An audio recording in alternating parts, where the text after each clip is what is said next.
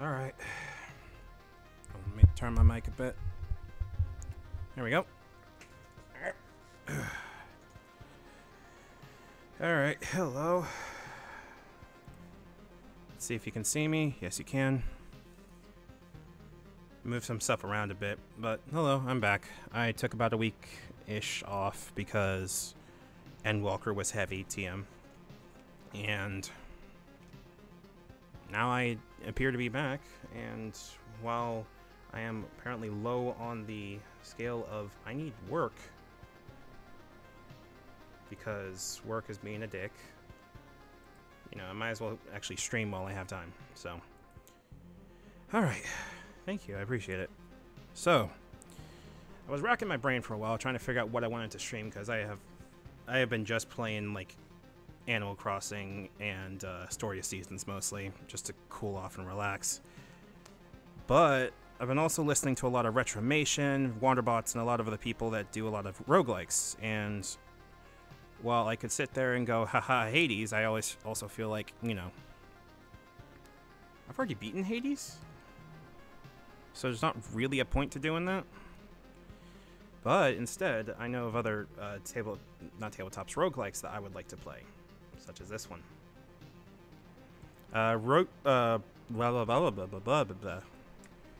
Loop Hero is one that I quite enjoy.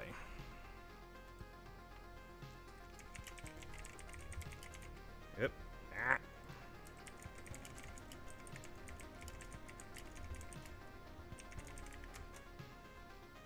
Okay. Just doing my blah blah blah blah. Okay, I don't think I have anything else here. All right. So Loop Hero is done by 4 Quarters Games, who is a, I believe, Russian developer, or at least Eastern European, and it's a really, really good game. I put it somewhere between ActRaiser, even though I know I need to play ActRaiser personally, and an Auto Battler. And usually I don't like Auto Battlers, but this one's really interesting. I put a good, let me check my Steam. Put a good 30 to 40 hours in it, and I still got plenty to go because I'm nowhere near it. And it's difficult. I quite like it. So hopefully you enjoy it as much as I will. I'm going to, okay, I sent it there, sent it there. I know I'm being a little bit anal about where I send my promos and shit. Give me a sec. 15 hours, and it still feels like I've got plenty more to go. So, as per usual, if you're new here and you want to hang out on call with me, you're always welcome to. Call is open. I can always stream it to Discord if so desired. Let me move the... Nope, that stays there. That's Freya background. I need to move the stream elements layout just a touch. That looks better-ish. Yeah, that works. And lock that. Unlock those.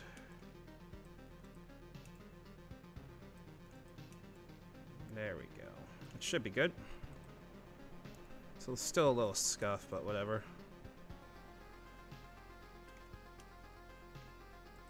We'll figure out some place to put it.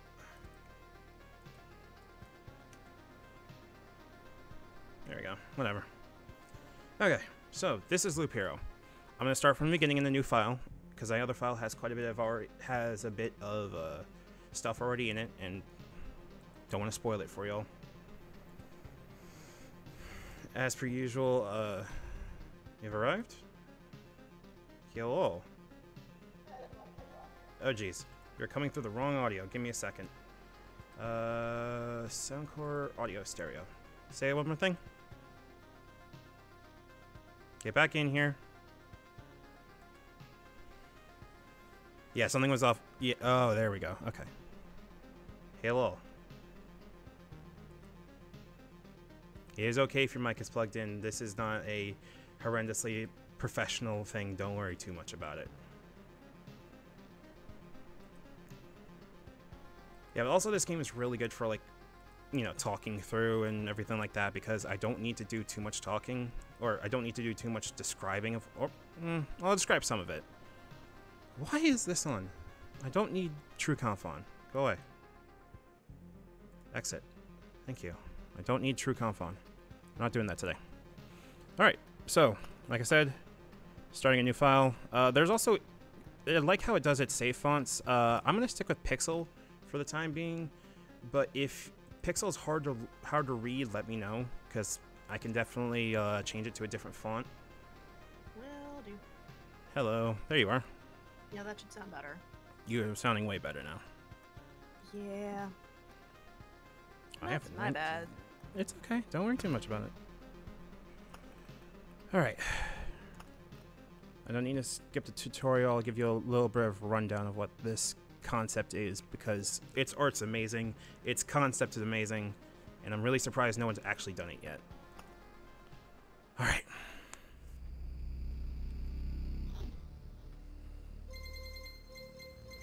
Stars in the so what are we in for, boss? We are in for auto battler roguelikes. Which sounds weird, but it's something that caught me for 18 hours, and I don't usually do auto battlers, so Also, I just noticed that the chat window in Stream Elements is covering the actual text in the game, so give me a second to edit that real quick.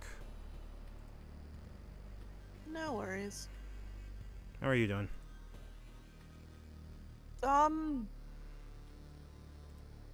Doing Same. bad pain day past couple days, so.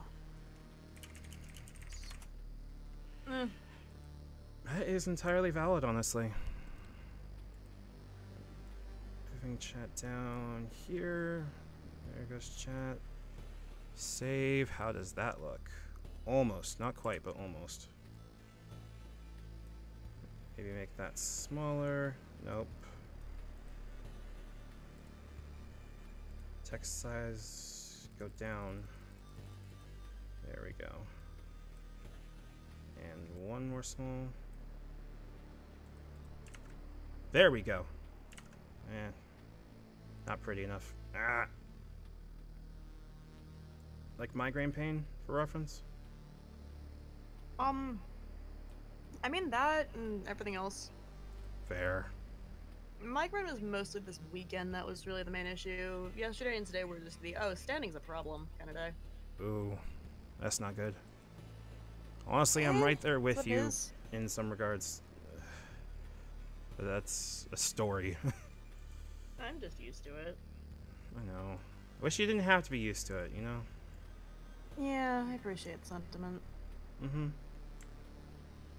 Sorry if I'm hot fixing the fucking layout. All good. Hey, Burrow. Welcome to the stream. There we go. Okay, so this has like the lightest amount of voice acting, but like I'll do my best to do the voice acting for you, so you don't need to worry about it. Give me a sec. There we go. Okay, everything should be on screen. You just clicked where? Stream Elements, I love you, but stop fucking with me.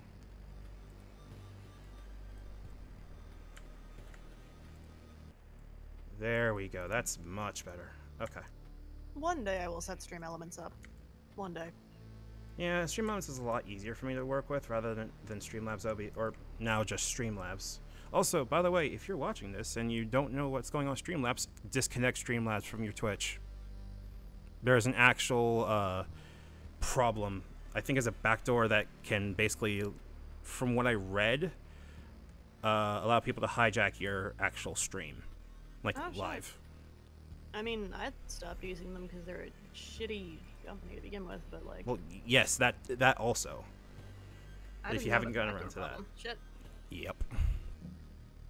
I got around to removing everything. I just didn't get around to setting Stream Elements up, and I do most of my layout stuff between OBS itself and Photoshop anyway. That's fair. Thanks, OCD! And I mean that in the very literal sense, because fuck, I have had days where I was going to stream, and my brain went, no, you need to fix this again. That's entirely fair. Oh, Jackie, this looks so fucking good. Oh? Jackie posted a thing that they're doing a one-shot live-action online game that's based on the Silt Versus. What? The Silt Versus, which is American Gods with Americana Gothic, from what I understand of it. Gotcha. I need to still listen to Silt Versus, which reminds me, let me put that on my podcast addict so I can listen to it at work. It's apparently like, if you liked Magnus Archives, it's exactly like, or not exactly, but it's the same kind of vein. Good to know. Silt Versus. Good to know. Like, I've been listening to Trash Future lately because it does British politics. There you are. Thank you very much. Subscribe. Episodes. Give me all your episodes now. Because I don't have any phone service at work, so I need to listen to things so I don't go insane. Gotcha. Oh no. Dara's going live right now. No. My viewers, no. I'm joking. Okay, so. Ding, ding, ding, ding, ding. Yeah, they're about 30-minute episodes to 50-minute episodes. And it's the exact writing I want. Like, the Secret World style, like, eldritch fuckery writing. I am the gatekeeper, are you the keymaster kind of thing. Because I have a huge weakness for that kind of key now. And I refuse not to have a weakness about it. Alright. My shelling for Silt Versus aside, let's get this game started. The stars in the sky are going out, one by one. But no one notices it. No one can stop it. I'm racing to the last place where there's still hope. I need to make it before it is too late. The sounds of agony will quickly fade. The world will be destroyed. Even the memory of it will be gone. Even if there is absolutely no chance of bringing it all back, there will always be someone who's willing to do the impossible. In a place without space, without time. Hey, Kyo. Without memories. Where am I? I can't see anything except the path. My head's killing me. I remember only a skeleton with a staff up in the sky. I was about to say, that sounds like me on a bad day until the skeleton happened. I mean, if you want to do the voicing, you totally can, but it is a bit like... No, I'm making a terrible joke at my own expense. Totally valid. Totally valid. This darkness was coming from him. Did he destroy everything around here? Just standing here won't do me any good, I guess. To change between adventure, traveling through the map, and planning stop modes, press a switch, right-click, or space. Continue your journey by changing the game mode. Pay attention to the day progress bar at the top of the screen, up here. New enemies usually appear at the end of the day. A living ball of slime. Quite a nuisance. They digest anything they can. Hey, I remember this creature. Maybe I just need to fresh up my memory and everything will go back to normal. Nope. Traveling, fighting, and most other actions are done automatically. The player cannot affect them directly. Like I said, auto-battler. Oh, shit, right. It's hard to fight with your bare hands. I think there's an undigested weapon in the remains of that thing. You have an inventory and an item slot. You know what to do. So. Did it actually say you know what to do? Yeah, it did. Really can't wait for I'm on a slight delay, so I'm like, wait a second. Does it actually? Yeah, it does. Like, this is a game. Incredible. I have never felt that this game disrespects me as a player, and I love that. That's excellent. I think I remember there was a grove nearby. Are these even my memories? Yeah, you see? Are these even my memories? Or do they belong to that slime? You can use the cards that are left after defeating enemies to add various new objects to the map. That's what planning mode is for. Drag the card to a suitable space to quote-unquote remember the land. Good. Now continue your journey. So that's the basic premise of it. Kind of like Legend of Mana. I have not played Legend of Mana, so I cannot confirm more than I on that. Is it worth playing? A long ass time. I mean, I'd say all the Mana games are worth playing. It makes sense. I need to work my way through all the old classic RPGs, and I feel like I have a brain spider when it comes to them. I mean, that's fair. Because, like, the only one I tend to play is Final Fantasy VI. I mean, it's better than 7. I said what I said. I'm not going to fight you on it, honestly.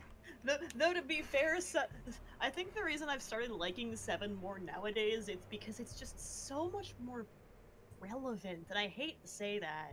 Yup. But it's just... 7 has become so much more relevant, and I actually, like, have started very much liking 7 because of it. Also agreed on the Tiny Tina's Wonderland that looks like a delight. It looks really cool, but Borderlands also give me brain spiders, but in that I like playing them, and I don't know when the good stop point and start points are. It's weird. I have a lot of brain spiders. Very well. That's fair. I just can't do shooters. All right, says the girl who plays Destiny 2 like twice a week or so, because I mean, I like shooters sometimes. Yeah, exactly. FPSs are just murder in my hands. That's fair. I was right. Some emotional stress, a few images, and a bit of adrenaline, and I'll forget it all like a bad dream. I mean, I'll remember it all like a bad... Damn it! Good thing nobody heard that. As you probably already noticed, you get new items and cards during battle. Some items have unique features, as do most of the cards. By hovering over an item or card, you can inspect its properties. So, this is the base loop of how Loop Hero works. We go through the loop, we beat monsters, get items, and we get cards to build the world. The world... Every card we put in has an impact on what we do. For example, we put this forest in. Forest, a thick forest. Nobody knows who or what could be lurking inside. It makes you a bit nervous. Plus 1 hero attack speed for each forest we have on the field. So we can put it basically anywhere there's green. I'm going to put them in the corner here. And we get these things in here that are little chunks. We'll go into what they are later. Okay. Rock. Magnificent appearance gives you strength. Plus 2 HP. Plus 2 more HP for every adjacent rock or mountain. And the new Dirk, which is a new weapon with damage the same. Evasion stat goes up. Huh. Okay. Good. So there's a mountain over there and a forest over there. The world's almost back. The branches and stones in my backpack are a sure sign of that. Some of your actions will yield resources that you will need later on, but not right now. But that shouldn't stop you from looking at them right now. Continue your journey, basically right here. These are the preserved rock and stable wood. Basically, you are going through causality. And I love that that's the premise of this. Huh. I think it's time I get some rest. The game itself is a journey on a loop path. Only you will decide when it's time for the hero to return to the camp. Either you or the fangs and claws of your enemies, of course. You treat almost any time, but a special animation will let you know when it's safer to do so. This one right here when we hit the camp. Consider returning to the cozy camp right now while you're still alive and walking. Good thing the camp is right nearby. Now is the perfect chance. If we retreat here, we keep all of our resources. We can retreat if we're mid-path. We'll lose some of our resources. And if we die, we lose more, but still go back and keep some of it. Gotcha.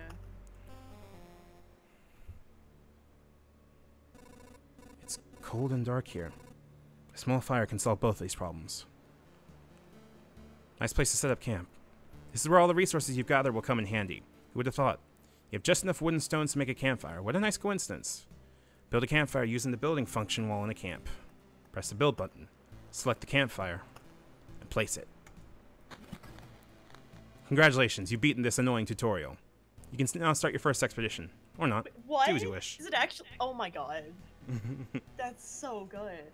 Like I said, 4 quarters in terms of writing is really fucking good.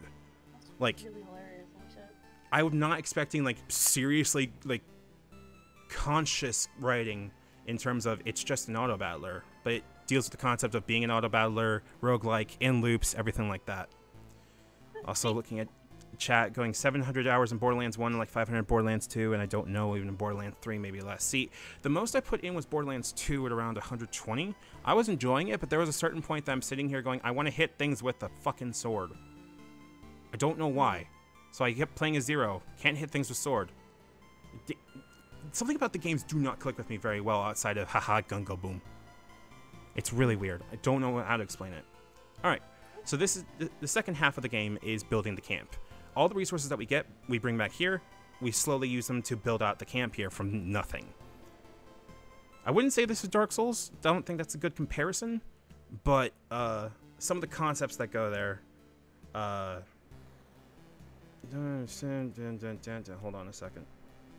Rhiannon's mentioning something about like I didn't link correctly, but whatever. Gaz is playing Dishonored. That's fucking rad. Okay. So, expeditions are our loops in our main gameplay. We only have one expedition right now where we have to try to beat this fat-looking dude with the fucking staff. Our loop is always different each time.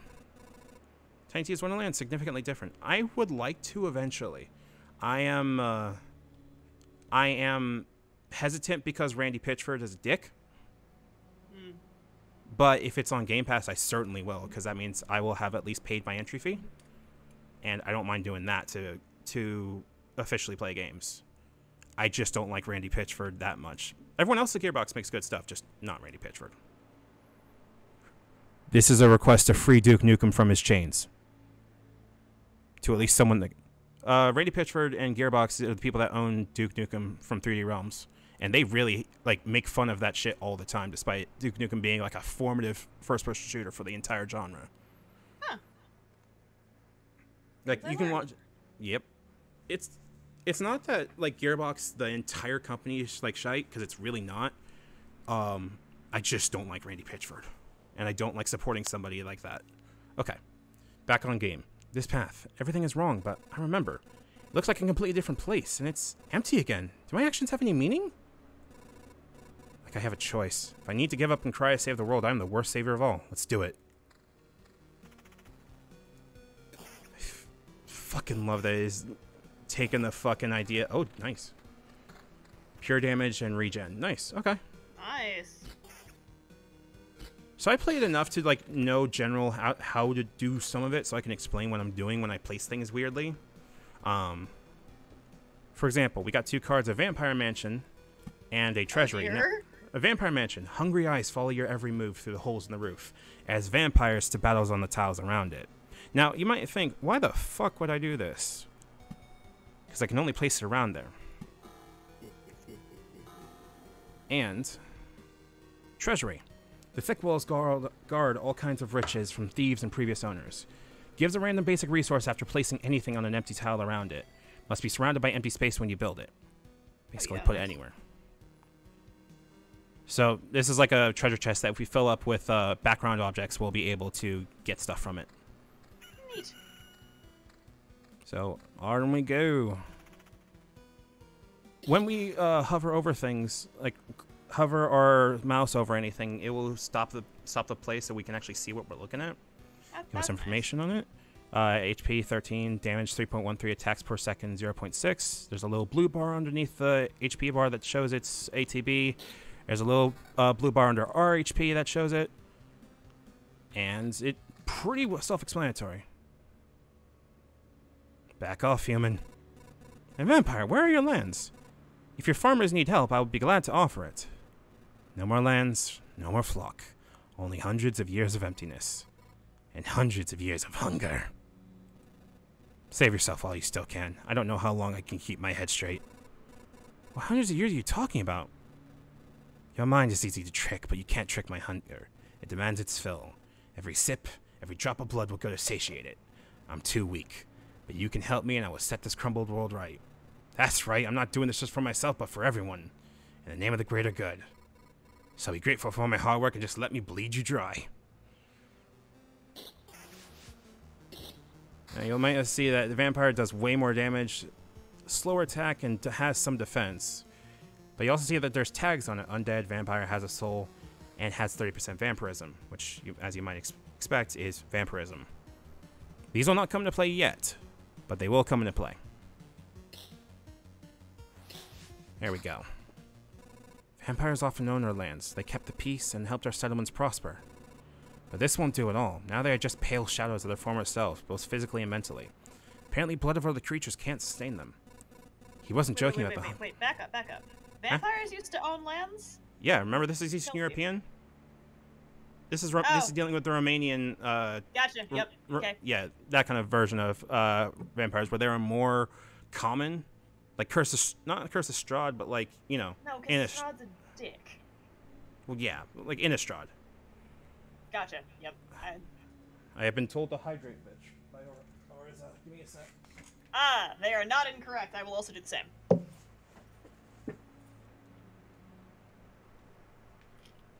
Oh, this is also a reminder to everyone to take your evening meds if you have them. I wish I had evening lunch. Oh, I'm sorry, hon. No, it's more like I need to get a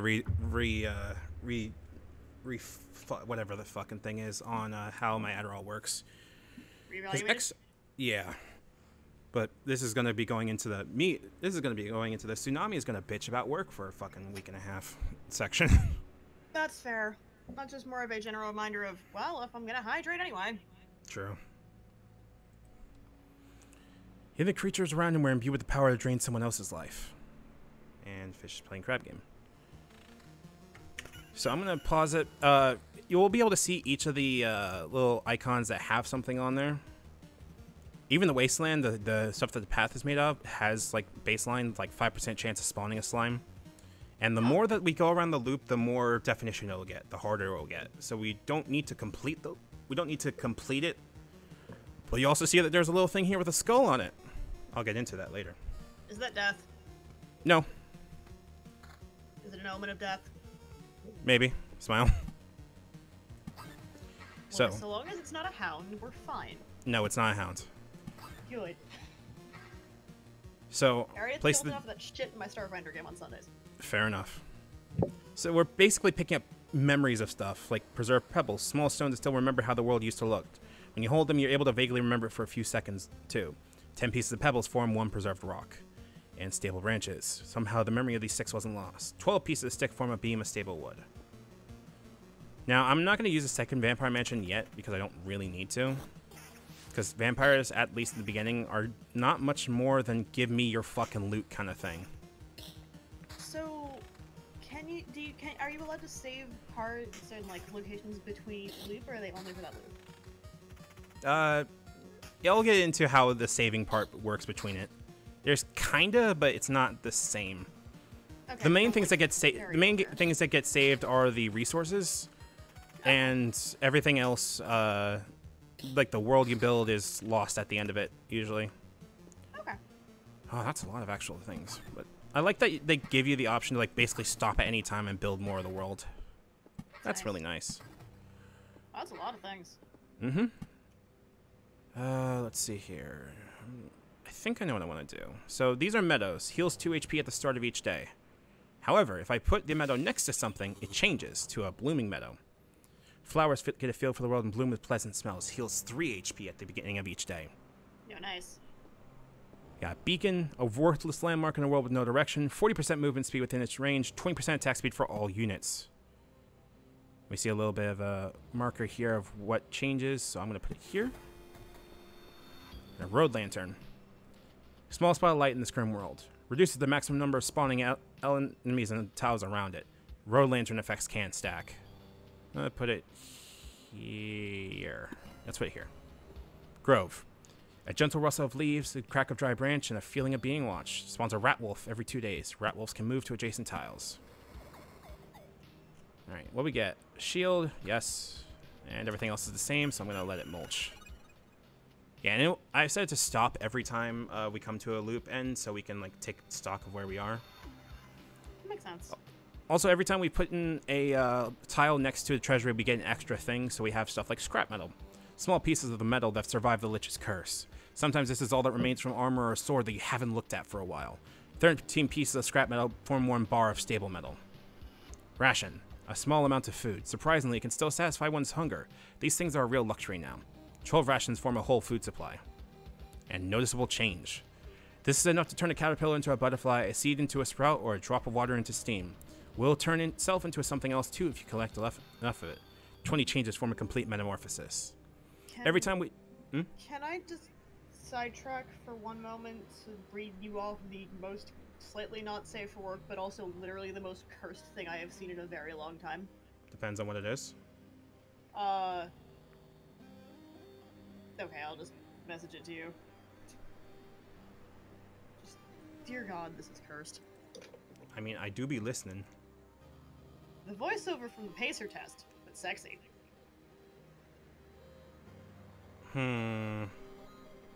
Give me half a second to send it to me, and I'll listen to it with the desktop audio muted and see. Oh no, it's not. There is no audio. That's just like the concept. Oh dear. It's just that concept. Dear. Okay. It's there's no actual thing. It's just someone mentioned that like just that's a concept. And Oh, like, as why? a concept? Ooh, That's no thanks. So I'm good. cursed. All right.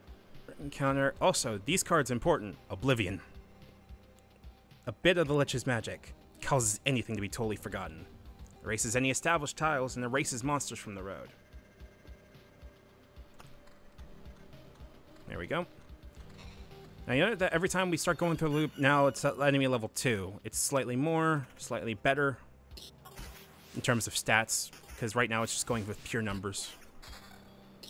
And we get also better equipment off of it, too. Like this. That's pure damage. Nah, I'm not going to build pure damage. I wish there was a way to like fast forward the actual combat, but at the same, because there's nothing really you should be doing during combat, but I'm not terribly fussy about that part of it. Alright, what else we got in here? Red Lantern, Beacon, more mountains. Cemetery. A place for the dead. And for some of the living occasionally. Spawns a skeleton every 3 days. Meadow. Earth covered with a thick carpet of grass. Nothing really interesting. Unless you're a cow, of course. Put that next to that. Because every time a tile changes, that's when we get noticeable change. And those are important. Okay. A spider cocoon. A silky bastion of 8-legged hunters. Spawn a spider on an adjacent tile once a day. Putting that here. I'm going to leave some of the cards here in case we get like really big ties of enemies. I'm going to leave some of the Oblivion because we don't really need to erase tiles yet. And I'm not really terribly fussy about having to do that part. There we go. Beacon should be placed here. Road Lantern can go there. I mean, I could put a Vampire Mansion here. Yeah, sure, let's go put it there.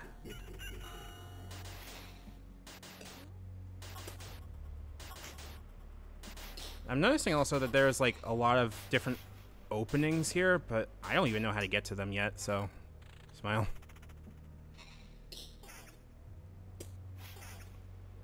There we go. Another meadow. Stay over here. Yeah, every time we put up things, we also get different resources off of it too. And there should be a point where I'm gonna get to where I'm not gonna like kit up anymore for reasons, TM. There we go. Give me something good. That's not good. I don't want that. Alright. Plan that. Wait for that to roll. Will you fucking stop? Thank you. And we're placing this rock here. And this entire thing turns into a giant mountain. Mountain Peak. A stone giant. Could support the sky itself if it weren't already gone. 120 max HP add. Plus 5 max HP for every adjacent mountain and rock tile. Spawns a harpy every 2 days. Okay, that's not as good. It's more XP and more stuff to fight, so I'm not terribly upset about that.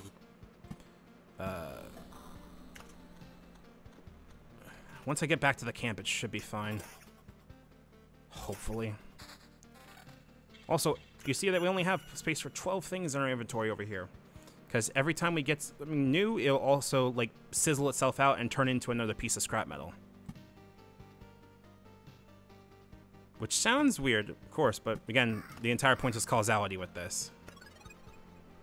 That's not much healing when we get back to camp. Let's see here. What do I got? This looks doable, but not by much.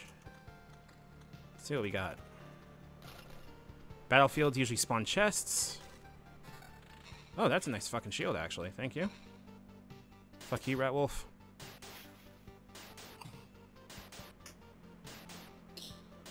Die. That's really good. Holy shit. That should help a lot, actually. Alright. And I also want to save one of those Oblivions for when we complete this. Ooh. Evasion and Vampirism. Hell yeah. Why won't you die? Thank you. See, now we're doing a lot more damage. There we go. More rock. More rock. More grove. More cemetery. Stop! Where did these goblins come from?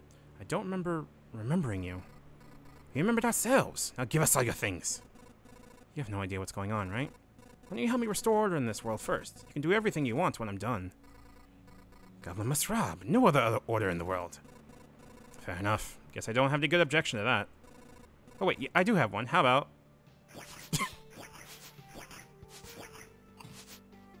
Ooh, yes. Thank you. I'll take that.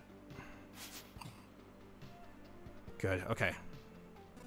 It's strange how these creatures appeared here on their own. Maybe needs everything is actually not so bad. Well, it's trying to restore itself.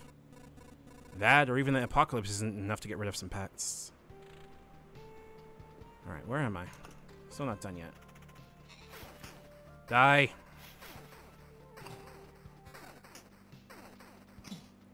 There we go. Put that there.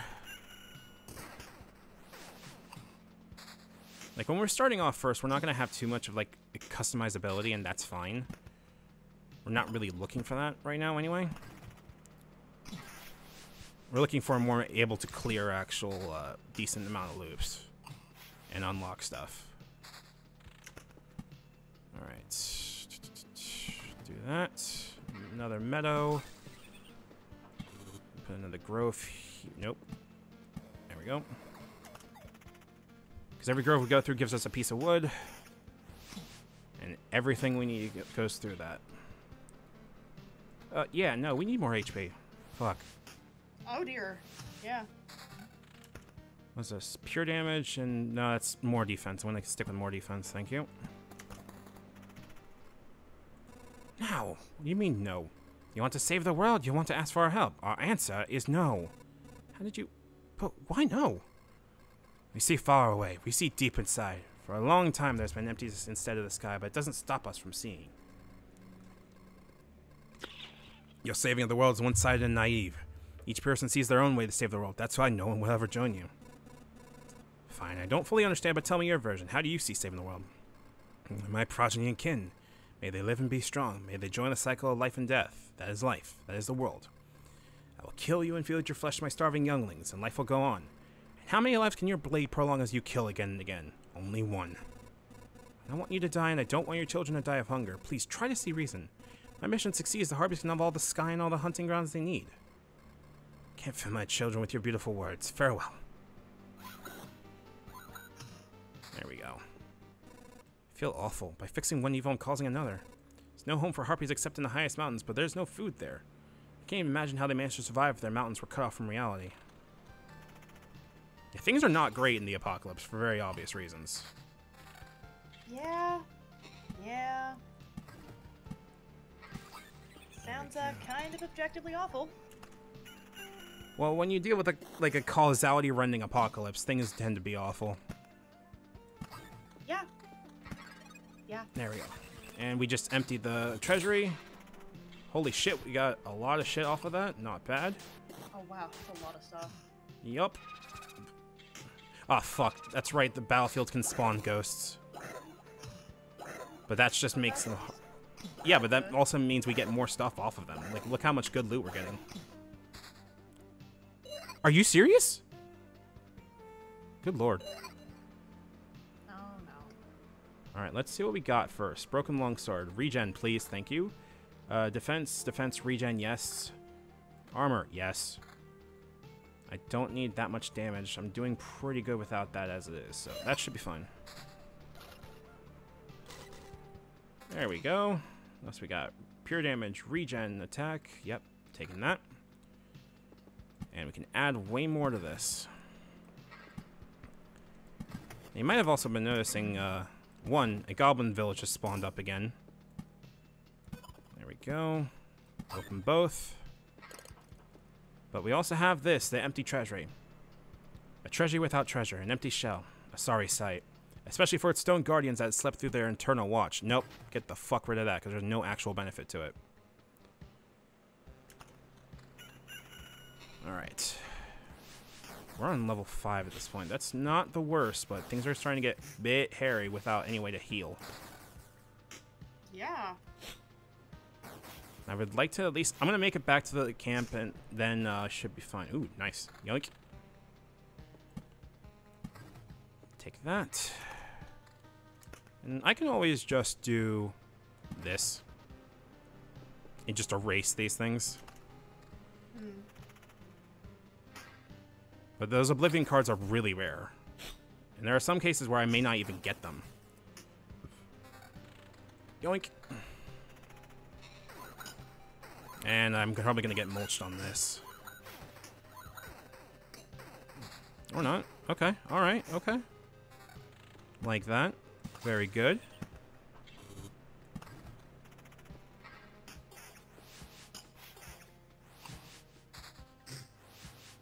Will you please die?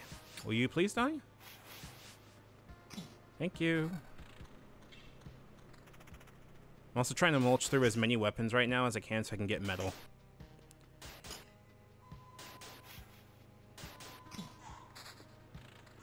There we go. We're probably going to dip after this loop, though, to get back to the camp and see what we can get. So this is a pretty good haul, honestly. How many pieces make one? 13. Okay. And 10 makes that. Okay. Well, we're almost there anyway. Yeah, we're bailing on this. So we get to keep 4 sticks, 2 wood, 7 pebbles, 4 rock, 10 scraps, 1 stable, 8 ration. Hey, Brad.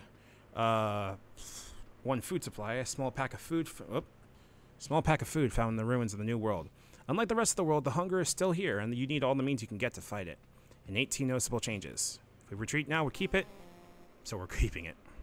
Yeah, that's entirely sensible. I can't believe it. Hey, everybody, the boy managed to return. Survivors, does this mean I'm not alone anymore? Where'd you come from? Is there still a place without darkness? We don't know where we came from. That or we can't remember. These few people are all that's left of our group, I think. You're not sure? We're not sure. We reached that conclusion based on the abandoned luggage and leftover daily rations. Each day we see the signs of other people's presence around us, but as far as we know, they don't exist and never did. It's like we forgot them. Forgot them? Exactly. As if people are disappearing every day and we instantly forget they existed, just like we forgot where we came from, and our families, maybe even ourselves. My name is Yota. That I still remember. Everyone else's memories are not much better. That's why I remember so little about myself. Everything is forgotten. But wait, you said I managed to return. That means I remember I was here. You don't hear anything? That should be odd, because I'm seeing desktop is going through, and... yeah, audio's coming through on my end.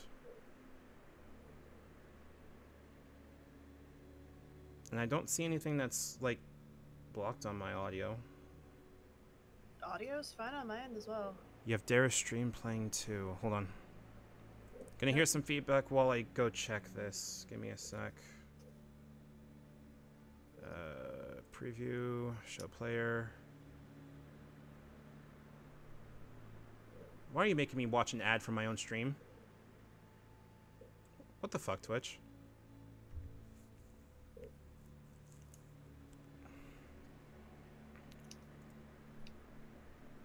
Oh, it's for TurboTax. Fuck off. Feedback while I go check this. Give me a sec. No, I'm hearing it. Preview, show player. You just need to reload the page? Okay, fair enough. That is weird. No, it's okay, Brad. Thank you for letting me know.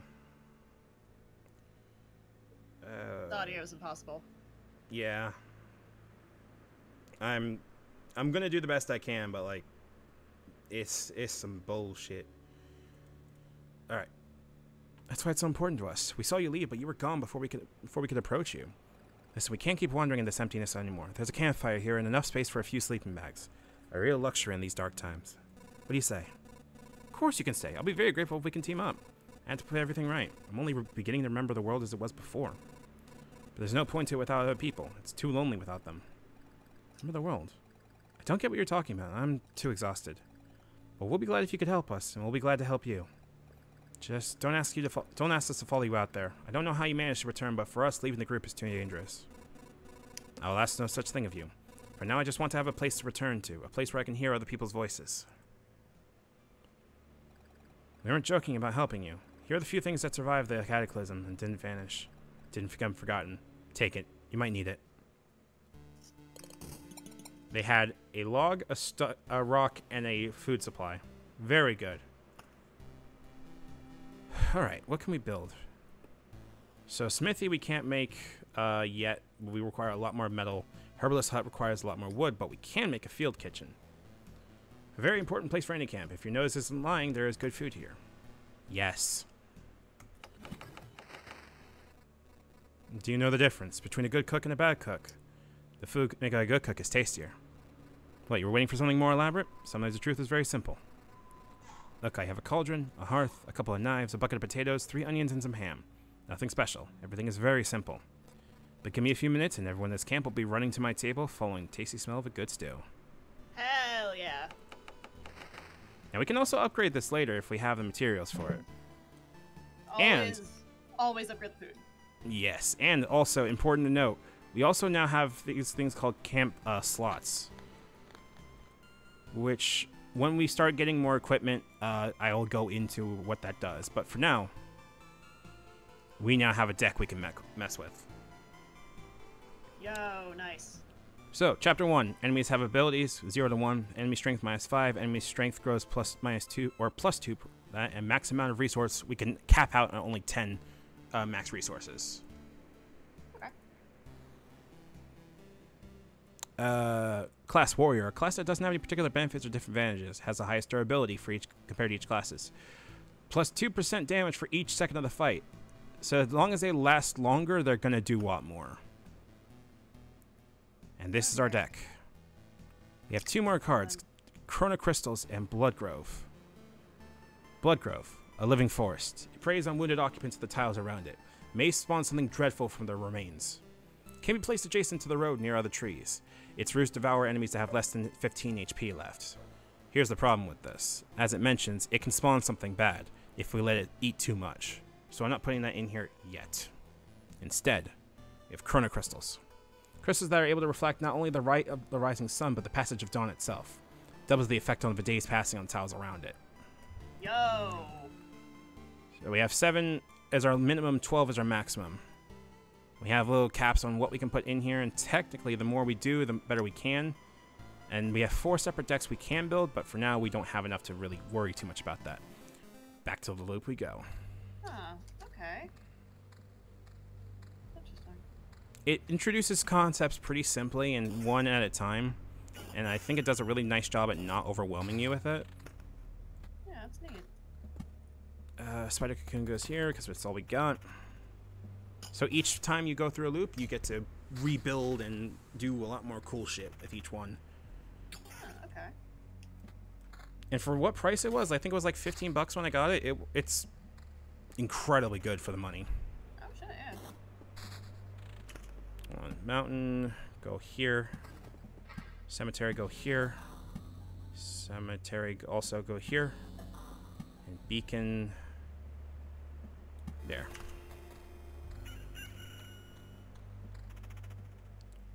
I think, if I'm reading the Chrono Crystals correctly, it should spawn a lot more monsters on Wasteland tiles.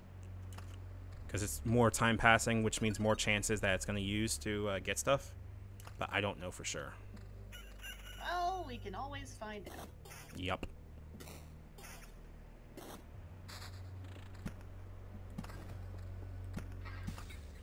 Hold on a second.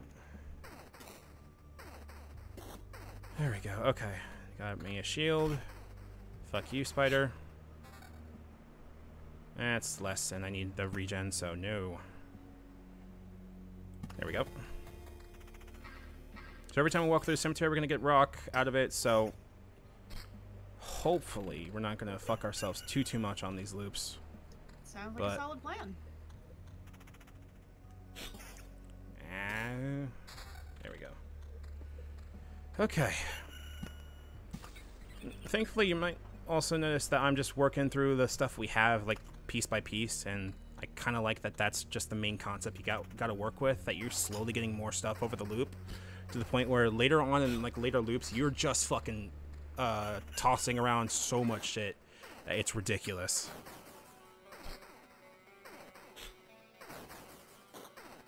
But usually from what I've seen, it's usually good to, they have like 10 different like stats you can up with it. Like damage to all, defense, stuff like that. It's usually good to focus on 1 or 2 per run that you do, and not try to like diversify yourself too much if you can help it. Because otherwise you do a little bit of everything and then you get mulched. Yeah, mulching is bad. Mulching bad.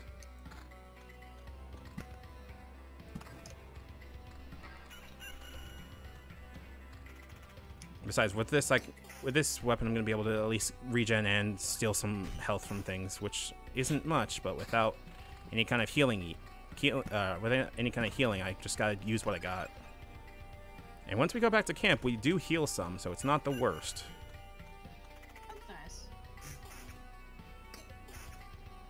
Let's see here. What do you got for me? Just a better shield? I'll take that. Fucking spiders.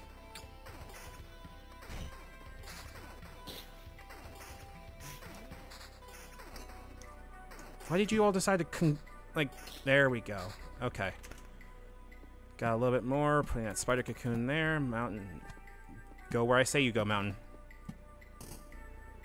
Chrono crystals I'm going to put here. Road lantern here. And because these stack, another road lantern next to it. And there we go. See how that works. Because skeletons are incredibly tanky as it is.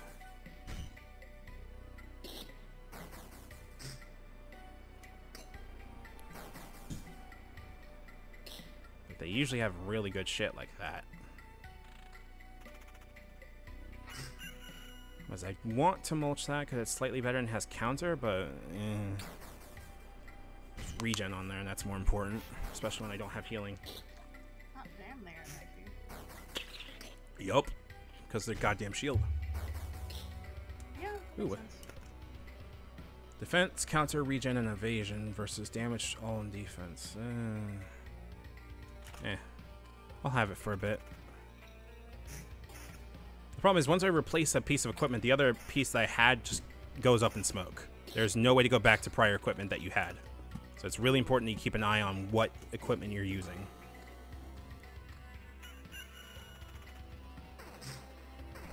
And I don't think you get any resources for, like, if you replace equipment, at least as far as I'm aware.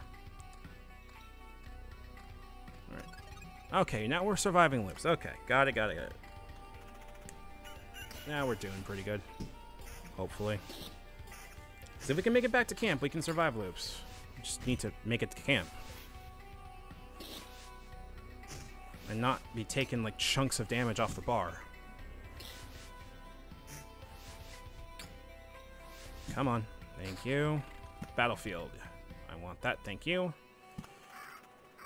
I haven't seen this look before. Game look over reminds me of old school Sega. Yeah, that's the entire intended presentation. I don't remember the exact words that the devs were using, but when this was like really popular about a year or so ago, maybe less. Like there was a comparison I think people made to like Commodore games, and I'm not sure if that's legit because I don't play Commodore games and I do not know. Need that. Evasion of vampirism. Counter vampirism is probably going to be way better.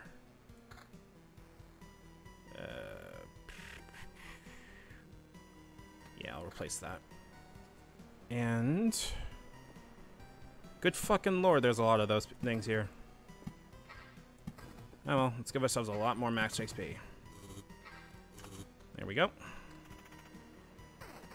It's a really, really neat game, and I think that its presentation is half of the reason I love it so much. Because it just beckons you in and tells you fucking do it. You know what you're here for. Enjoy the game and enjoy what we worked on. And I always love that kind of shit. Fucking skeletons are going to be the death of me today.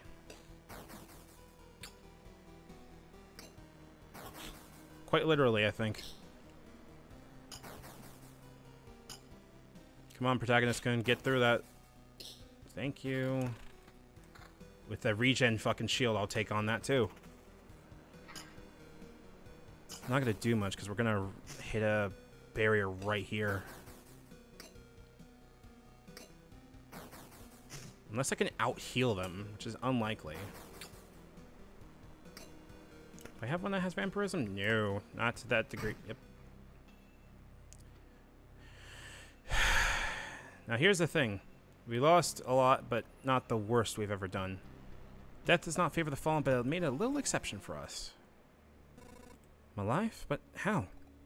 Thanks to us, a small group of us dragged you here. It wasn't easy.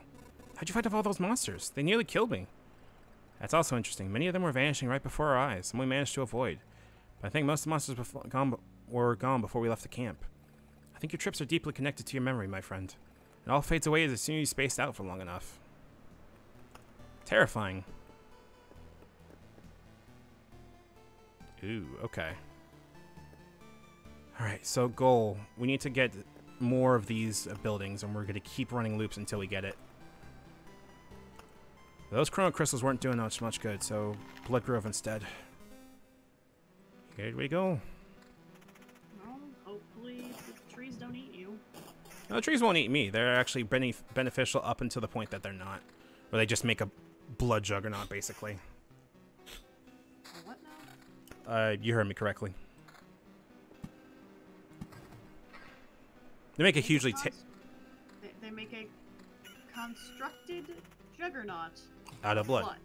Yes. I want to say this surprises me, but it doesn't.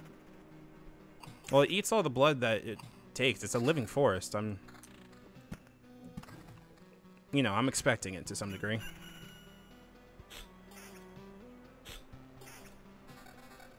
Pure damage and max HP, thank you. Fucking... Thank you. Ooh, vampirism, yes please. Oh, nice. Yeah, we need to get more meadows, basically, and, like, set up prop... That's not what I'm asking for, you bloody fucking fool. Whatever. Also, its music is really, really charming, too. Like, I'm usually really impressed by how, like, its music always sounds. And its sound effects. And I'm not usually one that cares too much, but this one's really good. Because it fits like I'm playing an old game that I never discovered. I think I fucked up. Whatever.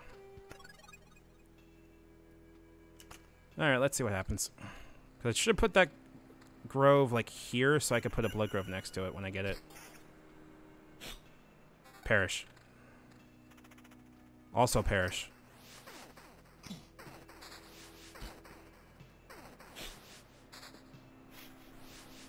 You done?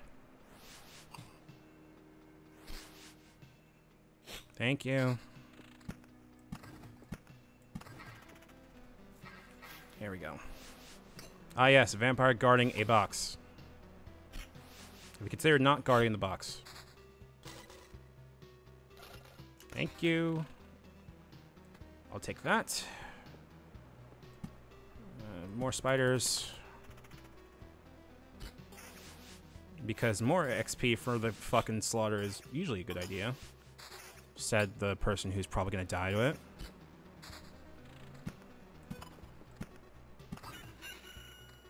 There we go. Ow. That hurt. Okay. I need to stop cracking my neck so fucking, not violently, but loudly. Oof. It's a bad habit of mine, like cracking knuckles and shit. Well, thank you for the fucking blade shard. Yeah, that's very useful. Alright, I'm gonna finish this mountain real quick. More spiders. Thank you.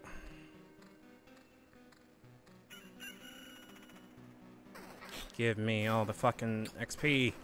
Do it. Yeah, I don't think we actually have XP, do we? Huh. Alright, give me this fucking loot then, I suppose. Prison 15. No, I'm good.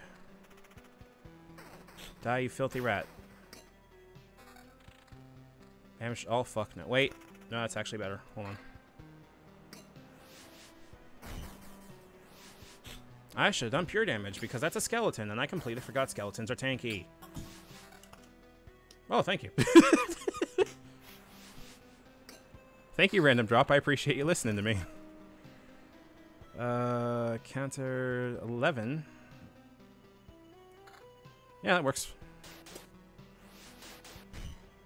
So counter is like when they hit us, we do damage back to them. Evasion just is our armor failed to do it, so we decided to fuck you, get out of here, kind of thing. Makes sense. Yoink. Fuck out of here, zombie ghost. Thank you, zombie ghost. Why did I stop the game? Let's try that again, but not nearly as fucked up. Alright, max XP, regen and evasion. Yes, please. Mountain. Finish this fucking mountain. Give me the heartbeat. If it is an infinite auto-battle dungeon crawl, yeah. I think that's a good way to put it. But it's fun in the vein of, like, the crawls get more and more complex and more dangerous, so it's a risk versus reward kind of vibe of, hey, don't fuck up kind of thing. There we go. Battlefield, I'm gonna put one next to the vampire mansion. Regen and vampirism. That's just counter. That's the only thing that gives me counter right now, though, so I'll go with more regen and vampirism. Thank you. Perish, perish, perish, you fucking worm. There we go.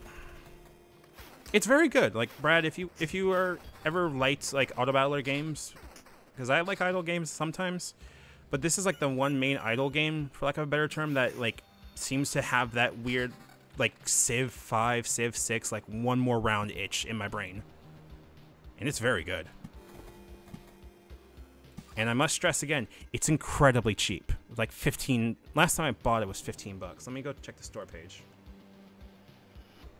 It is $8.99 on sale right now. 40% off sale. Oh shit. And its normal price is 15 bucks. Like I said, it's, if you like deck builders, stuff like that, it is right up that alley, and I can strongly recommend it. Especially for the price point it's at. I'm gonna set up another road lantern where there's fucking these shit, so we're not like dying. Alright. Treasury over here. Mountain pass. Alright, that works for me, I guess. Ding, ding, ding. Grove goes here. Fuck off, Harpy.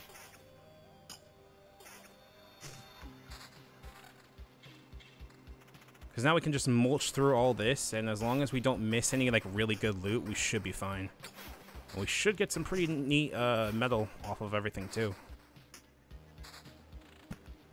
It's a nice balance in terms of gameplay of like, you're expected to know what the prospect of a auto battler is, but doing it this way is also like keeps every loop small enough that you are, not to sound pretentious, but diegetically involved in the game, even if the entire trappings of the game are still as gamified as you might expect.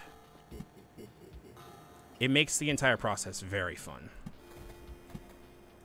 There we go.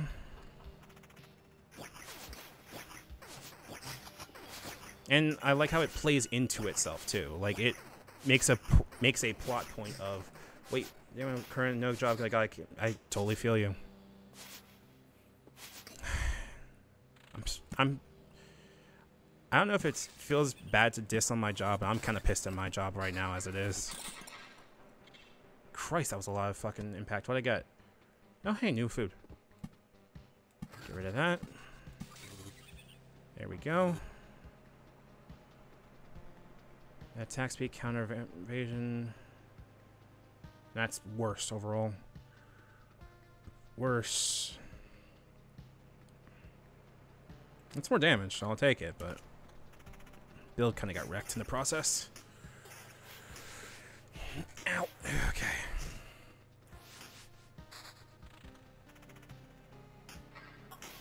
Like, you tend to, like, build your own dungeons for a certain way of how this works, and I like that that's the mechanic of it.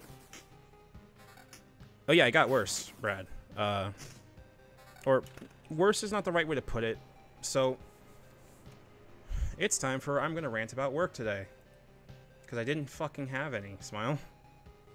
And that wasn't fun. So, I usually work Tuesday through Saturdays, 3:30, or technically at max capacity it's 3:30 to 9:30, but it's been 5 to 9:30, so they ask us to come in at 9. I come in at 9 or 5, sorry, and we wait for tasks. There's only so many spots for tasks in terms of the balancing for how much traffic comes in, how many spots they need, like where trucks are, etc., so forth. But as a result, like, usually while I'm working in one specific place of the facility, they will still ask us to work in other places necessarily. Now, this is fine by me. I don't mind working in other places in the facility. But last Saturday, I was dealing with stomach sickness, but couldn't call in because I don't really have a working phone plan right now to make outbound calls. It's just kind of how it be. I posted about it on my Twitter about, like, Google Fi is just fucking me on not allowing me to pay off a bill in chunks, which sucks, but I'm just going to have to work it off, and I don't mind that. As a result, I went into work sick, or feeling stomach sick, not like COVID sick, thankfully. And so, waited around till 6:15 when I was waiting for tests. They didn't really have any, so I went to the bathroom. Did my bathroom thing, came back about 10 minutes later, and they assigned me to go, well, they came back out. I wanted to go double check and go, hey, just making sure, do you have any work for me? And I was expecting no. But then they spotted me going, hey, you can teach this guy how to do loading on main artery, which isn't necessarily a bad thing, but it's the main thing where all the small trucks come in and get loaded. It is arguably the fastest belts in the thing, but that's not the worst it is. A lot of people are on it, but they asked me to just take stuff off of the belts and put it next to the thing. That's easy enough. It's not so easy, however, when you're having stomach issues, and I told them, hey, I'm having stomach issues, and before I got a chance to go, can I use the bathroom, the manager that had assigned it to me going, why did you not call out? And I said, I just shrugged my arms and go, I can't really call out because I don't have a phone plan. He goes, so you are sick, right? I said, yes. And then go home. Okay, go home. Now here's where it gets worse. So because we're switching from the being a seasonal employee to a full-time employee, I'm still not in the system, and a few of the others aren't either. So my my login doesn't work yet, etc., so forth, which means I have to do my hours by hand. Now, here's where I fucked up. I should have went to my boss and go, hey, I'm feeling bad, and I told them, and they told me to go home, so I'm going to go home. I forgot to do that, and that's on me. Because I could have done my hours, put them in like manually via just giving them by paper, and then it would be fine. And I probably should have done that, but nope, don't need to pause that. Sorry, keep playing the game. I should have probably done that, and it would have saved me a lot of heartache in the long run, just in terms of not having to worry about my boss being mad at me, because I didn't remember to tell them because I was sick. And I come in today after texting my direct supervisor going, hey, do you want, they want us to come in? Tell me 5. All right, cool. Show up early. All that good stuff. And I get told, as I expect, hey, we don't need you today. Okay, that's totally fine. And sitting on a meeting with my boss or with my supervisor, they are telling me about how, or telling the entire section that I'm working in about, you know, how to prevent missorts, all that kind of stuff. Typical stuff. And since I don't have my employee ID, I get told, hey, you probably should go get that solved immediately so you can get paid this week. Completely makes sense. When I go to do that, our general manager is like, I took you off the schedule today because I'm mad at you about Saturday. And that's where the fuckery begins. Or that's where the fuckery today specifically began. I told him, like, in as many simple words, for lack of a better term, as I could, that, like, I was feeling sick and I asked and they said go home. But they interpreted it as me dipping out on doing my work because I didn't want to do the work. Even though I was told directly, hey, I'm not feeling good, and they told me before I got a chance to go, hey, can I use the bathroom? They go home. I should have told them beforehand. That's totally on me. But it's also not entirely fair to be sitting there and also getting mad and saying, this is why we took you off the schedule today, because we're mad at you, and also, we're not sure about calling you back. As if my job is on the line because of gas station hot dogs fucking me over. It's one thing, again, to be upset at being, like, I have every right to have gone to acknowledge, and I did, that I should have told them beforehand. And I fucked up on that regard, but at the same time, like, I've worked with them on peak season for, I want to say, 3 months, or, no, that's not, sorry, a month and a half. We're pretty dutifully only called out of work twice due to sickness and was over-communicating during the process. Like, sent pictures of me going to go get a COVID test and shit like that. I've made it pretty clear that I'm there to work and I want to work, and I do a pretty damn good job of it too, because this kind of shit is cathartic to my mentally ill brain. And the entire drive home today, I was just getting pissed off and doing the fucking loot of, like, why are you treating me like this kind of thing? Because, like,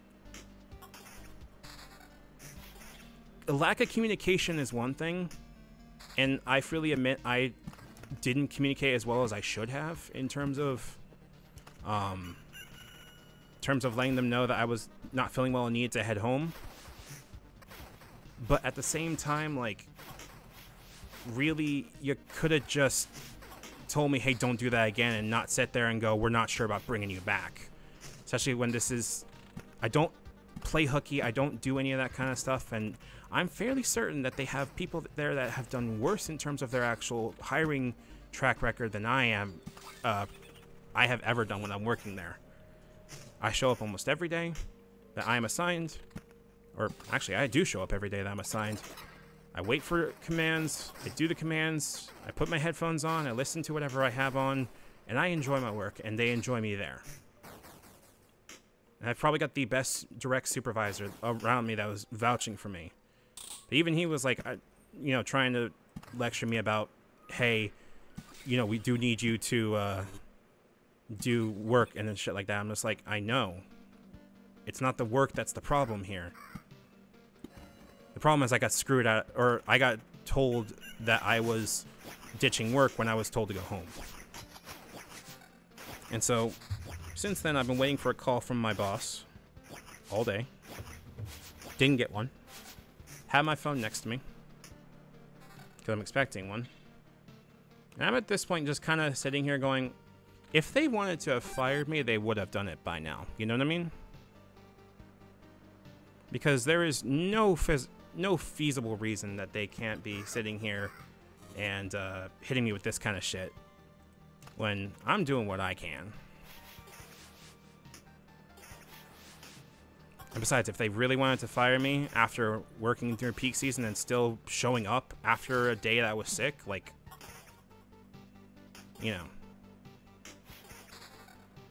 that's more of their fault than mine at that point. So, there's my rant for the day. And this is to say nothing about, hey, didn't have enough tasks for me to do, so I didn't get any work today in the first place. Like, I'm already just still, like, frustrated about that, but there's not much I can really do about it outside of, like, just make sure to do better in the future. And I'm okay with doing better in the future, but I'd also really like the ability to not do that. Alright. This looks getting hard as shit. You do have a lot of stuff on the board. Yep. But that is a-okay.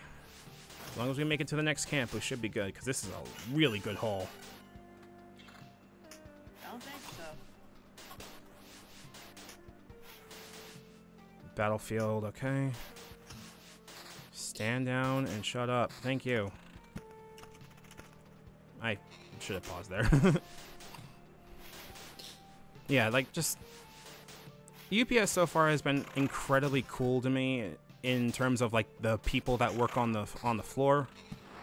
I've met a lot of cool people, and I really can't complain about the actual work. It's physical activity, which I haven't gotten a chance to do in a very long time in terms of jobs, and it's cathartic. I get to listen to my own music, all that kind of shit. It's great for my mental health. Yeah, and I know all higher-ups want to do is cover their asses. I totally get that. But I'm also still sitting here going, dude, I have as much of a right to want to work, and y'all hired me. Because y'all know how I am during work. And I'm okay with that, but you could have just told me. Like, it's one thing if you're pissed off at me because I didn't fulfill my end of the thing, and if that's totally the case, then that's totally the case. I should have done better. But damn, dude, can I please get some fucking, like, ease up on the entire, like, I don't know. Maybe I'm complaining too much. Hey, look, the Blood Juggernaut.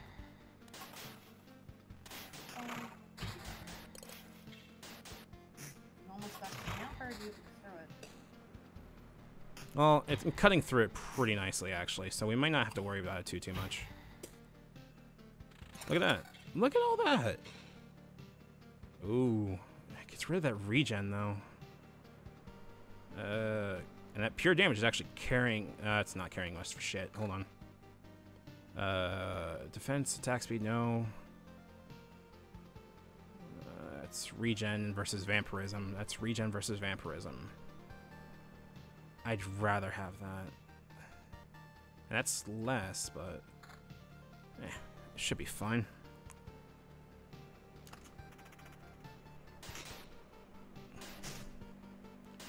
Yeah, no, it's a thing where we're at right now is a very strange thing where most of the people on the floor are pretty chill. We don't really have anyone, even in the heart of Tennessee, where it's like we have a union. It's run by African American folks, so I'm not worried necessarily about sitting there. If it bothers you, I'm going to get it out. Yeah, like. That was fucking with me already as it is, and I already told my boss, or told my direct supervisor explicitly about that, like, oh, fuck.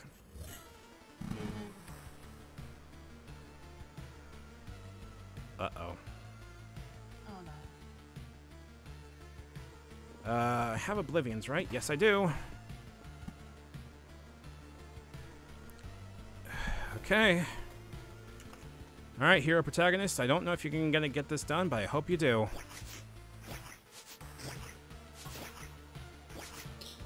Also, banger alert.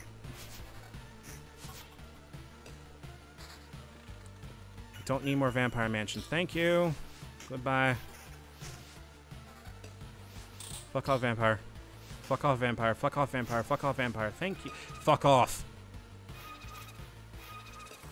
Fuck off, zombie ghost. Fuck off, zombie ghost. Fuck off, zombie ghost. Fuck off, zombie ghost. Fuck off, zombie ghost.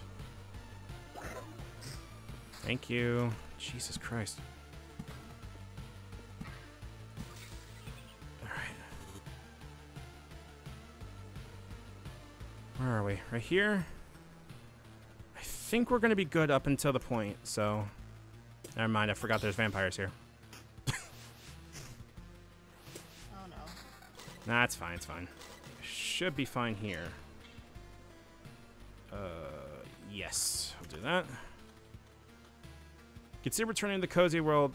Yeah, we're retreating. Nope, nope, nope, nope, nope. Not doing that right now. Okay. A success. You've returned, and we still remember you. Unbelievable. Yeah, it's good to be back. Hardly call it success. The almost memories of the world were gone. The path was empty again. There was only darkness everywhere I looked. Interesting. So technically you remembered that you forgot something. You can find a way to use that. Let's talk about something more positive. We managed to tidy up this place. Time for the next step. What do you have in mind? Expanding the camp. People with all sorts of skills, from the cook to the alchemist, but each needs a place to work. However, we can't build anything with the local materials. You'll find a branch or a rock, turn away for a second, and it's gone. Afraid only you can solve this problem. The materials that survive your trips always look suitable for building. Those are just pebbles and splinters. How can you build anything with them?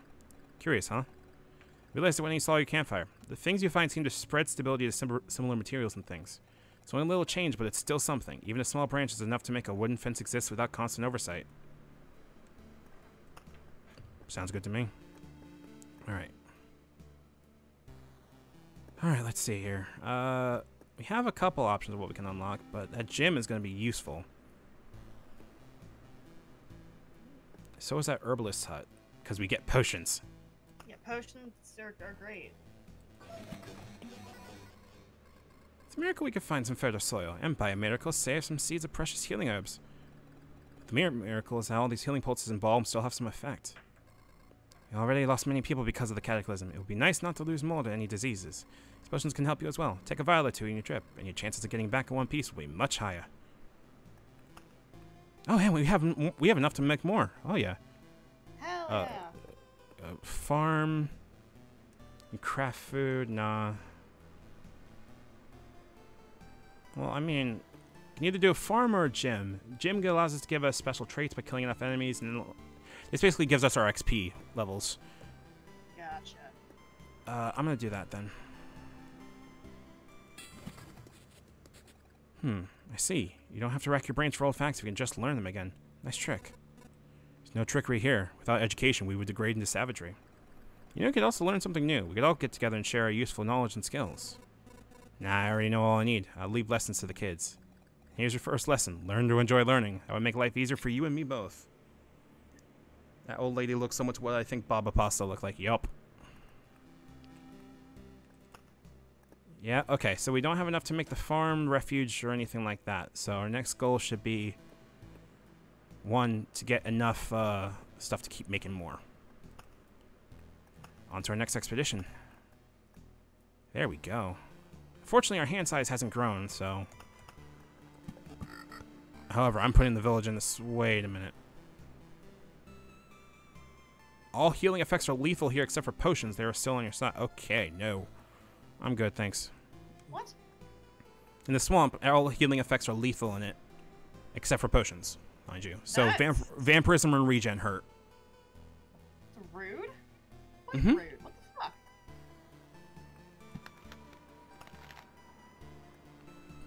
Alright. Oh, and we have our traits that we have. We can unlock more? Hell yeah. Card sharp, 10% chance. Actually, you know what? I'll show you how this trait works. We have our Estes finally.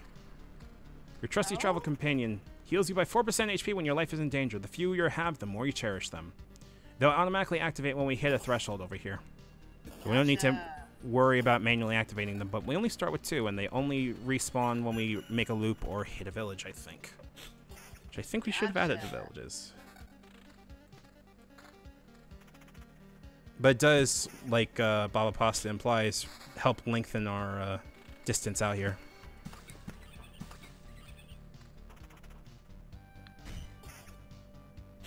Conk.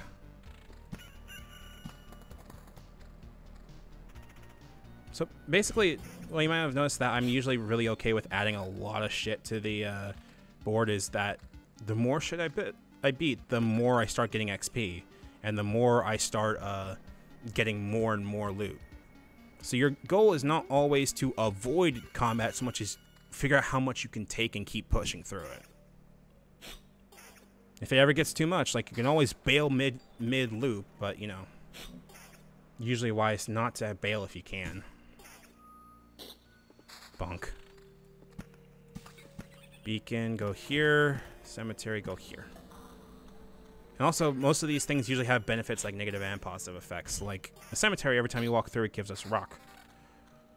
Forest, every time we walk through it gives us wood, so on and so forth. So the more of those we have, the better we're going to go for resource management. Just the more challenging each run's going to, or each loop then becomes over time. I keep putting it in the wrong place. There we go. Cemetery. Beacon here.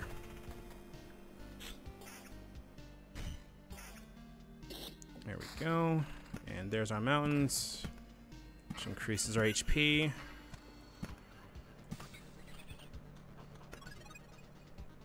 Alright. See right here, we've gotten 3 Estus right now, so we're doing pretty good on that. So we're not going to worry too much about it.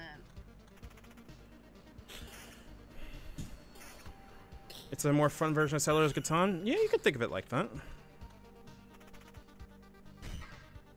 I would say it's a more fun version of Dominion, actually. Would be a better way to describe it. If I remember my Dominion correctly, mind you. Fuck off, rat. Fuck off, rat. Thank you. Jesus Christ. That's a good-ass mace.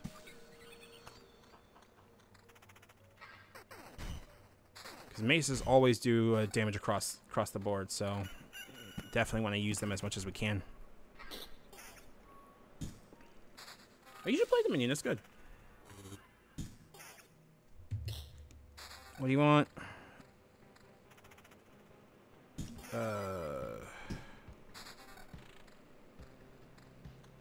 Yeah, I know. Okay. Where are we at right now? Oh, good. Chestplate. Regen. Okay. Rock. And yes, we are building the Harpy Mountain, as we always do, because it's usually a good idea to build Harpy Mountain. Spider's pretty smart idea. Put that there. Because once you build Harpy Mountain, then everything you put around the Harpy Mountain in terms of rocks adds even more max HP off of that.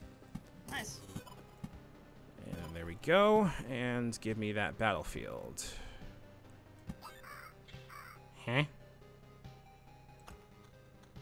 Eh.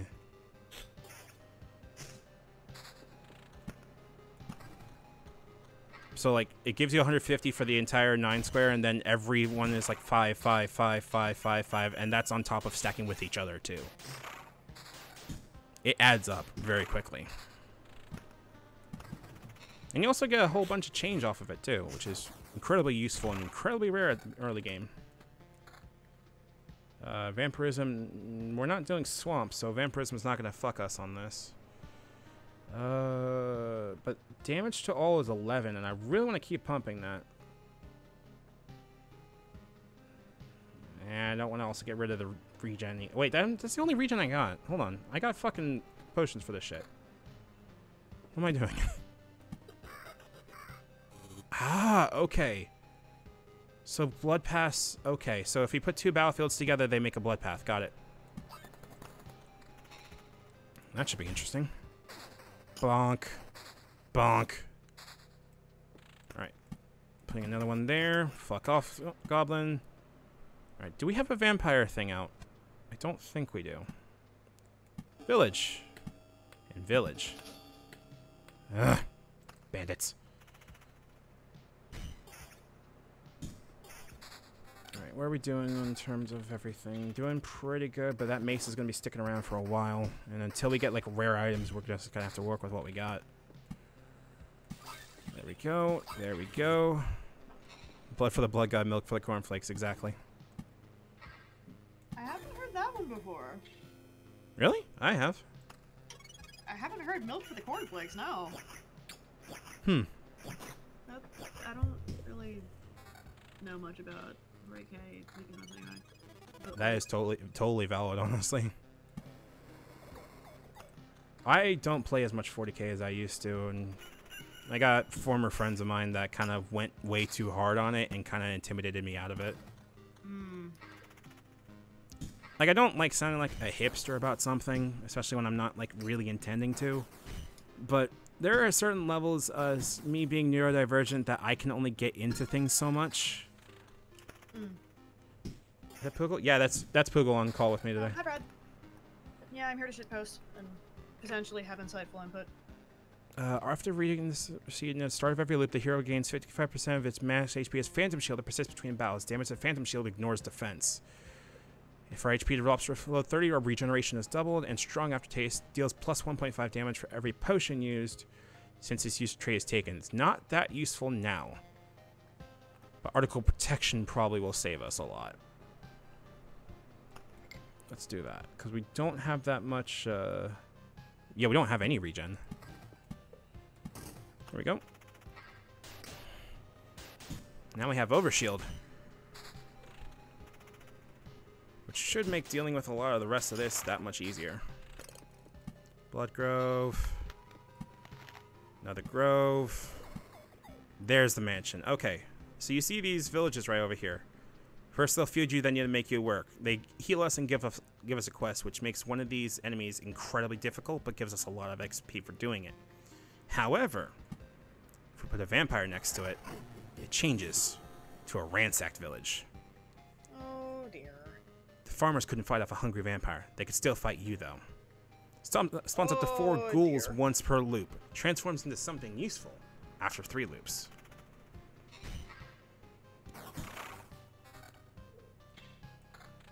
So you met your 2 best friends thanks to Warhammer? See, here's the thing. They were definitely very much my best friends. I just... How do I word this? I don't think the term is grognard. I feel like that's a little bit like shitty to call it grognarding. But like that's the only thing that really comes to mind of like I'm not into it as much as y'all are. Can you please not be mad that I'm not into it as much as y'all are? Please, thank you, kind of thing. It was a weird intimidation feeling that like they wanted me to be in really, really hard to it, and I just really wasn't, and it kind of pushed me out of it. Gotcha. Like to the point where they just talked about 40k, nothing else. Meanwhile, I was sitting here going, I like the books. I like listening to y'all, and I'm glad y'all enjoy it, but it's really just not for me. Or at least not to the tier that y'all are at, I guess. Yeah, like... Yeah. It's not a fault of theirs that they're into it, and I'm glad that they're into it. Like, again, former friend was super into Avatar, ran an Avatar game, blah blah blah. And it was very fun.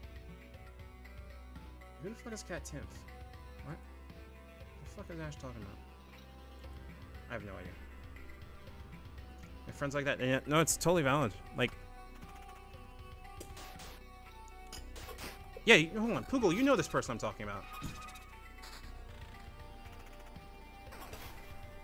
Like, it just occurred to me, you met them. I know exactly what you're talking about, yep. Yeah, I don't... Yeah, I do know who you're talking about, yeah. Yeah. Like, I'm not mad at him. I'm really not. Like, this is not, like, a dig on him and not, like, trying to cancel him or anything. He's doing his thing and I'm doing mine. I just went separate ways from him. But it was... Part of the reason I just stopped hanging out with him was that he got to be too much for it. That I didn't have fun when I hung out with him. And that felt like I shouldn't be wasting my time with people that, you know, I'm ostensibly friends with, that I should be having fun with hanging out with. I'm just sitting here feeling like I'm getting harangued for it. Yeah, that's fair. There we go. Nice. That is some combat potential. Mm-hmm. They're all 5s and 6s, so until I really... Well, hold on. 17 defense that has more counter and more vampirism versus just a little bit of damage all in regen. And we'll be fine. Mulch for the mulch flakes, I guess. I'm gonna go grab an energy drink. Don't die while I'm gone. Can't promise that, but have fun with the energy drink. There we go. How are we doing on all this? Okay, cool. Got a metamorphosis. The world's ability to change and transform was carefully detached from its existence, put into an orb, and then destroyed. It's nice that it isn't irreversible. Alright. We are still able to survive these loops, so we're going to keep going. It's just these little things over here that are going to be a huge pain in the dick. Like, this little lane right here is going to be our fucking downfall.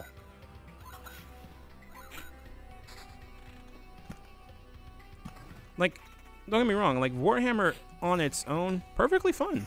I quite like listening to Caiaphas Cain and listening to all the lore. Like, I'm partial to the Tau because Lamal Gundams, and also they're the closest thing I think anyone has made to, you know, a Gundam in the series, and I am always okay with that.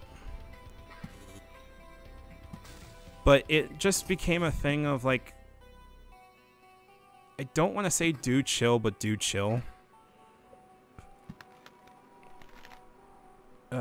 Defense, counter, and vampirism. This is pure damage, attack speed. That's better counter and the same vampirism, but I lose a little bit of attack speed and lose pure damage. But that's the only pure damage I have. What's my defense right now? 21? I'm putting that up. Or how's this doing? Defense 2, attack speed, or... that's my main attack speed buff, isn't it? You counter an evasion, though, so... See how that works.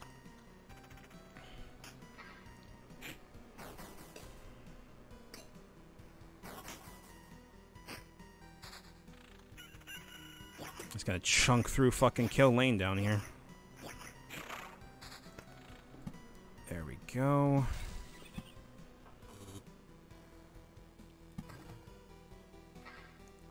Well, yeah, do chill being very perfect for a lot of Warhammer fans. I feel like doesn't do them as much of a service as I feel that they should get. Like, and also, like, quite bluntly, I'm not very good at like the tabletop itself or any of the stuff that like makes me have to do real-time strategy. The world, it's great. I like 40K as a world. I think it's incredibly cool to see the world. And ow, can you not punch me? Thank you. No, get punched. I don't know. That's what I'm assuming the thing that's punching you would say. Ooh, nice. Hold on. Every counter heals the hero. Ooh. Yo. That's actually really good. Sharpest 10% chance to keep this card after a place gets solid doesn't work for golden. And skilled armor, defense. No, buckler. That's just free heals right there.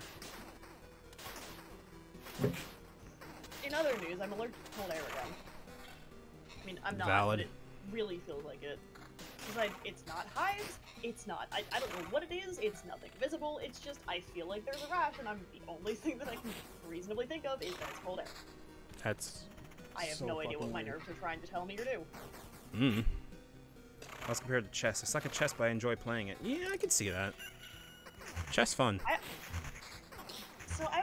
had people I have known who have been big into Warhammer, and it's interesting knowing, like, that there was someone who was very... I don't really talk to them anymore because we kind of stopped being in places they were for no other reason than I wasn't there anymore. So one of them was, like, very overly energetic and, like, not aggressive, but more of, like, the aggressively moral support. Yeah. Very loud, outgoing, very, like, overly into all the stuff. And one of the people I know now who's very into it is, like, the epitome of supportive gym bro. We like that. But also in, like, a literally, like, one of the first people to stand up when shit's not going right, like, that sort of thing. Yeah. He's one of the absolute sweetest people I know. And it's just really interesting to see how he's mentioned a lot of times on Facebook that, yeah, this shit is problematic as hell. But that there are some parts that can still be appreciated. And, like, he was one of the first people that went, yeah, there's book being written about the fucking church sisters. The Sisters of Battle. Yeah. Yeah, and he was one of the first people to go, yeah, a lot of the fandom is shit, and I understand that things are problematic, but also support this woman who's writing about the Sisters of Battle. And I'm like, that's fucking awesome. So I've seen a bunch of I have seen people who are, like, kind of in multiple areas of the fandom. And then a friend who was like, hey, I think you'd like the Harlequins. Me an hour later, I feel called out, but you're right. Like, I felt very called out, but they were not wrong. See, I think my my bias tends to be towards the Tower of the Eldar because that kind of Macross era like aesthetic is my thing, or one of my many things, for lack of a better term. And seeing it's really, really, really cool to me. Is that the craft world LR? Yeah, craft world LR. Okay. I know the craft world LR exists by proxy of knowing that the Harlequins exist. Yeah, makes sense. Look, I was told Eldritch Library of Secrets that are protected by murderous theater troupe. And I'm like, that's a very you've gotta be no, this has to be like something more to it than that. And while there is, that's the description I got looking them up, and I'm like, no, that's still an apt description. It's not just like the space demon elven clowns, it's more of like the entire structure behind the Harlequins is what I find really neat. I am, however, completely safe from Warhammer because my hands are too shaky to paint anything that small. Oh, that's honestly valid. Like, physically, I would not be able to do that level of detailed painting that I would want to do for that. And the small bits of OCD that I know I have and manifest as, like, the actual mental complications with that involve that level of detail orientation that I physically cannot accomplish, and it would spiral me into the fuck are you doing type mentality. I think on my end, like most of the frustration I guess I have with the Warhammer Experience team is that like I get that it's a grimdark kind of thing. I get that in the future there's only war, and I get the appeal behind it, but also like forgive me for being a little like resistant to people that are too into it, because I keep getting the same impression as, why are you so into war? Like, what the fuck are you doing kind of thing. It's very weird. Or not being into 40k is weird words. So the only people that I know actually specifically who have been into 40k of that extent, who have not been into war, are ex-military who got into it because of the strategy aspect, who are like, yeah, this is fucking terrible. Which I think is interesting. Because I can think of multiple people who I know now who are ex-military who very much enjoy Warhammer, but are also like, yeah, these are the reasons why we enjoy Warhammer, and these are the reasons why we don't. So I totally understand. Right. Let me see if my mic can pick this up. I am cracking open a cold one with the boys, except neither of us are boys, and this is actually an energy drink because I can't drink alcohol, but... Nice.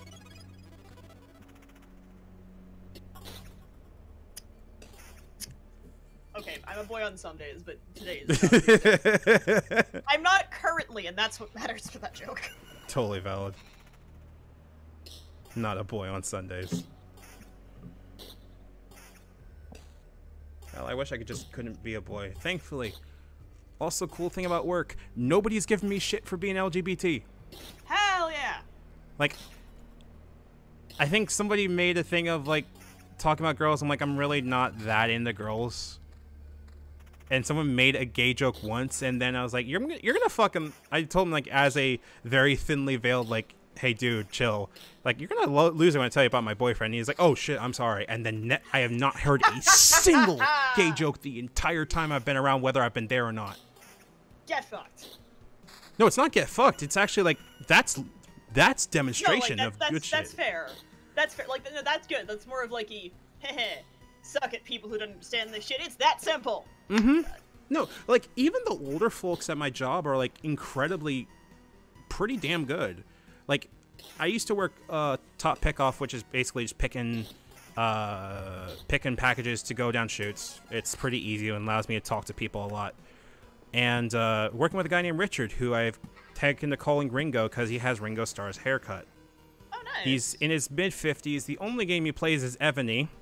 Yes, that Evany. The We Are Fucking Under Attack Evany. The origin of all the fucking bad, like, state of survival shit. Go look up Evany. It's one of the original, like, mobile RTSs that arguably that's probably why I don't know about it. You're totally valid for not knowing it. It's I don't want to say it's a bad game, but it's a bad game. And even he's talked about it because he's the one that like will put money into it, but he also is very much doesn't like having to put money into it. All that kind of shit. And he's pretty up forward about, you know, he's not an eco conservative. What's the word I'm looking for here? He's a conservative, but only in the vein of like, you know, the typical conservative stuff, but without the LGBT hating part and without the I hate you part. Huh, so, okay. Because most of his stuff is he just really doesn't like big corporations and big governments. Because he's conservatives say that they actually are, but are actually not. A pretty good example of it, but not a perfect example because of his age, and I'm not mad about that at all. Like, he's been pretty decently a good person, but there are some things that some days I don't want to fucking fight him on things, just because you know. So like my father. Yeah, like except better. Better, I'd say. But he's also demonstrably better because he also is willing to learn from me. Like the very first shift I was working with him, I was expecting to just be locking myself off, and we talked the entire time about politics and didn't turn into shit. Oh.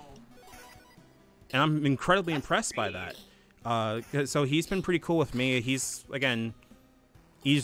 average dude from Tennessee, but he's imparted a lot of knowledge. But I also was able to explain to him with one of my best friends there, David, about, you know, a lot of LGBT stuff. And he made the connection pretty easily to LGBT is like pretty close to, in some regards, alternative cultures and the like. And someone that's very openly LGBT, like I am, probably knows a bit about stuff. Or a lot about like that kind of stuff. So imagine my surprise when he comes to me and goes, "Hey, do you know about the furry thing?" And I just sit there dumbfounded. Because I'm just like, what the furries to your coworker? Oh yeah, I did. That's actually really neat. Yeah, like I explained to him, like, you know, the origins of like what typical furry fandom that I know of is, like what the things to expect are. And he got it. Like, he got, like, the logic of why people would, like, make themselves have basically personas and shit. And he totally understood. That's neat as hell. He made, like, a couple jokes about, like, you know, these people probably have a lot of money. He's like, yeah, they do. Yeah. And he even did the whole thing, like, don't they fucking him? I was like, I don't think you understand how hot the things are inside them. You're basically fucking in a computer, like, build. Where you need fans and shit. So it's infeasible. The best way I have found recently to describe how that wouldn't work is someone made a race car suit analogy. Where it's oftentimes they'll use the, like, cooled, like, people with enough money will use, like, the fully cooled, like, race car suits inside fursuits. The analogy was brought up. The analogy was brought up because the person who was mentioning it was like, well, yeah, I didn't want to use the immediate furry analogy because I wasn't sure how many people would understand the kind of work that goes into fursuits. And then the other person in the conversation, since this was on a public Discord server, the other person in the conversation was like, oh no, I know. They're fucking wild. There's a really interesting, like, branch of subcultures that happened for a hot minute, but it was really neat. So I've started to use the race car like suit analogy, but like, no, imagine that inside of the suit. Yeah, that makes sense to me. And like, once you explain that, it's like, oh. Because you can also then use the explanation of they're just kind of like VTubers or costumers. That's it. And he just totally on board with the whole aspect of the costuming part because he respected the work that went into it. It was just one of those things of like, you don't get prepared to hear a 55-year-old dude in sincerity go up to go, hey, do you know anything about this furry thing? And I'm just like, that's incredible. I just had to sit there and sit with my thoughts for a second before I said, like, should I meme about it? Should I be honest? I probably should be honest, but how much does he need to know? Because like, he's a old dude, and like, do I want to sit here and have him learn about the birds and the bees of the furry scene from me, kind of thing? It was a lot, TM, but it was fun. That is a conversation that no one expects him to have when they're going to work at a UPS. That's for fucking sure. Yeah, damn. Oh, hey, what is that? Spear, damage. Yep, put that shit on there. No, he's really cool, and I haven't run into many people that are genuine jackasses. I've only heard of like one, and everybody. There was one dude like not hang out with a girl, but like, there's a woman that was a seasonal that started working with us named Brittany. The most basic of basic, but not in a bad way. Just she just be basic, and that's fine. Though somehow she knows what a fucking Jaguar, like the game console, is. Huh. So I'm led to believe that just as much as anyone else, she is just as prone to being into the weird, like, cool shit. Like one of my exes who was a party girl and then go, yeah, my favorite game's Neverwinter Nights 1.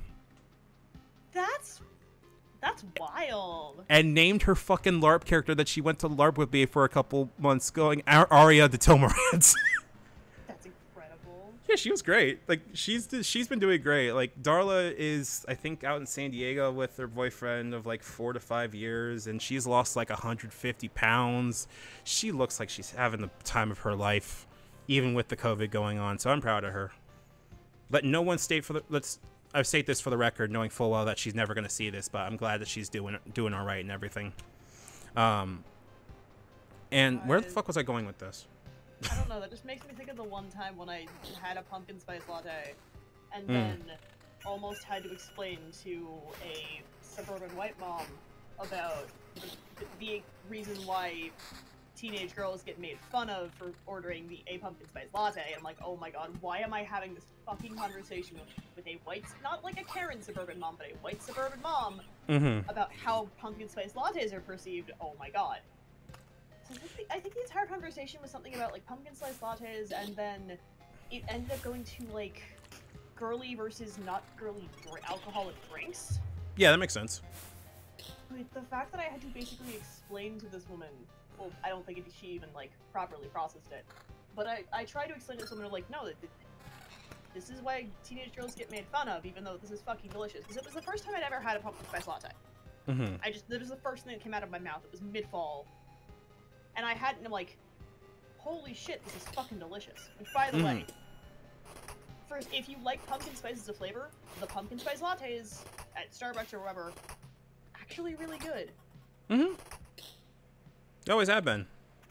But I'm also very biased and just happen to like very sugary coffee. It's either that or just straight espresso. Coffee. Sorry, like... I jumped in because I was tired of typing. Oh, that's fair. That's hey, Brad. Valid.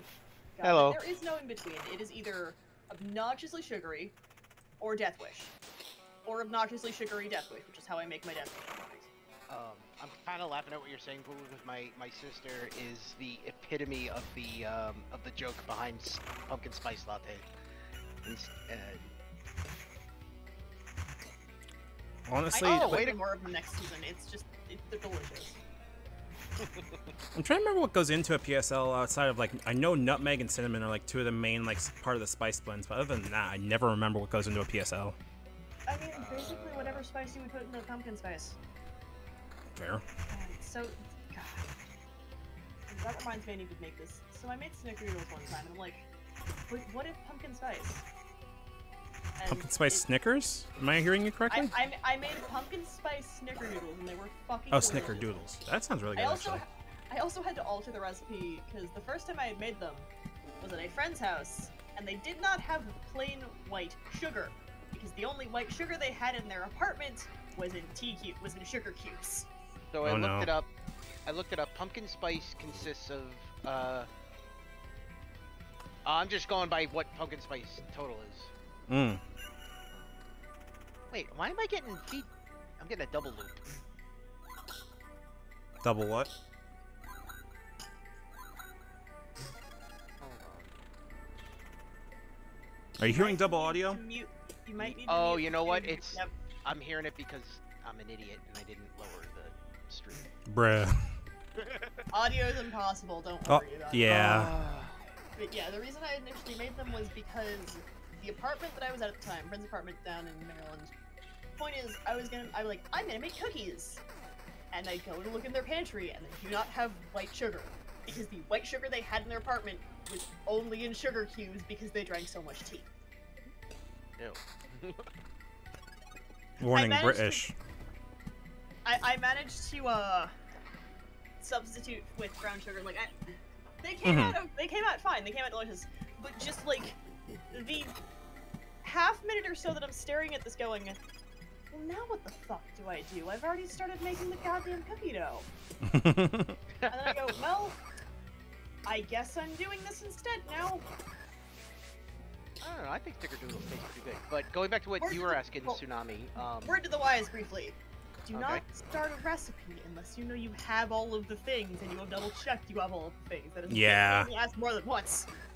In my defense, I'm too stupid to bake. I can't deal with all the exact measurements on that nonsense.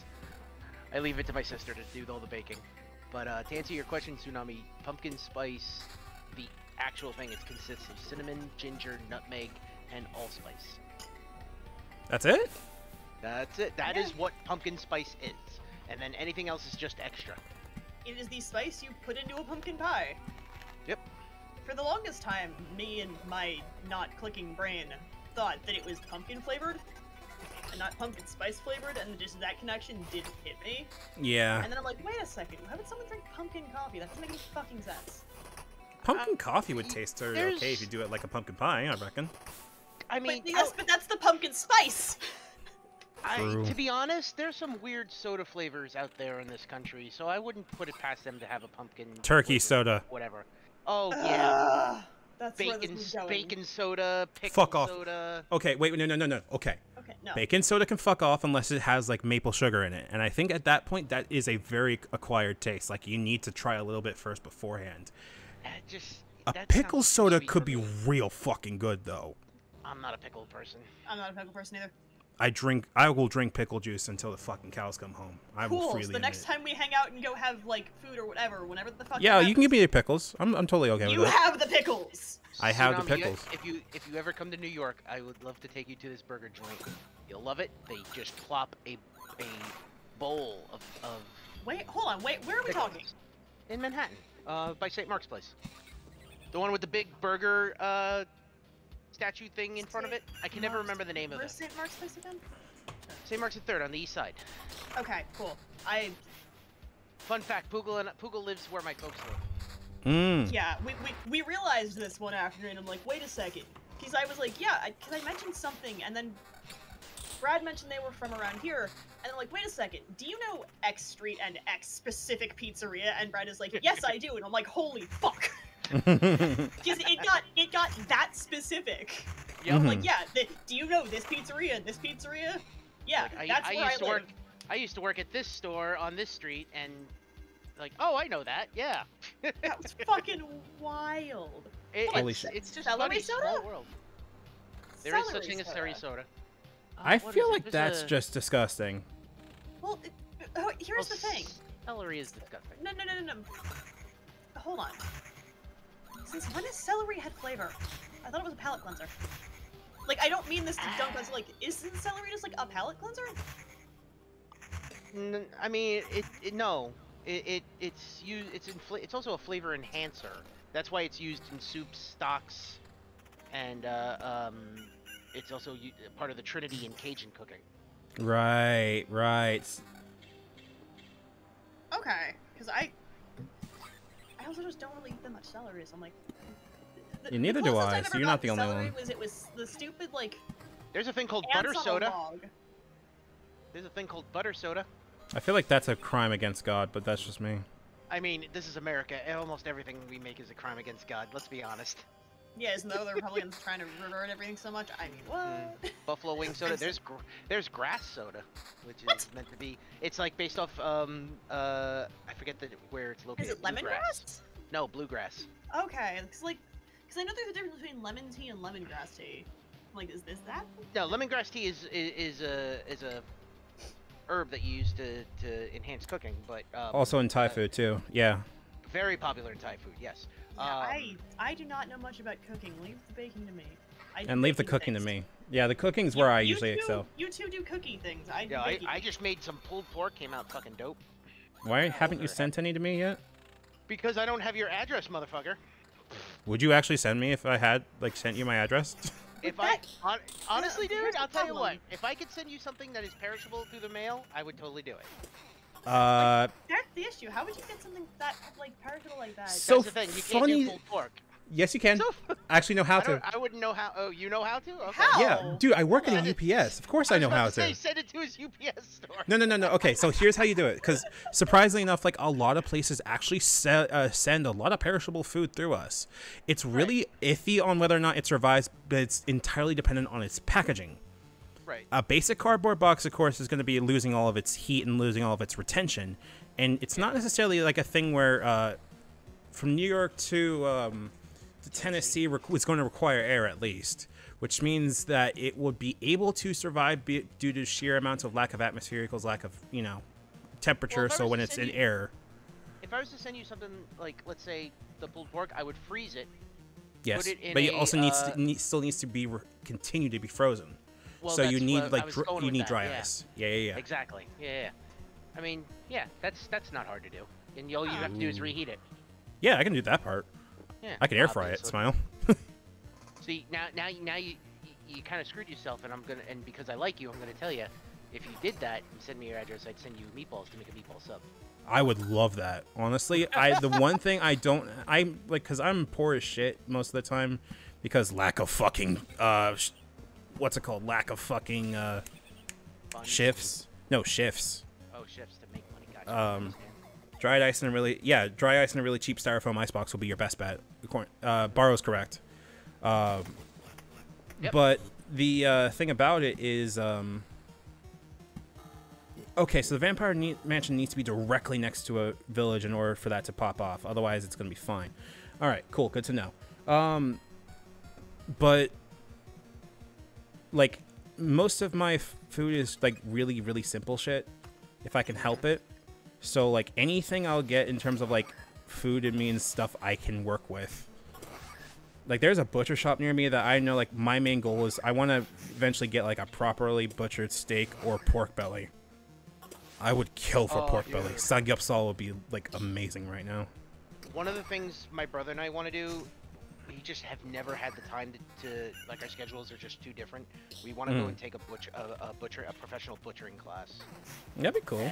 Because he and my stepfather, they go hunting every November for deer.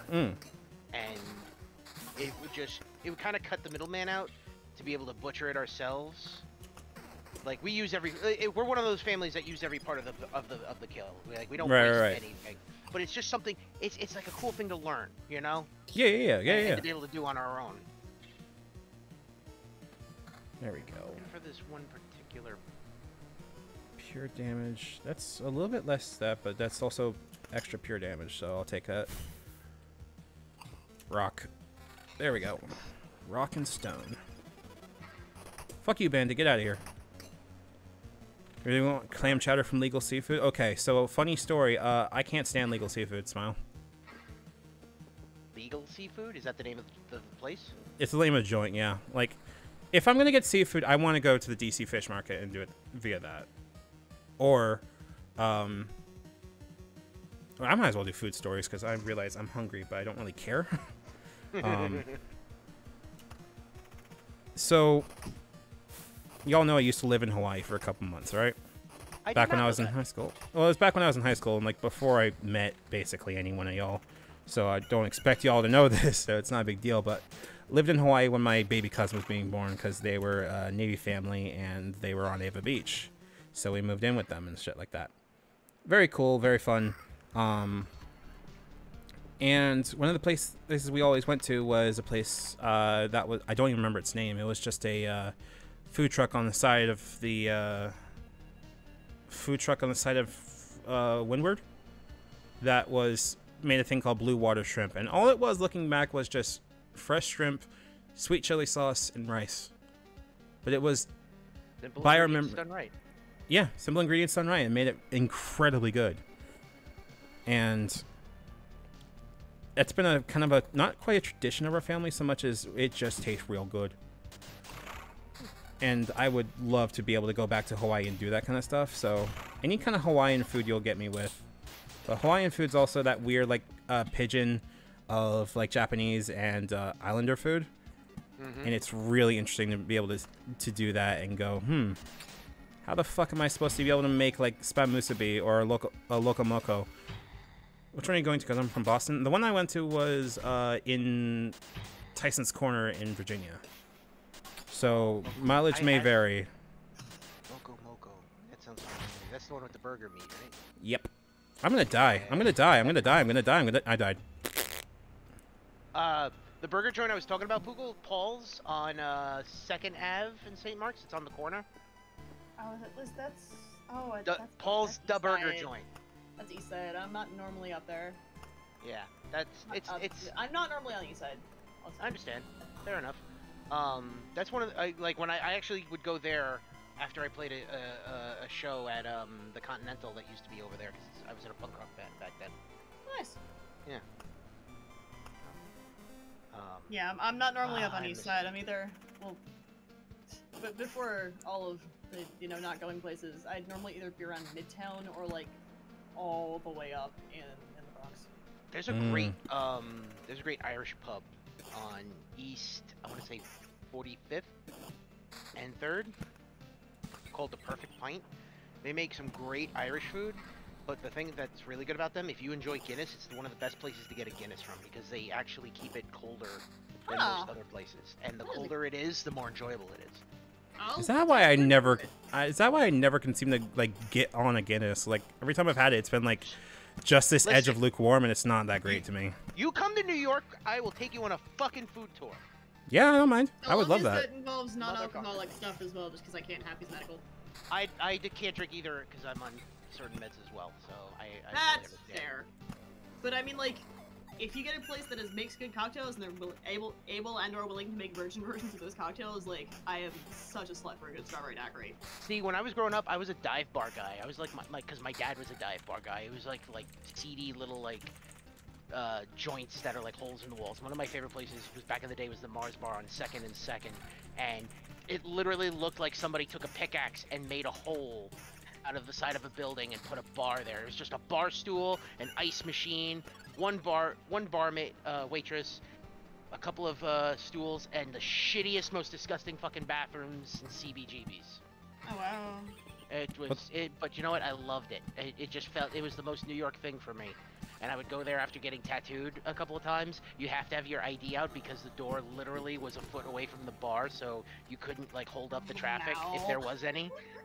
And they didn't have a basement, so all the beers were put in the so they didn't have like taps. They just put bottles of beer in the ice machine and took one out when you wanted one and replaced it. Wow. Yeah, it was crummy. It was fantastic. It was just it had spirit, and I loved it, and they turned it into a fucking TD Bank. Fuck TD Bank, by the way. My favorite... Oh, you think that's bad? Sorry, go ahead, Poogle, you first. My favorite Irish place is actually down on 30th and 8th. It's called Tsunami. Oh, I know that place. I haven't been. The Mystic Knights? God, what the fuck? So good. No, the Knights of Tiranog. No, it's called Medieval Tiranog. Power Rangers. Go! No, it's called Tiranog. It's a Irish pub in New York City, and their shepherd's pie is one of like my go-to comfort foods if I'm in the city. Mm-hmm. Like I went there after New York Comic-Con with friends. Yeah. I've gone there by myself if I've been in the city and like I need food. Hey. So, finish your sentence. Finish that sentence. Sorry. No, it's a like I will go there just for their shepherd's pie because it's a decent-sized portion. It's fucking delicious. Shepherd's pie is fantastic. I love. I've only gotten a couple of side eyes when I've asked for coffee, but I was gonna mention like if we're talking like New York food, can you get Blake in here? Oh God. He would. Brad, for reference, Blake is one of my partners, and if you want someone that has tales to tell and is a delight to be around, he's usually. If I may. Yay! I get one. Yes, I know. He's not my boyfriend, but he damn good. Well, correction. Actually, I don't have a boyfriend. Yeah, he's a good boy, but he's also incredibly well like versed in Hold on, I'll just tag him. Give me a second. Just let him speak for himself, right? What's another? There used to be a Australian pie place. What? Hold on. What? Called yeah. It was called the Tuck Shop. It was on 2nd and 1st. I hung out down in the East Village a lot back in the day. Oh yeah, I don't know. Being I in a down there. being in a punk rock band and everything, so that was kind of like my bread and butter right down there. Are you in a punk rock band? Yeah, I was in a 3-piece punk band back in the day. Not bad. Yeah, called Taint. I'm somehow completely not surprised. It was fun, you know. It was like during high school and like the first half of college, I stayed with it. I was in a few bands. I was mostly subbing for like bassists when they needed it. But we're talking New York food. I have been summoned. Yay! Hey Blake. That is not a voice I have heard in too fucking long. Sorry. No, it's also. So have I. Don't worry, dear. Well, I mean, good news for you. I'm in application right now. There is not a huge chance, but there is some chance that I might be going to med school in your neck of the woods. So we'll see. Yo. Wait. Hey, that's cool. Congratulations. Hope you get My it. neck of the woods. Yes, your neck of the woods. Long Island. Huh! There's a lot of Long Island. You're gonna have to be more specific. Well, there's a lot of med schools on Long Island. Yeah. Yeah. You know what? I was about to say, Fair like, point. I'll message you, mostly just so that we don't have to say very awkward specifics, but like, huh, that's interesting. 'Cause I have a couple of Message me. things, There's like, some chances. We'll have to see what's going on. But hi, Also- I heard we're talking food. Yep, Nonetheless, and best of luck. also- I hope you get it. yeah, best of Also, luck. sorry for not getting back to you earlier, honey. I was just starting to stream, and I figured, hey, we're talking about things that you are incredibly well worded on. This is a thing that would be perfect for I get combo one for other you. one because now both of you are here. Yay! Boo.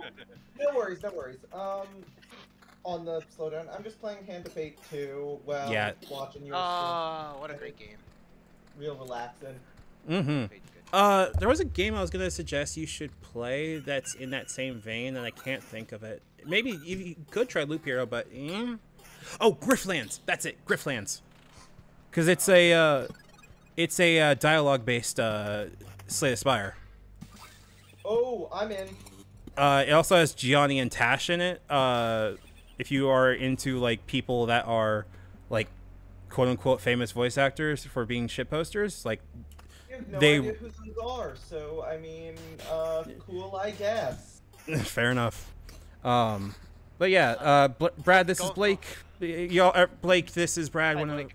of our folks here Hey. from DLG. Also, I don't need to introduce you and Luca. This is very obvious because you already know each other. I don't need to do this on stream also as well. I forgot where I was going with this. We were just talking about our Poogle and I were naming our favorite eating joints over in New York City. Oh god, a bunch of my favorites have closed recently. They closed Hell's Chicken over by the Javits Center, which is Yep. sad because that used to be my favorite Comic-Con place to eat. Oh, there's a place in Queens. Like you want good kung pao chicken, you go to Main Flushing, Queens. Oh, well, Wait, Flushing wait. is the best Chinese food, period. Yeah, that's why. There's a place that makes it's a dumpling place, but they also make the most tender kung pao chicken, and I can't for the life of me pronounce its name right now. I'll have to look it up later, but they make Counter. delicious soup dumplings. Sorry, counter. Chinese cheesecake.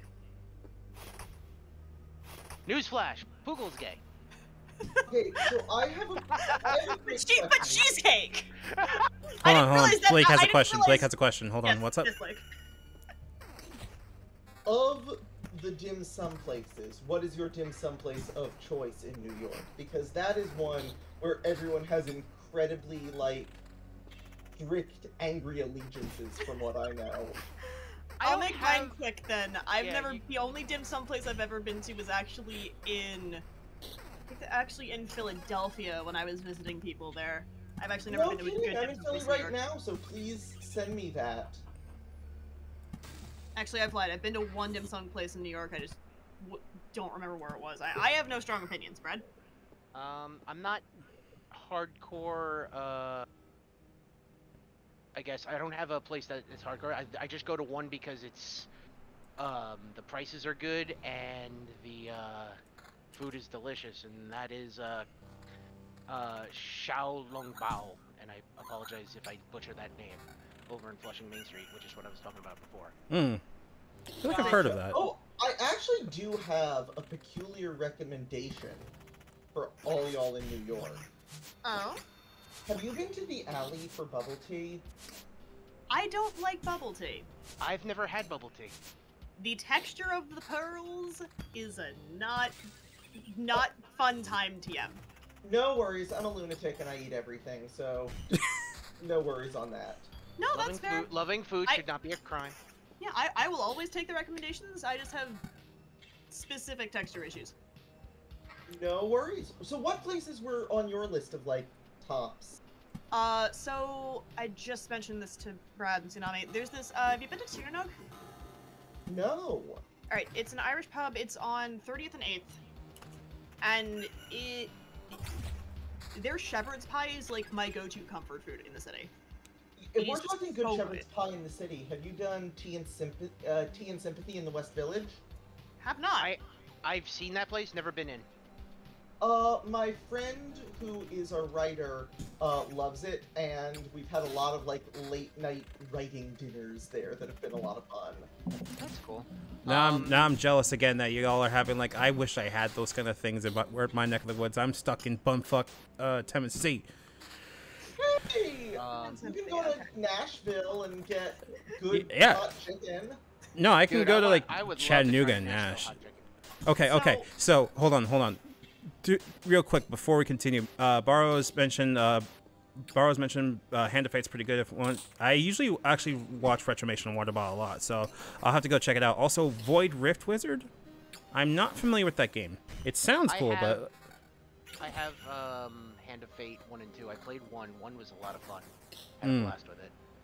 2 is spectacular. Instead of using like a standard deck of cards motif, it uses a tarot deck motif. And okay, all you the got me weapons you got me are invested already. Arcana. You already got me invested. That's Rift Wizard? No, that's Hand of Fate 2. Oh, really? Okay, because I haven't played it yet. I reserve judgment on most games that use tarot motifs, and this is me shitposting, so take this with a grain of salt. I reserve judgments on games that use tarot motifs ever since Inquisition ripped my fucking heart out. This is mostly a shitpost. I found out a card. I found out a card that belonged to someone. I found out someone's ending card before I started the game. It was one of the few things that was spoiled for me. And I looked at that and went, fuck. Played through the game. I went double fuck. Because the interpretation that character represents for that card lines up with my personal interpretation of the card. And I'm like, oh, this is... I'm having feelings about this. It's also the card I know about Dragon Age Inquisition is that you can date a racist egg. Is he wrong? You're No, not. he's not It's wrong. accurate. It's accurate. Does anyone care about spoilers? Nope. Or does everyone know it enough by now? Does anyone in chat care about spoilers? Dragon Age Inquisition? Yeah. Oh no, please! I've seen the game. I've seen enough playthroughs to last me a lifetime. Some people either haven't or it's not their jam or whatnot. Honestly, So, I don't blame anyone for not having Inquisition as their jam. Like, it's really not a lot of people's jams for a good reason. It's So Egghead bitch. Soulless. His ending. I yes, fucking hate not. that guy. I'm not giving him the dignity. Jesus. His Honey, ending you art. think he had dignity? He thought he had dignity. His ego's big enough. Yep. His fucking his reflection ending- off of his head is too. Yeah, his ending card got like post questline got spoiled for me before going into the game, and I'm like, well, now I have to make a female elf solely to romance him to see what the fuck people are talking about, because his ending card is the tower. Yeah. But the way he represents tower lines up with my personal thoughts on tower, and it's a very specific set of thoughts. I'm just like, See, I misunderstood the whole tarot thing when I first got into the game. I just thought it represented their overall like soul when depending on how you interacted with them in game. Like, because it would change relative to what decisions you made, whether they liked it or not.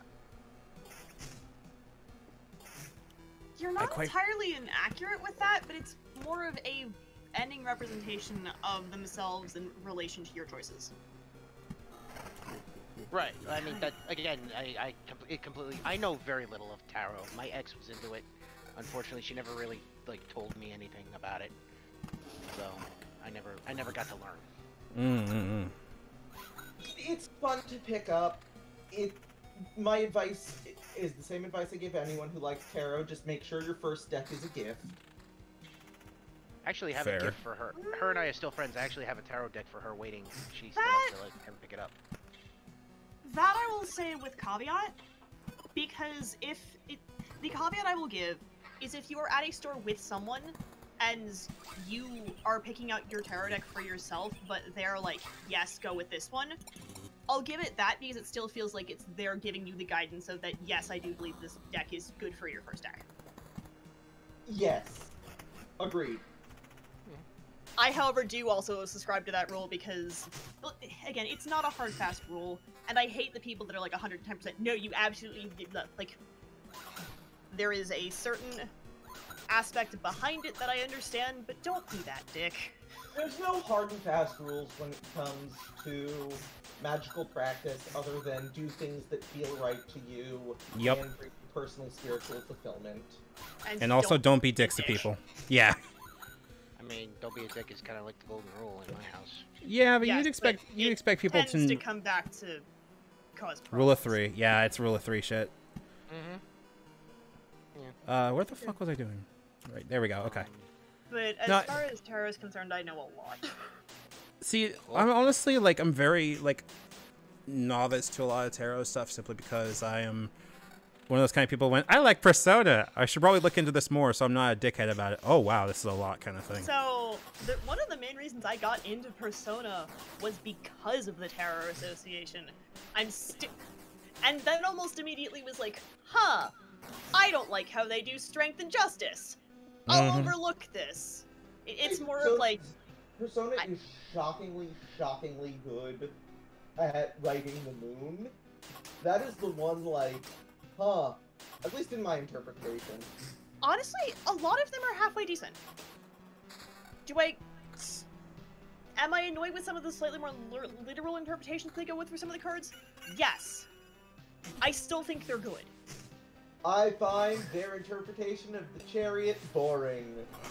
It's... Because they make the chariot like the same thing every single time. Like, I feel like this turns like both from a interpretation into a character creation kind of thing, and this is where like, I was just gonna say, so long as we're criticizing Arcana and Persona interpretations, the fact that the one thing they hone in on for the magician constantly is second banana jealousy syndrome. That's not. Oh, I hate it. Just no. Like, Come okay. up with something else. And Anything else. I'm gonna say this, and this is well, actually, this is not really a hot. Junpei is better written than Yosuke. Junpei is better written than Yosuke. it's just a again, shame he's Persona voiced by a 4's shithead. Yeah, but I agree. Persona 4's writing is also. No, I'm not getting into that.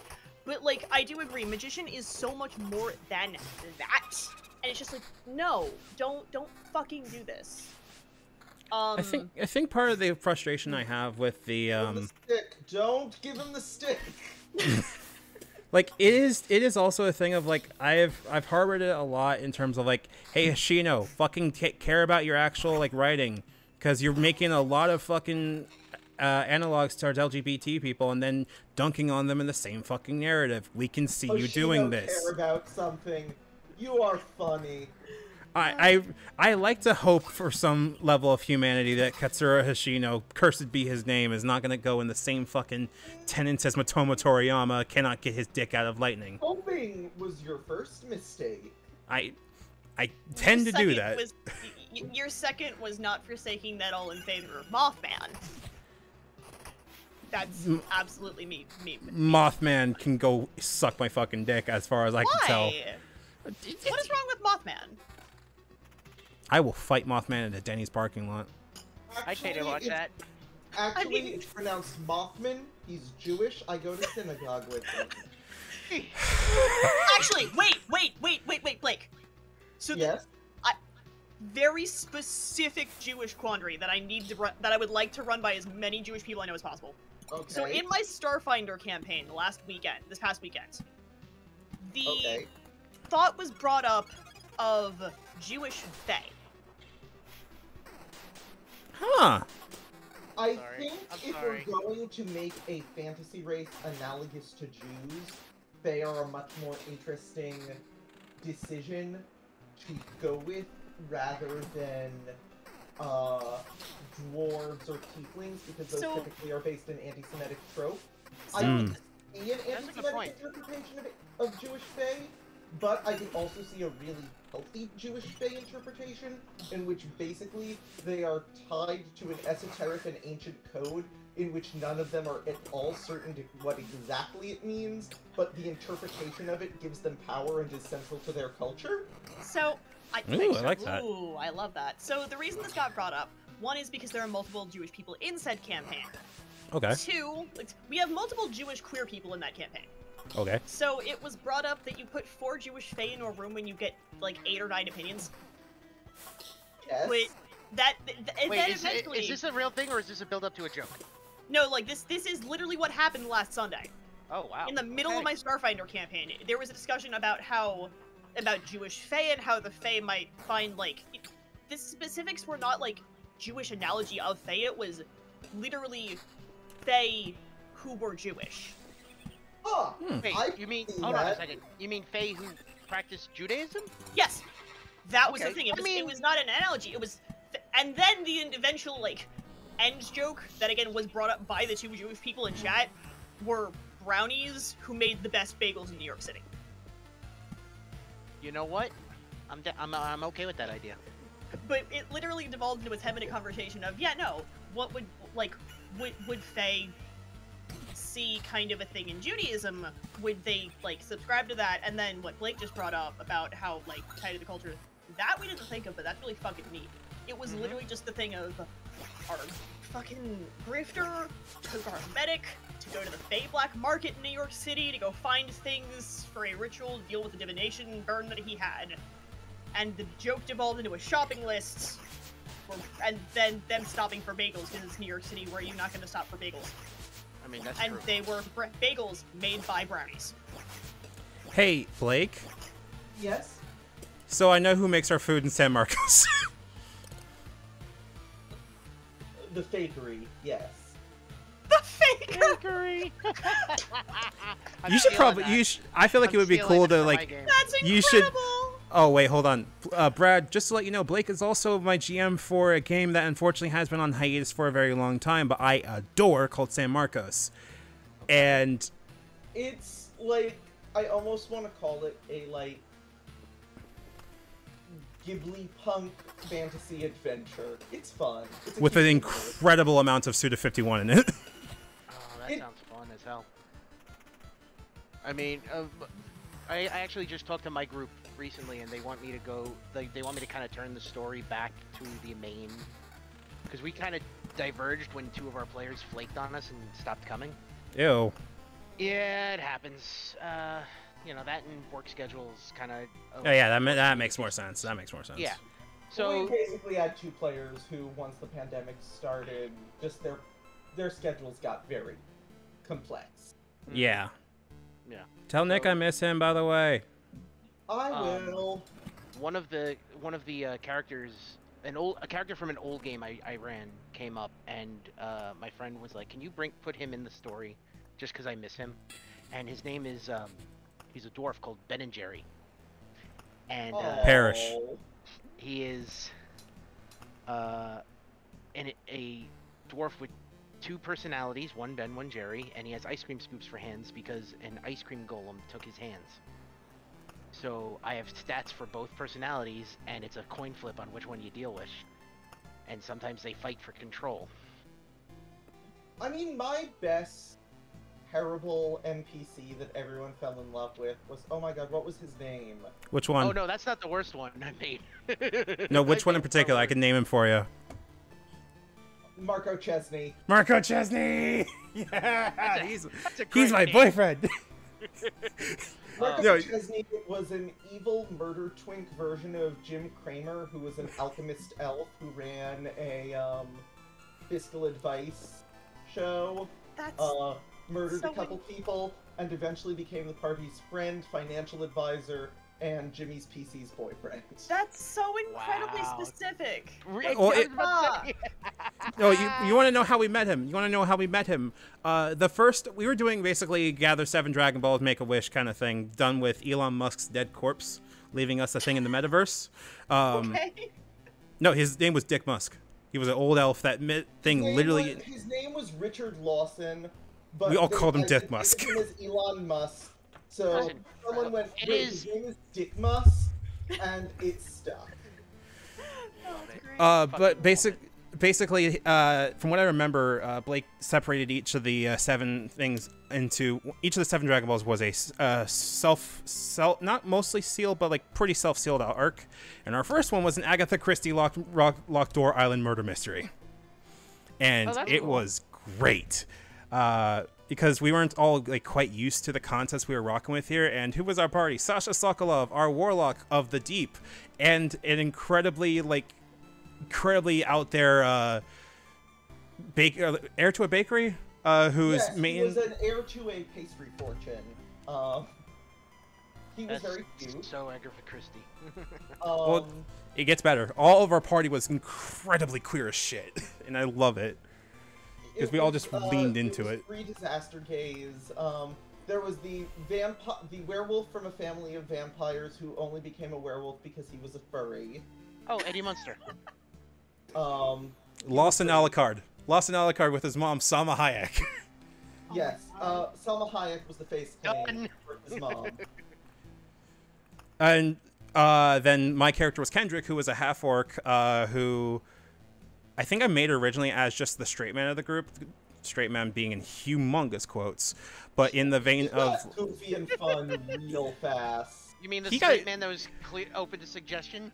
Well, I mean, the straight man in terms of the joke and Bokeh Tsukomi kind of thing of just like having the people like okay. Sasha and Lawson. Sasha especially was like the face of our group, and Sasha was the one that got up in people's faces, the one that did a lot of the talking, and incredibly enjoyed Sasha's experience. But Kendrick was the one that was he was like Orin, for lack of a better term, but if Orin wasn't so fucking stupid.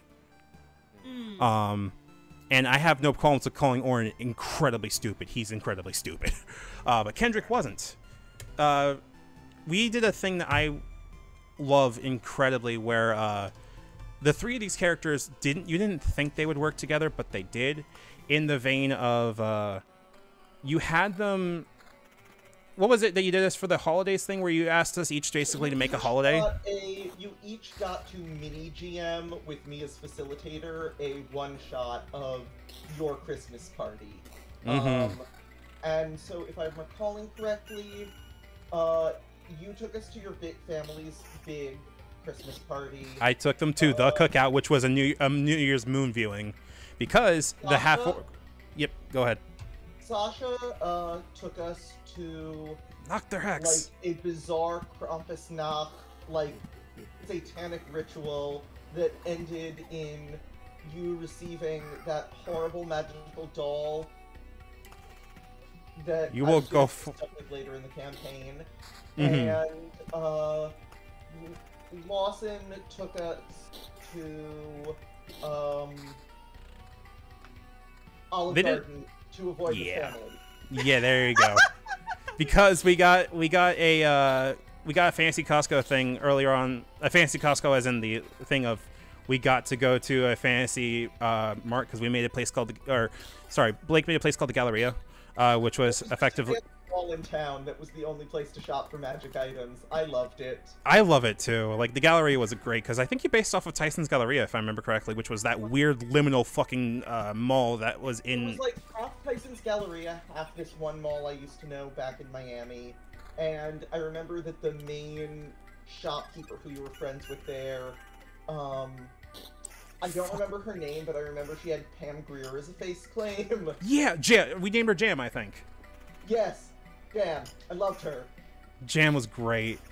we also had like a mini plot that was, hey, why are there fucking Shen Yun like people outside of this thing telling people to go? I forgot about the, Yeah, like, fucking the 8 heavenly fairies. Yeah. Yeah. Oh god, I love them.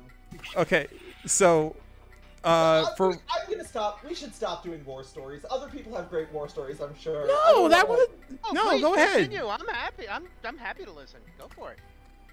I mean, Y'all definitely 8 heavenly said fairies. first, 8 I will heavenly fairies. Tell this. I will gladly explain my current disaster party that is just Mhm. disaster days in Starfinder. Yeah, I think like The disaster days.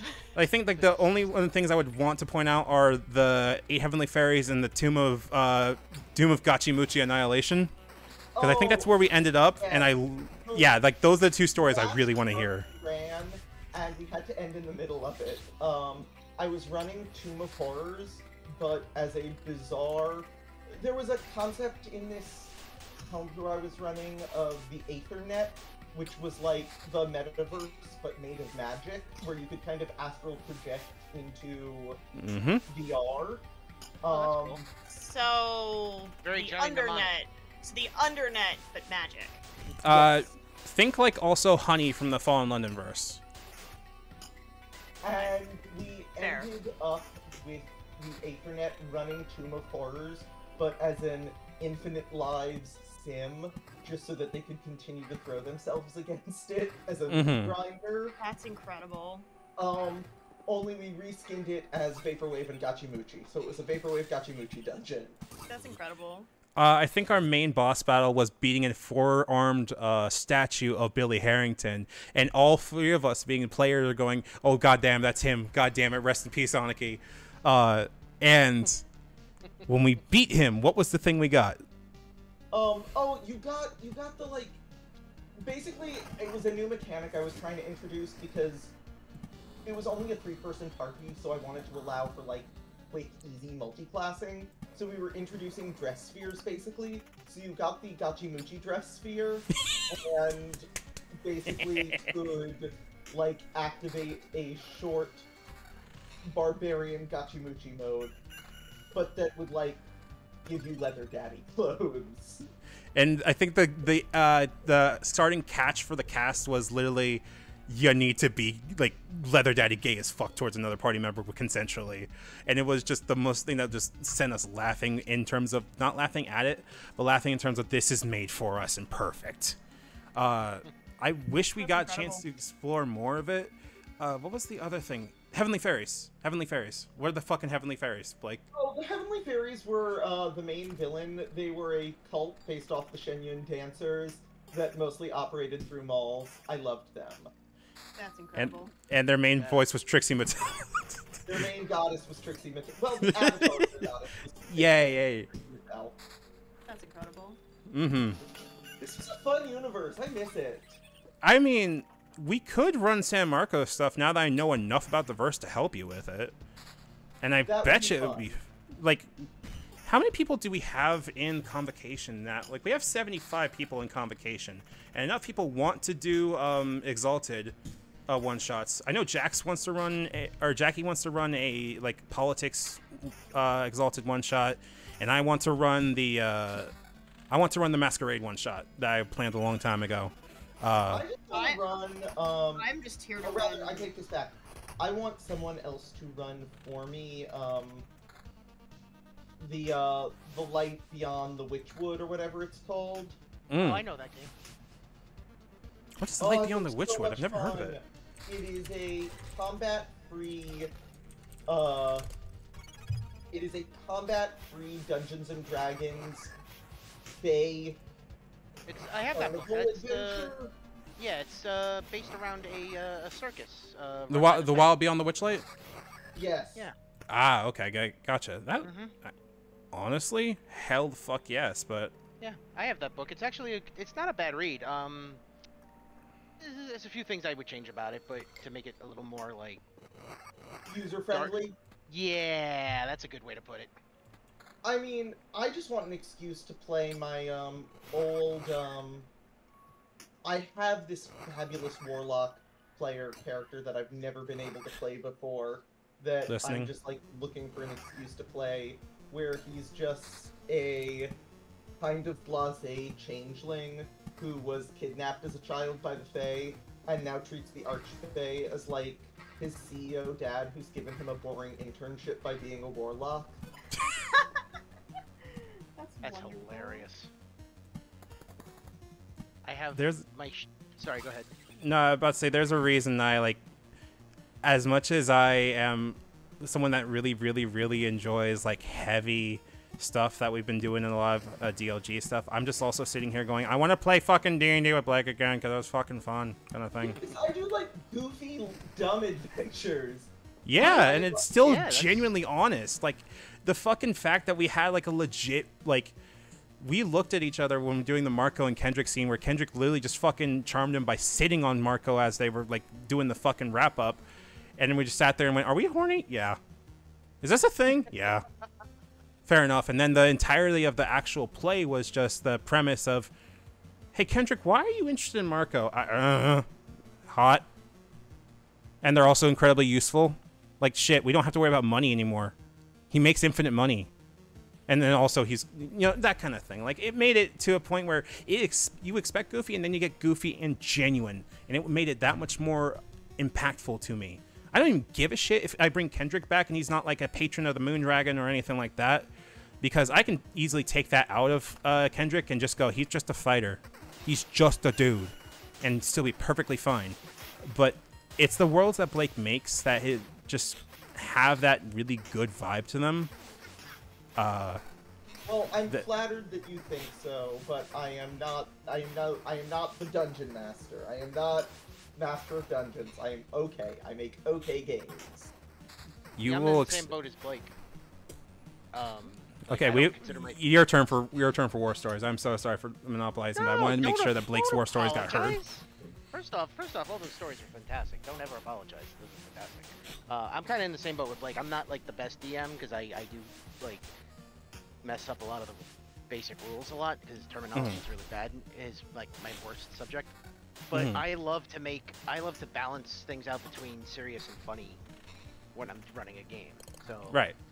When I say so, yeah, I have a semi-serious campaign going on, but I have funny NPCs running around at the same time to kind of lighten the mood when things get a little too drastic.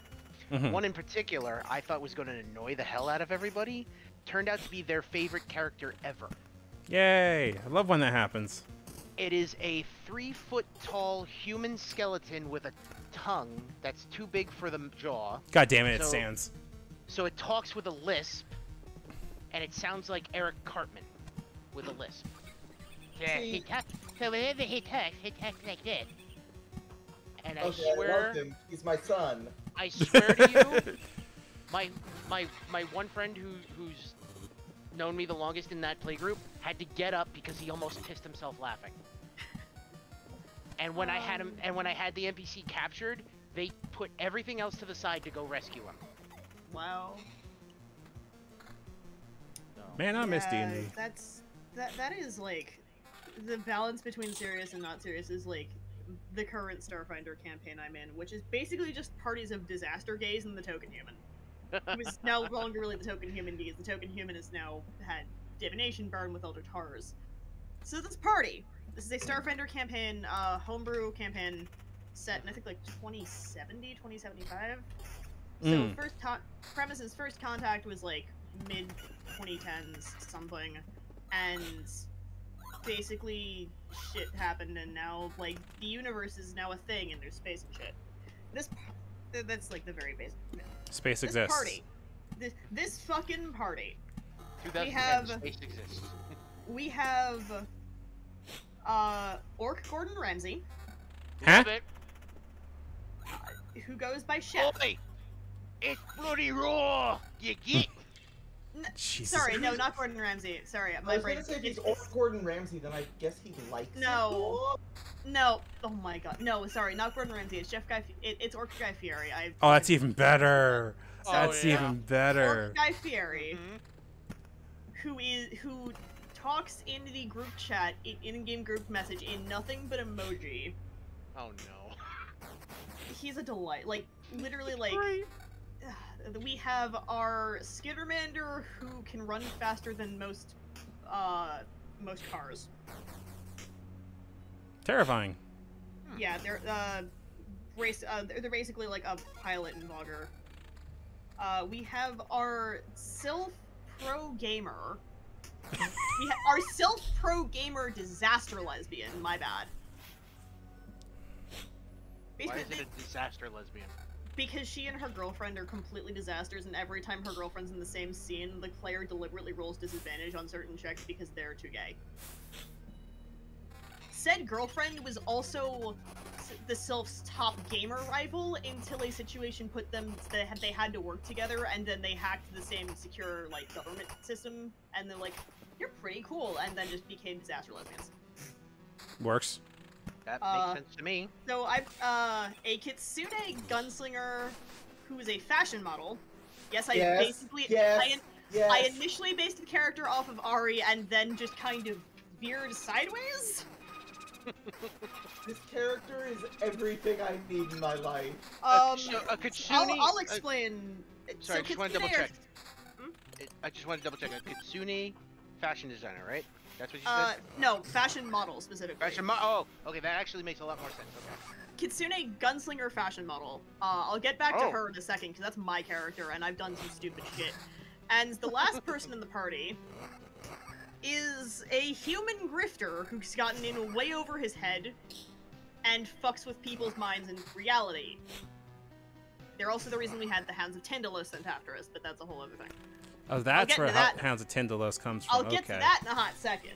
So, the literal first thing I did as my PC was seduce a fashion industry rival to get her out of her penthouse for the evening so we could steal our best friend's cat back. What we didn't know at the time is that the NPC had stolen the cat because said NPC had been possessed to hate their, at the time, former best friends. We didn't find out about the possession until a while later. We got rid of the possession. My PC ended up going from seducing this person to get them out of their penthouse for an evening to being the to being the maid of honor at said NPC's wedding.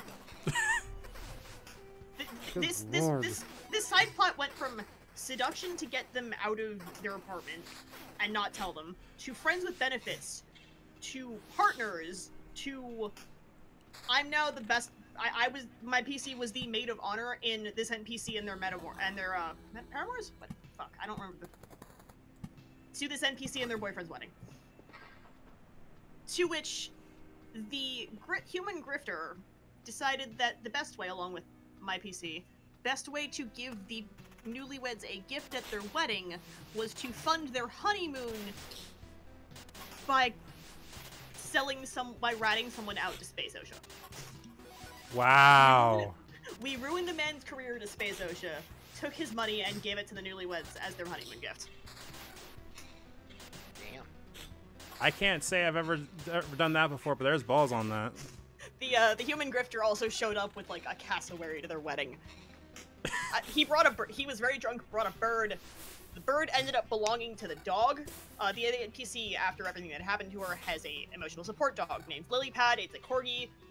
Normally wears a frog hat. The bird ended up belonging to the dog because the dog was like, "This is my bird," or something like that. So, God, it's the Hounds of Tyndalos thing. So the way that reality shit is working in this campaign is that since we have a Fae adjacent PC, because since Kitsune aren't technically in Starfinder, our DM ported them over from Pathfinder and made them Fae adjacent to tie them into more of the world and whatnot. And my DM, I love them, but they decided it was incredibly fine and a-okay to let me play a Fae adjacent race. Concerning.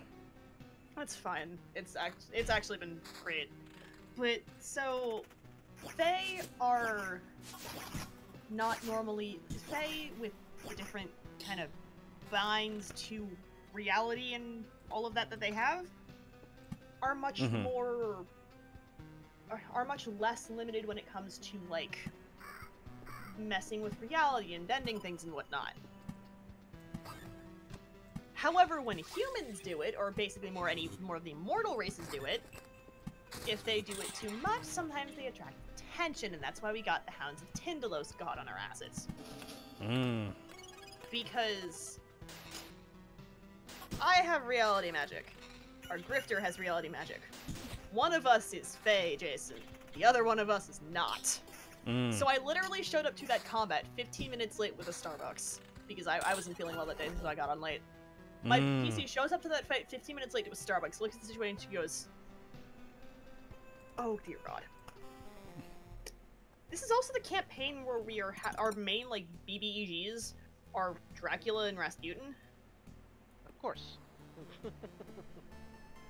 I'm terrified of that prospect, but it makes sense. And the DM is coming at me with the fact of that I made a Kitsune, and Kitsune lived for a long-ass time, and we established that my Kitsune was alive during the Russian Revolution, not living in Russia, but, like, remembers full well the death of Rasputin. So that's been a whole fucking thing. Which one? What do you mean, which one? Didn't Rasputin have to be murdered like 80 fucking times? I mean, in the same night, yes. But it was, I believe, all one-night festivities. I believe it was all one night's festivities. But my PC was alive for the death of Rasputin, basically for the Russian Revolution. And that's led into some very interesting things that I have run by the Jewish people in our group, because I'm like, okay, I am going on a certain angle with this, and I do not want to make anyone upset. Like I said, I based this character a lot visually off of KDA Ari. She did not live in Russia. She lived in Germany. KDA Ari, blonde hair, blue eyes. Oh. Oh. This is why I said I ran this by the Jewish people in the group first, if they were okay with me dealing with certain topics. And then this is where, like, the balance of incredibly silly and very serious comes in. One of the main things we had to deal with in the first arc was this extremist group called the Children of Adam. ADAM or ATOM? I was about to ask the same question. ADAM. Okay. Because with First Contact, unfortunately that led to then a rise in xenophobia. Oh, that goes without saying. And so the Children of Adam, cult. Or activist organization, they're fucking cult. Yeah. Aliens are beings made by the devil to trick us into thinking we're not the only ones in the universe. No, Brad, no, I will throttle you. I did that too good, apparently. Oh god, Blake. Hold on. Mid-pause, the way we got the NPC out of her penthouse was by our grifter channeling, like, Suffolk, the worst kind of Suffolk County male Karen. Ooh. Suffolk County? The New York people will understand. Got it. Just know it's big on. It's a male. Oh god, there's like three words that should never go together. I don't feel comfortable anymore.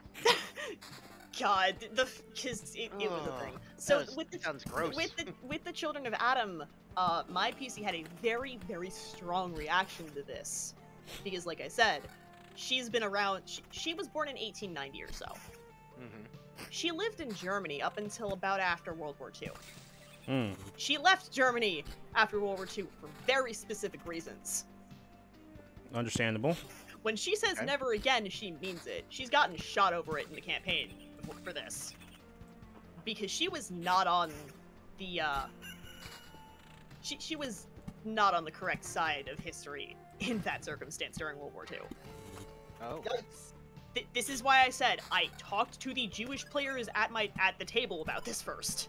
Yeah, you did the right Well, thing. I'm glad you did, and I respect your decision to make courageous character choices with consent and respect of the player base. Yeah, I would not have done this if I'm like, because I was like, okay, I know that how much of a reaction that this PC is going to have to this cult. I'm gonna make sure that backstory is both run by the DM and is okay with the players at the table, because I don't want to overstep if they're not comfortable with that kind of topic being brought up. Of course. And then I got shot, and then because my character is a fashion model and a well-known, respected member of the fashion industry and like a very public icon, we crashed one of their rallies we crashed the Children of Atom's rally at the Seattle spaceport by me getting shot. The medic was like right next to me at the time, so it was like fine, air quote. But like, This just in: Nazis have shot Tyra Banks. I repeat, Nazis have shot Tyra Banks. I'm resisting all fucking urges to go. Oh, in Tyra other Banks, news- good kind of thing, but it's just Tyra Banks, and I feel like In that's other not fair to news- Tyra Banks. In other news, Slappy the dog caught its tail. News at 11. Jesus. Oh my Because God. that's exactly what TV news does. yeah, but like, so that's the kind of campaign this is that the Children of Atom were That also sounds being a lot of fun, though. the Children of Atom, we found out, were being manipulated by Dracula, because the thing that Dracula or Vlad Tepes and Rasputin have in common, we figured out, is that their skewed worldview and their skewed view, especially since first contact with actual like alien species and races and all that shit, is that their super skewed worldview is that they think they're just trying to protect the Earth and protect their people. You mean his food source? No, like No, we're doing Vlad Tepes of Wallachia, and he's just a horrible tyrant who just okay. wants what's best for his nation, Yeah. even if that means horrible tyranny. Think Yeah. Dr. Alright, Doom in Doomstadt. yeah, but like that, Dr. we Doom realized that Doom. that's why those two had similar viewpoints, and that's why Dracula was manipulating the Children of Atom. We found this out when our grifter decided to take his second persona of the campaign, which was, I believe he took on the name of Greg, a middle-aged blue-collar worker from like Minnesota or some shit, God. that got in good with the head of the sect that was having this rally in Seattle. And then we ruined his entire career. Which is actually why the Hints of Tyndallus actually then showed up for us, because our grifter used reality warping powers to fuck with the sect's leader's mind so badly, so that we could get into his spaceship and get the damning evidence that Dracula was involved. Damn, Yamayugi, you fucked up.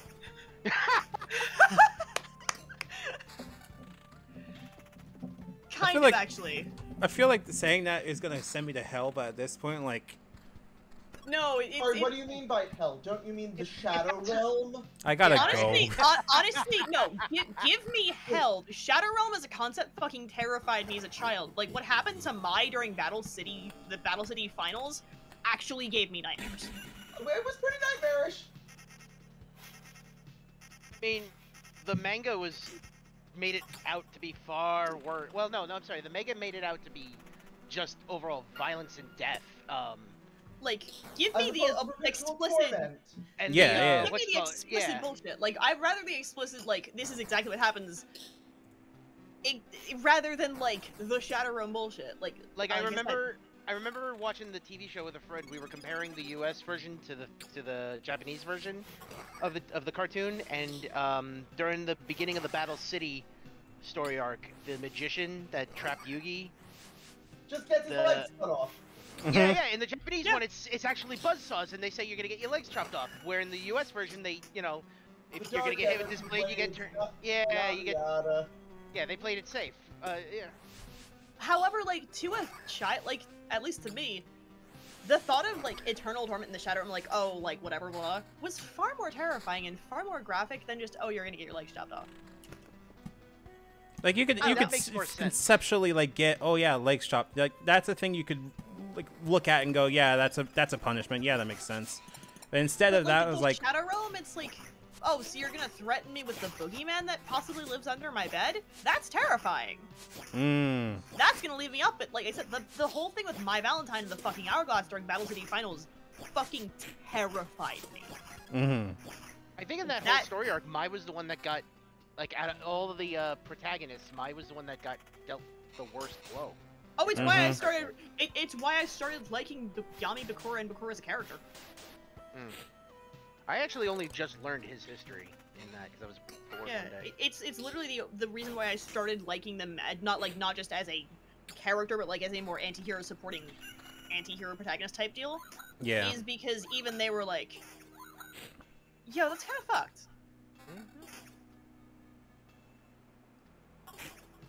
I'm just now I sitting here like digress. thinking back on it, going, damn, they really took card games super seriously and threatened to kill a lot of people for what? Yeah. Like Ego. when I mean, they- builds a building, plays a card game in it for half an hour, and then blows it up.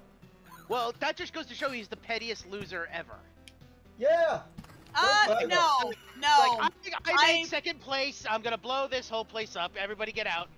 To be fair, there is one group of losers more petty. Oh, I'm sure there were. I just, you know. They Oh, didn't- I they didn't- dread to they didn't ask build who. up an island. Yeah. Okay. Fine. Yeah. Shoot. Who? Stupid jackass, the five-headed dragon fuckers and the stupid virtual art bullshit. Oh, the big five. Oh, right. Yeah. In Virtual World. Yeah. You're right. You're right. I forgot gotta admit to Virtual that one. World was a fucking They were the arc. biggest I babies didn't. in the world. I just thought it was amazing that the whole world's economy and view of life is kind of like focused or what's the word I'm looking for? Like a single card game kind of like dictates how the world works, runs fucking- now, it's and the wild. technology for it. Like they make schools on how to be a duelist in the next in GX. Okay. Which I like GX. unironically loved GX. Like, to this day, I still want a goddamn Duel Academy Blazer. I'm sure there's somewhere on Etsy that makes it. I wouldn't Makes be it. surprised. I have a couple of friends I can probably commission for it, but like, I still There you want go. a Duel. I still want a Blazer to this day. Like, I unironically loved that fucking show. That'd be a Mhm. cool like group cosplay And- of people in GX costumes. I unironically loved that show. And Chaz is one of the best written characters in literally the entirety of Yu-Gi-Oh! I will die on this hill. I'm not gonna argue that. The Chaz is one Yeah, I of the know. best written characters in the fucking series. I'll bite. Why do you think that? Redemption arc that actually mattered. Fair. And I'm not- went from redemption arc that actually mattered, they spent time on, and yes, he was still like, blah blah, like, yeah, I don't want to. But at the same time, you actually got to see character growth, and they spent time on it. Right. Also, Ojamas. They Huh? turned a deck that was like, this is a fucking joke to, wait a second, we're taking like the character who feels like they got knocked down a peg and had to use the Ojamas as a deck as like a humility thing, and realizes that, oh no, these are actually fucking good, and proceeds to wreck house. For the record, I'm not disagreeing with you about his redemption. Still a arc. badass, and is still a Yeah. badass. Oh yeah, that scene where he was in the I forget where it was located, the Western Town school. And Yeah. he literally just beats everybody in With like a Fucking gauntlet match. Ojamas! Yeah. I love that. Like, it was the weirdest thing, because they also don't treat the Ojama, like, they don't treat it like a joke. Right. Which I think is the reason I really liked his redemption arc. They don't treat his redemption arc like a joke. They treat it like an actual, like, no, like, this is legitimate character development. And, The last I don't know, time I- played Sorry. no, it's just, I literally just, some of the writing in GX is goofy as fuck. And then there are certain things where I just, like, yes, I will die on this hill. Fair enough. Go I ahead, was just gonna say the last time I played Yu-Gi-Oh was like way back in college. We used to go on Dual Network back when that was allowed to exist. Oh my god, yes. I remember back then I used to run Fortune Ladies. They were fun. Yes! Everyone hated them. They were Well, so it's- difficult to keep track of. Everyone was just like, I hate you. Please stop using this. No. God. I mean, and then they came out with arrow mages, and anyway. See, here's the thing. Tsunami going no. Here's the That's thing. great. The last time I played was, I think, in high school, I want to say. Or maybe even, like, elementary school. Something like that. Where I was given, I think, a starter Kaiba deck. And then somebody tricked me out of telling all of this for, I think, a Yurubi? And, like, the really good shit in a starter Kaiba deck. And I'm just sitting here going, I don't want to fucking no. play this game again. And ever since Yeah. then, I've just sat there and going, I get it. I get the concept, but I'd rather stick to Magic. That's fair. Magic? I just make gimmick decks, whether it is Magic or Yu-Gi-Oh! They work maybe about 40% of the time, but like the few times they work, I will have people going at me, like looking at me and going, "I'm sorry, what now?" I have. Magic always just stressed me out too much. No, my friends and I always played Magic. I never got a chance to play Yu-Gi-Oh. That was another thing my ex was really into. She wanted to teach me, but we never got around to it. You know why I got started on Yu-Gi-Oh! And this is incredibly dumb? Okay. My mother was very into Egyptology and saw the weird Egyptian motifs of the, It doesn't sound dumb. I mean, that's a cool way to get in. You haven't met his mother. Cool! Egypt! I mean, as a mama's boy, I don't know. That doesn't. I wish my mom was something like that. Winces looks at Blake. Jimmy, say nothing. We're live. You know what? I'm just gonna leave that one alone. Yeah. Fair enough. I mean, I was just pointing out that doesn't sound. No, you're valid. You're fine on that. That's not the problem. It's just a matter of I know Blake's mom, and Okay. there are stories. Which Yes, you should say that. You should say that, Blake. What you just said, you should fucking say it. You're right. She is very much a white lady, and we'll leave it at that. Ah, gotcha. Okay. So, She's not. I don't mean that in a racist way. More just in that she is very particular in what she likes, and she gets kind of fussy when she doesn't get it. ah, gotcha. So Poogle, anyway, that would be like Whitestone living to you and me. I just side-eyed you so fucking hard. Huh? Whitestone, Queens, Brad- is a certain Brad places. and I can make very specific jokes because we live in the same area. Right, I know. I'm just trying to figure out what that. The very same area. Whitestone, Queens is a very hoity-toity area for It's upper just middle going class. to get Chinese food and get haircuts in Forest Hills. That used to be the best. Oh my god. So, wait, anyway, back around to back to the food conversation for a hot second. Oh yeah. Why is it that I mentioned Chinese cheesecake and that, Brad, is when you go, oh yes, you're gay? Like, what about that specifically prompted that? No. You said that. I'm sorry. That had nothing to do with it. It was the fact that you kept saying gay, and I was making. Oh, okay. Joking because in the Discord you constantly say I can only be so gay. Yes, because I have very attractive friends. Yes, I'm not disagreeing with you. I just like you say it so often. Okay, no, that was just the timing of that. I was like, what? Yeah, exactly. The timing was just a little off on my end. I mean, like, I mean, I'm okay with being a cheesecake gay, but I didn't realize that was supposed to be a thing. Cheesecake is cheesecake. You What? know what? Own it. Own it. Make it a thing. My gay friends. But like, okay, here's the thing. Specifically, like, so I don't actually like regular cheesecake. It's something about like the flavor of it or the texture, more so the texture of it. The density. Normal cheesecake is super dense. Chinese cheesecakes tend to be fluffier. Exactly. Chinese cheesecakes you can also eat like with your hands and just snack on them. I have literally just gotten one of those small round Chinese cheesecakes and just eaten it like a goddamn piece of bread. There's a few new places that opened up over in Flushing, Main Street. I have not had a good Chinese cheesecake in years. And like there is a very specific density difference that I'm like, this is so good. See, though, if I'm going for bakery in Astoria, I'm not going to Flushing. I'm a bakery in Queens. I'm not going to Flushing. I'm going to Astoria and I'm getting Greek pastry. You could just go to Bayside for the same thing. Yeah, but that requires going to Bayside, and that's not as Bayside's not as convenient as for some people it is. So we all Astoria is not as convenient as you think. I used to live in Astoria. Astoria is super convenient. There you go. Well, that's different. Well, I live in Bayside, so. Okay, So the thing is, let's stop fighting. We all live in Queens. None of us live in Brooklyn. That's what's important. You know what? Fair point. Fair point, sir. Fair point. I mean, This is the shit as long as we don't live in fucking Southwest DC, then you're good kind of thing. I wanted to say something, but then I remembered that when I was still like in driver's ed and learning how to drive, before I realized that medically it's not really a good idea, because migraines and potential to always have visual impairment. Yeah. Thanks, migraines. Was that if I drove basically any further west of my house, I couldn't actually drive because you can't drive with a permit in New York City. Or like you can't drive, like you have to be over a certain age to be driving with a permit in New York City at this time. Right. It was weird. So I can't even say that I don't live, like I live close enough to Queens where that's a thing. Like, oh god. For the record, though, I'd rather live in Brooklyn than Staten Island. Just saying. So y'all have to hear this stupid one-liner. Staten Island got really bad. No, and I think Blake, you might be the only one who hasn't properly heard this.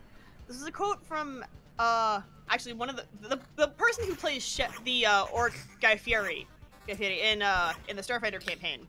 I should write Staten Island by night for Vampire the Masquerade. Ready?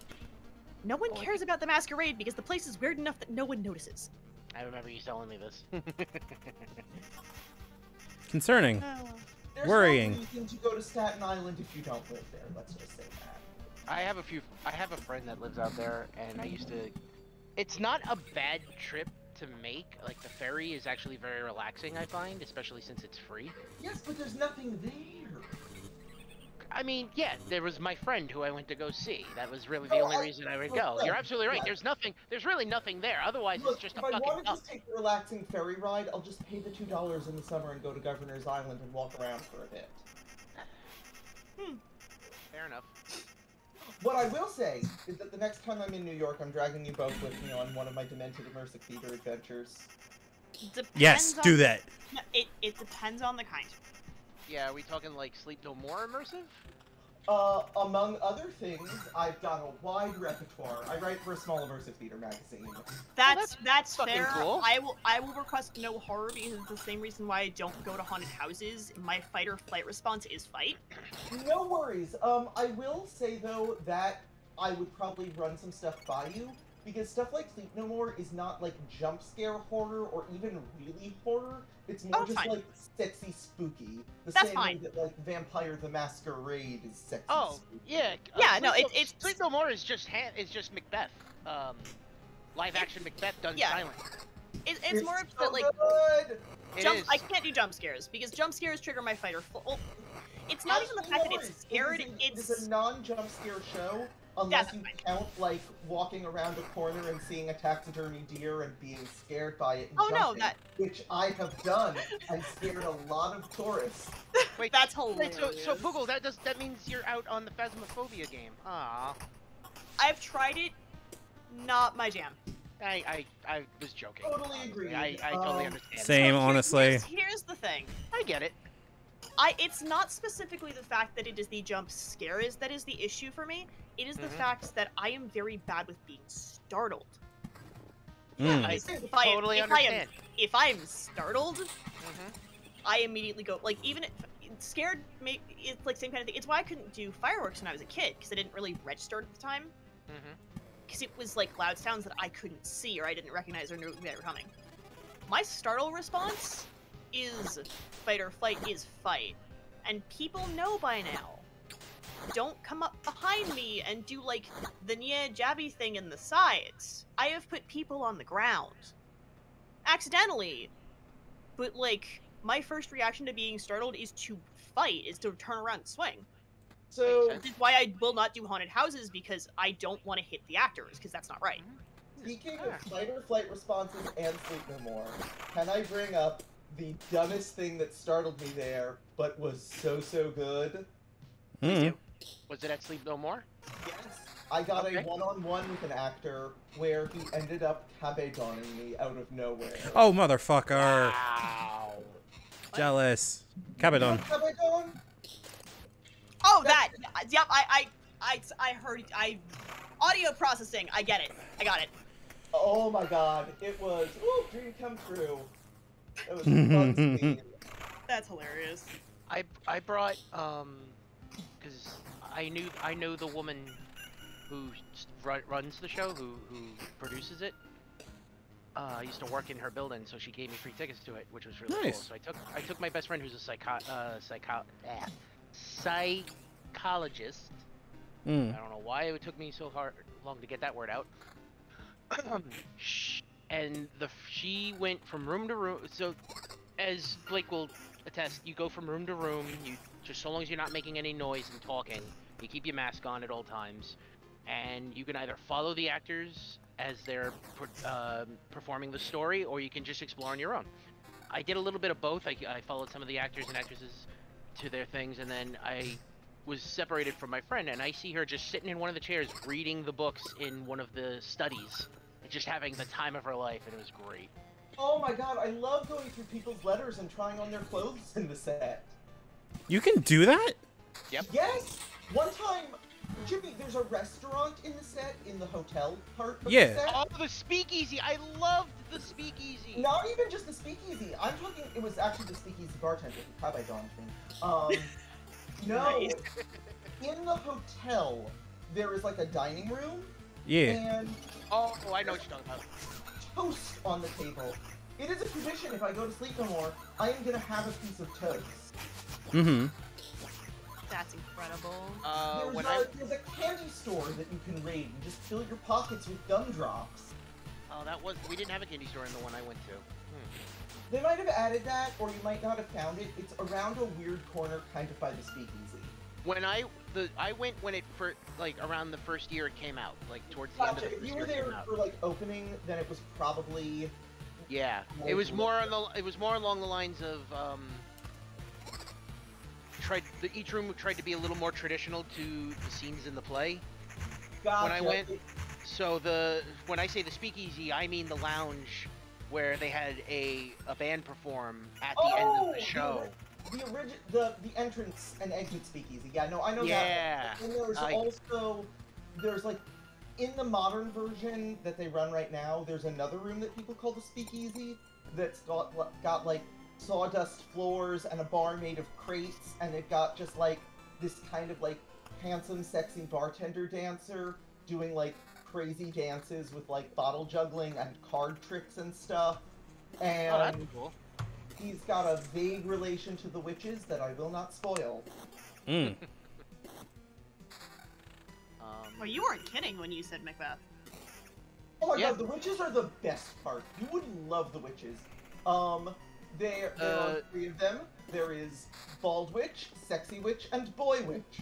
Naturally, everyone loves Boy Witch because he's super gay. And if you get his one-on-one, it's literally just you and him, and you end up fucking the dude who has a crush on him, as he's like, no, this is my boyfriend, and like, rubs their nose in like, fake affection they shower on you before like, snickering with you about him.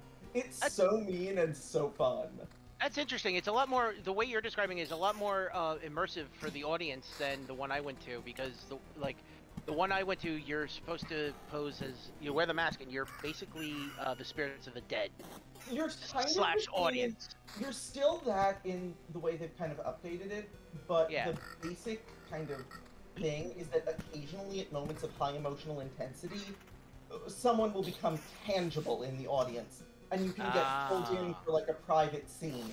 And so neat. every so often, if you've been following an actor around, they will pull you away and just be like, hey, you know, do you want in? They'll offer you their hand, and you might get like a weird little scene where like a character makes you like a weird little locket, or pours you a drink, or like takes you into a back room, and even though the show is mostly silent, they give you a monologue. Like, Interesting.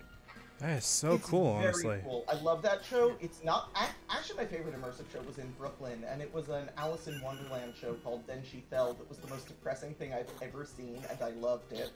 Depressing in what regard?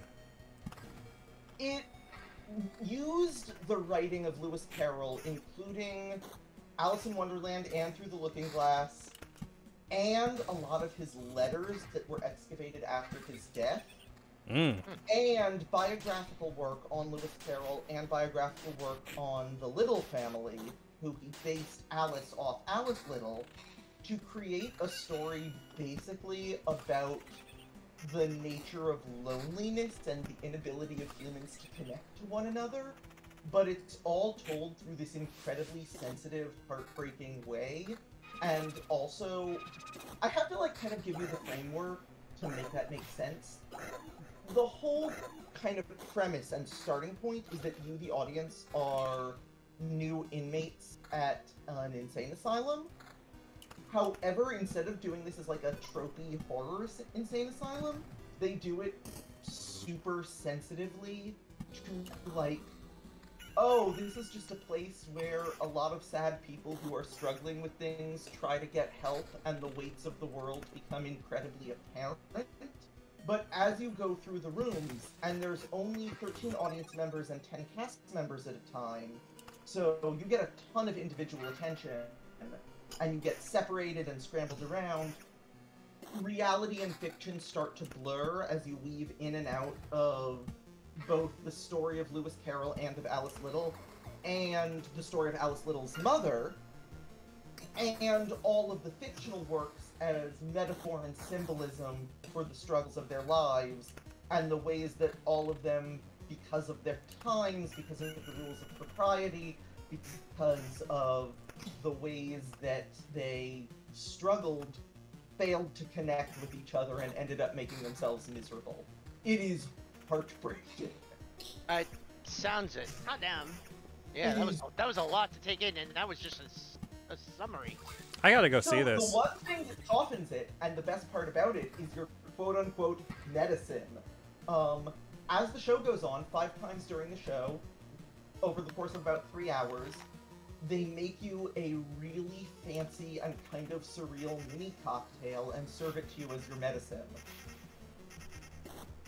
Can it be non-alcoholic if requested? Yes, there are non-alcoholic special nights. Huh. Cool. How much did this cost to get in? So this one, remember, Jimmy, I don't pay for these because I review them. Yes, and but for the proletariat who cannot. For a non-alcoholic night, it is very steep. For an alcoholic night, it is even steeper. I have a better question. Is it possible for you to get Tsunami in for free? So, not to that show because it is closed because of the pandemic. Right. But there are plenty of shows that I can get Tsunami into for free. I get There you +1 go. all the time. I can't promise they're good, but I can promise they're interesting. Like here, we've been talking about this for like as long as Blake's been into immersive theater, and been talking about it with me. Like that's been a plan of like when I have the money, I'm totally going to be going up to New York and going to do immersive stuff with them, because it's genuinely been rolling. I'm not ready. I will say I can get Tsunami into Sleep No More for $60. That I can guarantee. And I can afford that. Good. Yeah. My one regret though is unfortunately BB King's is gone, and that's a place you would have loved to check out. That's Wait, what? Fantastic theater. I've gone to many the theater BB King's over on in the Broadway district. Yeah, it was nice there. I saw so many shows there. God, I like some 300-something pound dude bashed me across the floor in a mosh pit one time. I felt like I was floating. Like you know that scene in A Knight's Tale at the very end where the main bad guy is kind of like floating in midair on his back. That's what it felt like. Cause oh man, this dude just gunned for me Rhino style and just knocked me on my side. You know I got him what back I though. can go to dirt cheap though. Mm. I can take you all to Marie's Crisis. Oh, I know that place. Love Marie's. I've told you about Marie's, right, Jimmy? Do you know Marie's? The name is vaguely familiar, but I can't say I remember what it is off the top of my head. It is it's the piano bar, right? Yeah, it's a Broadway sing-along piano bar. It serves dirt cheap actually. drinks, and everyone piles into a basement and just does Broadway sing-alongs all night, and it's very gay. Yeah. That'd be lovely. Actually, I've walked around this place. I haven't been in, but I've seen it. There's another place on the west side. I'm trying to remember the name of it. It's a mix of table gaming, like ping pong and air hockey and pool, and then you have interpretive music performances.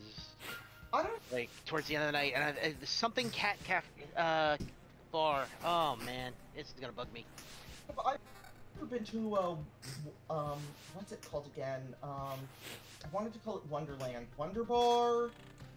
Might be Wonder Bar. Something. Wonderville in Brooklyn.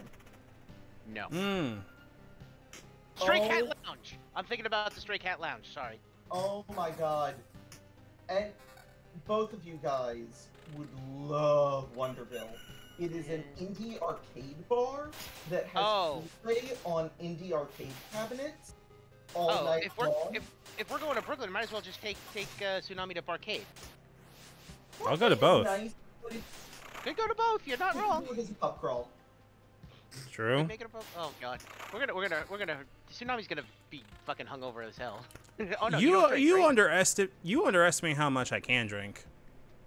Fair enough. I don't know how much you can drink. To be fair, I don't drink as much as I used to. I used to, actually, I didn't even used to drink that much, but since of my stature and apparently the amount of actual muscle I got, it takes about 16 portions in order to get me, like, actually buzzed. Impressive. Yes, you heard me correct, Tsunami. 16. I should then allow me to rephrase my previous sentence, and I'll say, between me and Blake, we're just gonna have you running around the city. I'm just gonna say, quite the opposite. I can have You are a about one lightweight. drink before I'm tipsy. Jimmy, Tsunami, you've seen me have like one drink, right? Yes, plenty of times. At least as far as I back when remember. used to make you and Billy whiskey sours at my place. Yeah, that was really nice. There I want to used go be- back I to think- those days. Blake, do you remember the Batcave? Oh yeah. There used to be a bartender there. I sort of befriended him because he made the strongest Long Island iced teas I ever had in my life. Okay, hold on, pause. Question. This is an important Yes. question. Are Long Sure. Island iced teas as violently bad as Connery makes them out to be?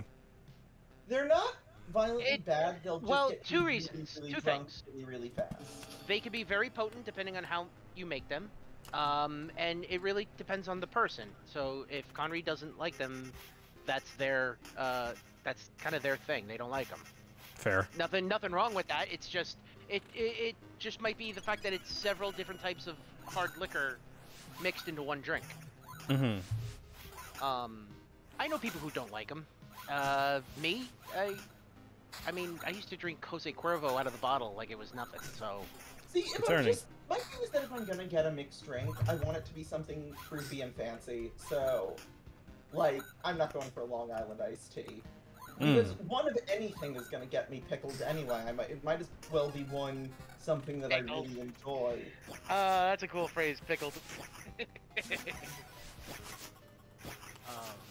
Like I usually, Yeah, I usually don't get a chance to drink as much as, you know, I don't want to say others would so much as I don't drink that often just because I don't remember to get drinks outside of like remembering once or twice to get a couple cans of like hard seltzer because I hate myself kind of thing. Turns out hard seltzer not that great, by the way. It just pure No, taste no, wise. it's not. It's just a It's- vodka soda for people who don't get it. I'll just Yeah, do Smirnoff like, Ices at that point. That just sounds like way more my alley.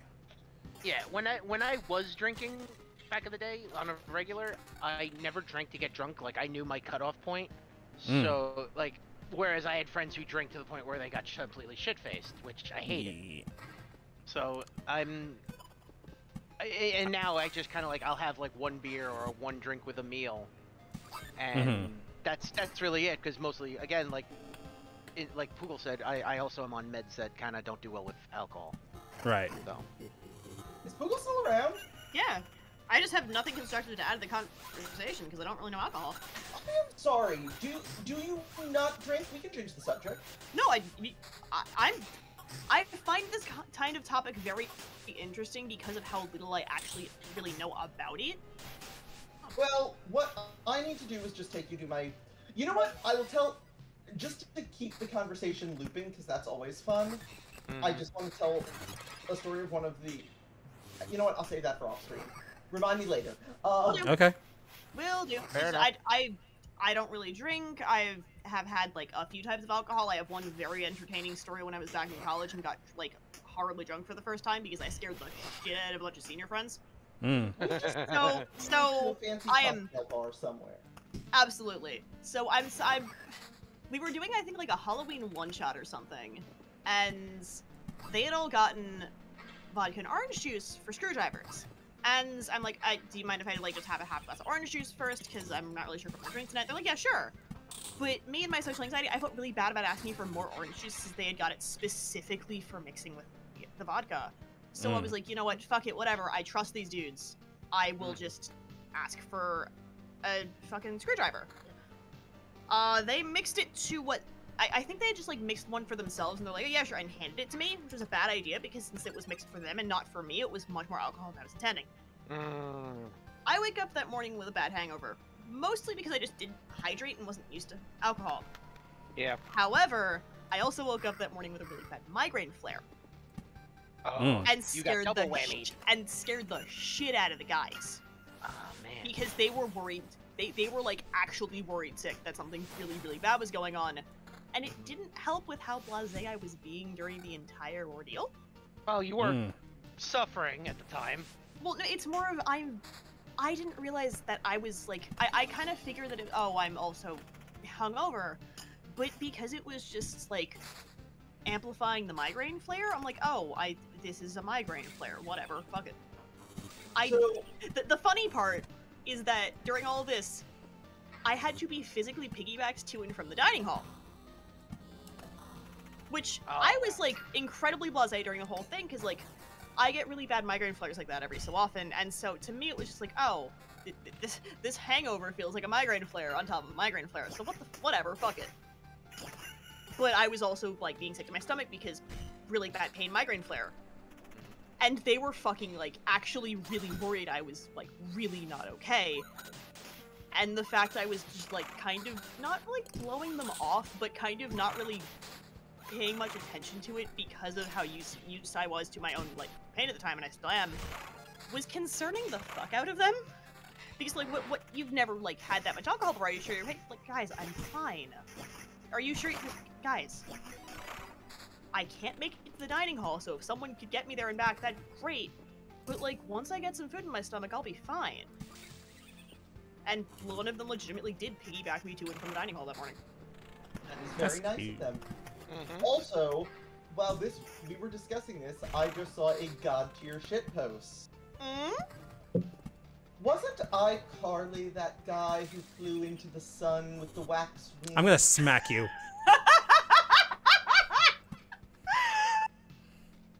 I'm sorry, the fuck?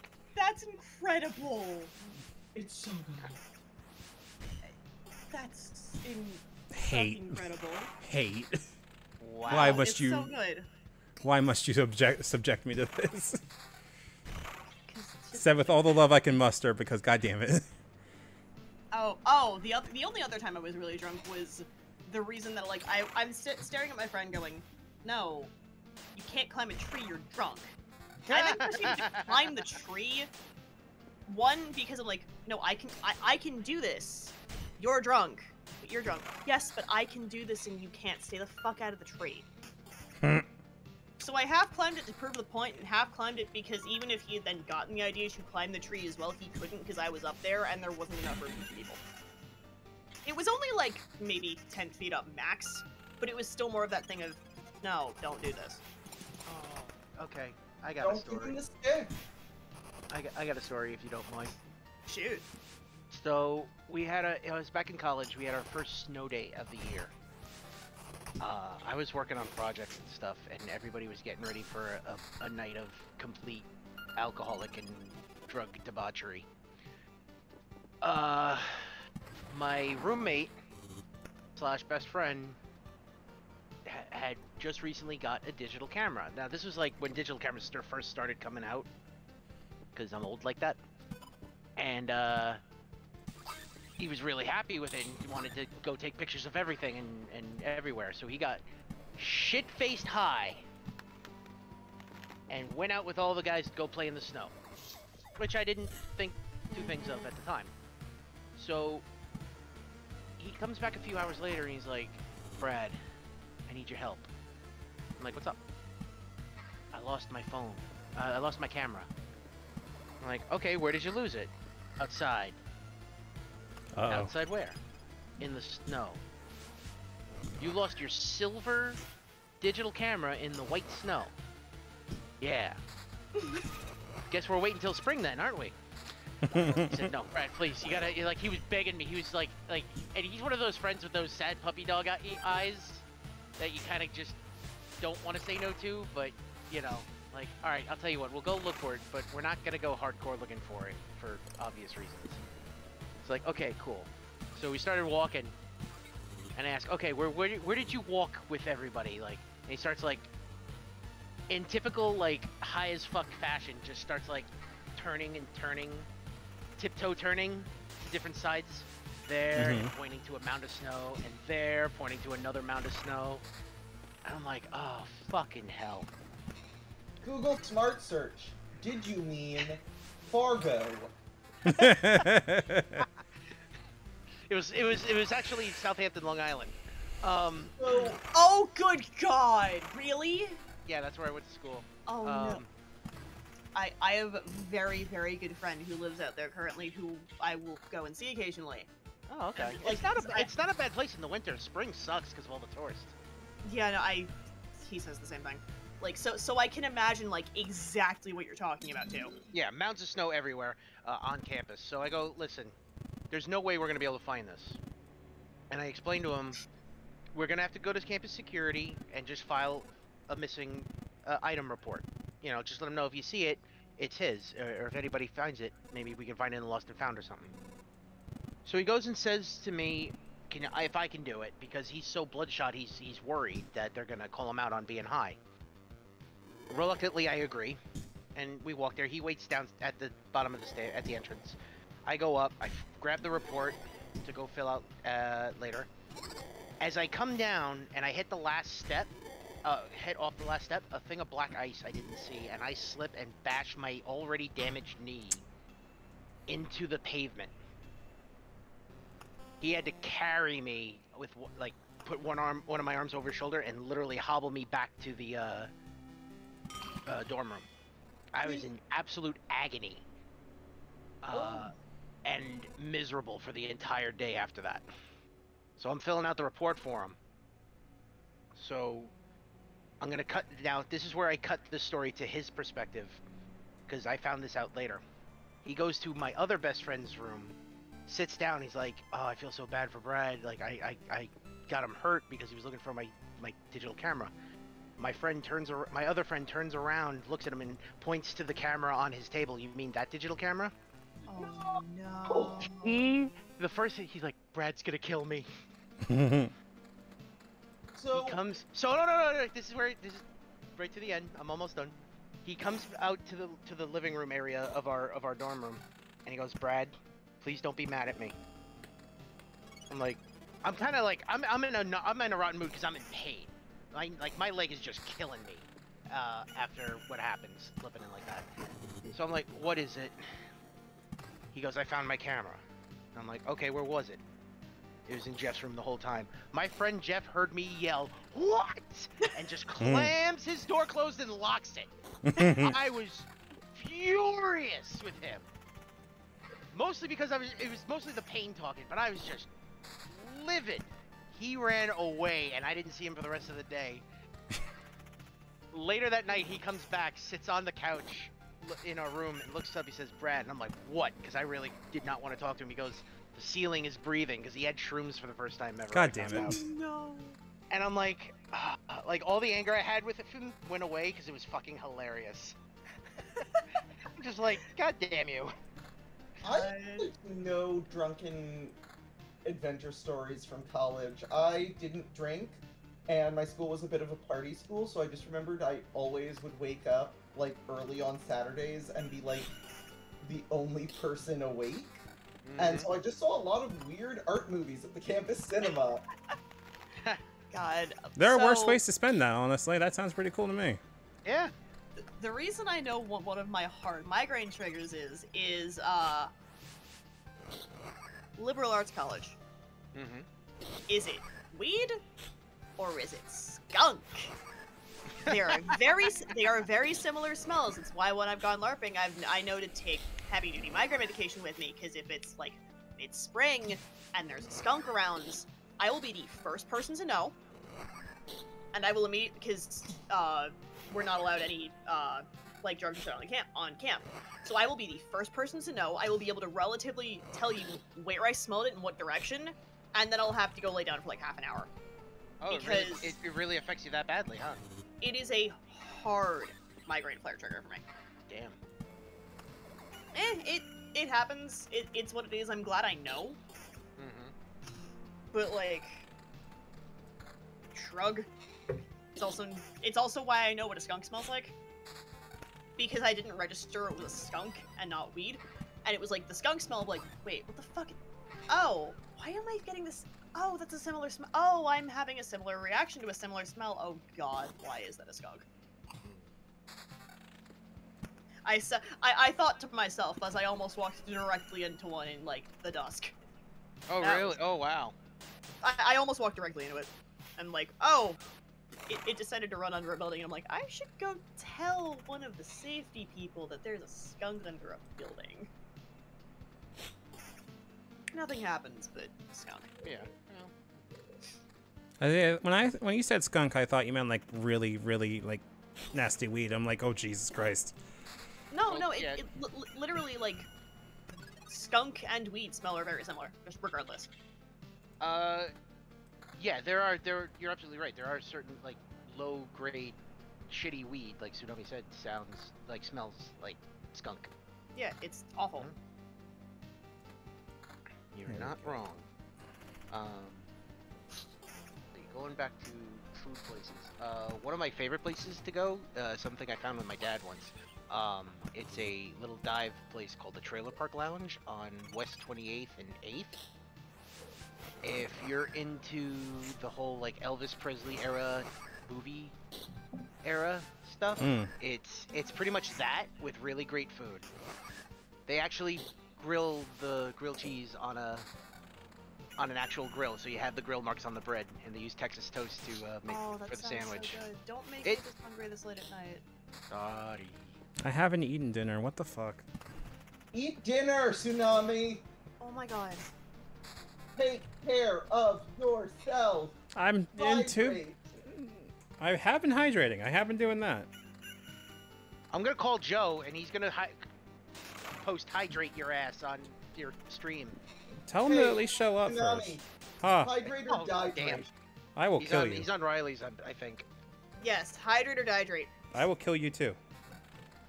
You can try. Yeah, I no, will. After hearing Poogle's stories, I wouldn't mess with Poogle. God had to nerf me because I was too powerful. Good luck. Listen. So I actually do have a reasonable explanation for this. For being nerfed? Yes. Okay. The reason I know I was nerfed, jokingly. So, LARP one weekend. I am sitting in the main building, and I'm offered coffee.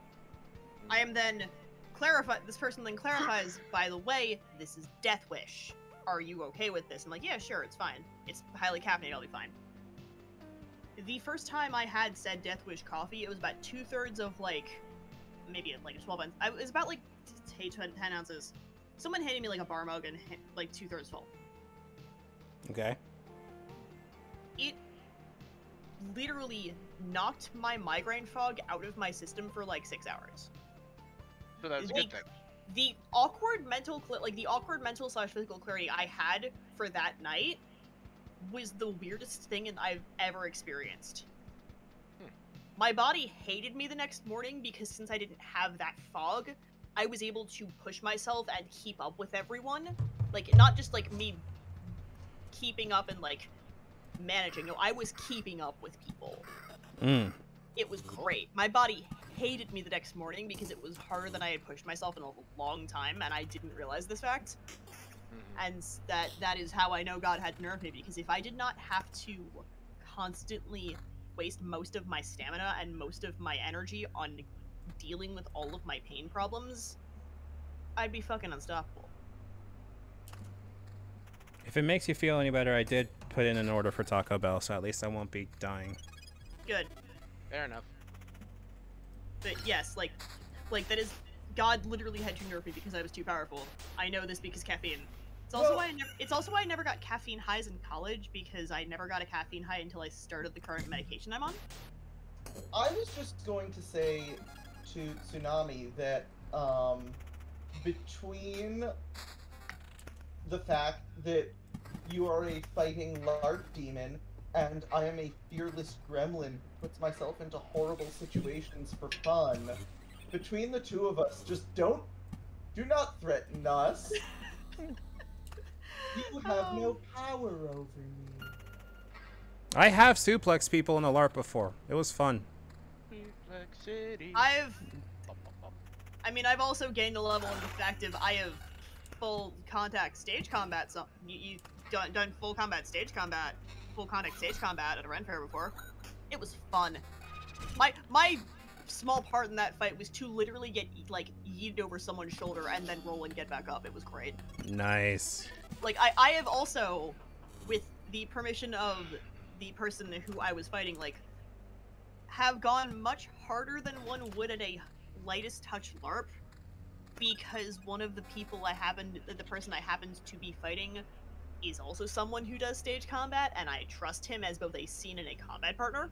I mean, that's what matters. Like, so, that level of trust. Oh yeah, it was fucking phenomenal. What I say is that Tsunami knows my chaos powers. I can't fight in a LARP to save my life, but That hasn't stopped you from winning LARPs before. What'd you say? That hasn't stopped you from winning any LARPs that we've been in together before. There's no such thing as winning a LARP. I know. You know what I mean, though. I also just know how to take a fall, so even if you did somehow, actually not somehow, but even if there is a relatively good chance that either I will trip, someone will trip me, I will fall over myself, etc., I know how to take a fall, which has is another instance where people have gone, holy shit, are you fucking okay, on an out-of-game level, and I have broken character very briefly, looked up, and given, like, the biggest grin in the AOK sign going, yeah, I'm Gucci, and they're like, what the fuck? Because I know how to take a stage combat fall, I know how to take a hard fall, and I have done that in both on a hardwood floor and in an open field. The open field one was easier because I didn't have to watch as precisely how I fell, but I have basically gone from standing upright to dead drop on the floor on a hardwood floor before. I know what I'm doing. I've actually taken a couple of classes on it. I wish I was able to do that kind of... Can you fuck off, Prime Matter? Thank you, you fucking off beep. Fuck it. No, I wanted to do stage combat. I think I did like one class at a con once before with Chris Ayers before he passed. This was like back when I went to cons. And I thought it was really cool. I just never got a chance to like get into it outside of just, hey, these people are doing like a fucking mini LARP, like fucking Dagger here was doing something at MAG one day. I was like, hey, I'll fucking join in on this because I know how to do DAG combat. I'm talking lifesteal. Fair. Oh, well, you got me on that. I have both done fight cast at a Ren Fair a couple years back, and this most recent year I actually Blake, the Philly stage combat workshop this past year. I went to that and it was a blast. I bought a knife. Fun. I haven't really left the house this past year except to go to work. Same. I haven't either, but that was a thing where I'm like, okay, it's vax required, things are being put in place. This is a thing that I want to do about like everything else, and I have a place I can stay. So fuck it. My body I want to only go back to gave LARPing, out on honestly. me. My body only gave out on me almost once, and that was Sunday morning during Dagger class, and holy fuck. We were just going through, like, exercises, and that was the best workout I had all weekend. Like, I think part of the thing about this entire pandemic is just kind of, like, I wouldn't say ruined me, but, like, made a lot of it difficult is I don't have a lot of the same outlets I used to in terms of going LARPing or going anything like that. That's why I do a lot of DLG stuff when I can. Because I get to sit there and go, haha, I get to dress up and act like an idiot on screen. And people can watch me be an idiot, and it's fun. But also at the same time going, you know, I would really just like to run around in the woods and just punch people. I miss that. Damn, you're just not an idiot. Orin is. That's It only must one. be nice being a strong Tsunami. I can put you on my shoulders and you can piggyback off of me. We could just do like a terrafor kind of thing. Yeah, but Tsunami's an epic mount. okay. Can we do this as like a Nerf LARP though? 'Cause that sounds amazing to me. I feel like you could. Yeah. I'm just picturing Phrasing, like. Brad, phrasing. Oh yeah. It's not the worst. It's not the worst thing either of us has said to each other. I know, but like, my brain is. God, I'm in pain. Oh, Waka waka. Waka Waka, we're all fucking trash here. I can hear Blake smiling from here. It's like, it's not even a problem. I don't know what you're talking about. I'm Don't just look at me with that tone of imagining voice. you. I'm just imagining the two of you like, Blake on top of Tsunami running around in the woods and just like. Yeah, that's what I was thinking of. Like, that's legit what I was thinking of. Just like fucking put Blake on like a fucking like back harness and just they do the talking, I do the fun. I'm not talking about in a LARP. I'm just saying at random, just attacking random like hunters or something. I'm sorry. Do I look like a clown to you? The woods, or else you'll get shot by a weird twink riding on the back. I feel like that's a recipe for someone starting a changeling game. I'm not gonna lie. Oh, wouldn't that be an intro? Actually, I should use that in my hunter game that I'm writing. Terrifying. Well, I've told you about my hunter game, haven't I? I think Nope. I told Google. So I'm doing one it's based in New York City. It's I'm taking a few ideas from Zed and from Anomalies, but instead of a higher government, it's a branch of the NYPD, and they handle the anomalous crimes in the city. Stare. Why stare? NYPD. Oh, okay. I see what you're saying. I'm sorry.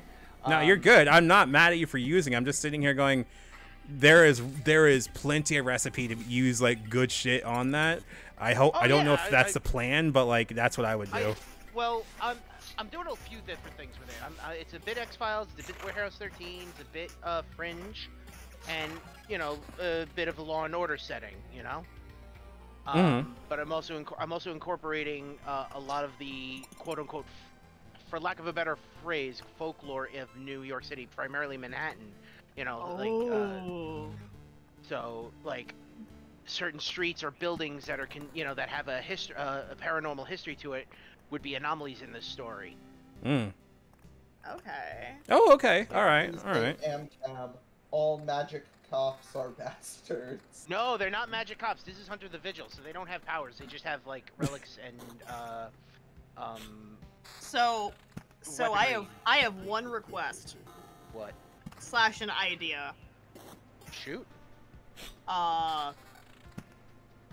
The superstition, which I put faith in because I know people who have actually legitimately almost gotten injured because of it. The superstition of do not say the Scottish play inside of a theater. Oh, okay. Do That's not- not a bad. so- Yeah, I so- get that. You know what I'm talking about, right?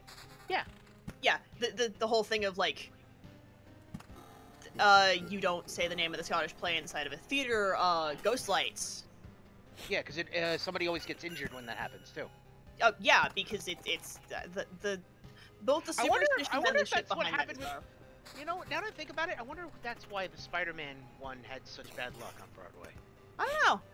Maybe it was. But, I like- mean, it was definitely cursed. Like, there's no. Basically, just theater superstitions could be a whole thing.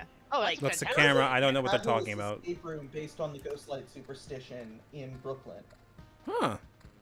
Oh, I'm sorry, I couldn't hear you. What'd you say? There is a fabulous escape room in Brooklyn based on the Ghostlight superstition that I. That's highly recommend. terrifying. That's It's awesome. it's less scary and more respectful, is what I would say. It Okay, it set up the stage and the Ghostlight just the way the Follies ghosts like it, so that they don't mess with the theater. okay. Okay, that's better. Cause like as someone who's like, that's. I was like, that's terrifying in the sense of like I put enough stock into those kinds of superstitions, especially like the Scottish play one, because I know people who almost gotten hurt by that one specifically. It's like, that's So- fucking wild. One of the ideas I could tell you guys about, that there's a particular building that was built a while back. Let me see if I can find it. Wait, I'm This in a might call be with good. 2 people who might actually know what I'm talking about. Hold on. There is a sanitarium out east that I've been to.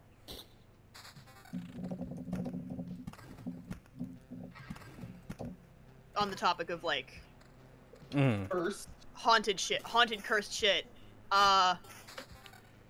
So, is this the one I'm thinking about? Yes, yes, this is the one I'm thinking about. Ha! So, do either of my New York friends, have either of you heard of the Kings Park Psychiatric Center? First. Kings Park. What? Kings Park. It's closed. It's abandoned. But, like, That's you know the what one I'm on talking the. about? Oh yeah, Cursed. I do. I've been there. Daytime, but I've been there. It's cursed. Have you been there?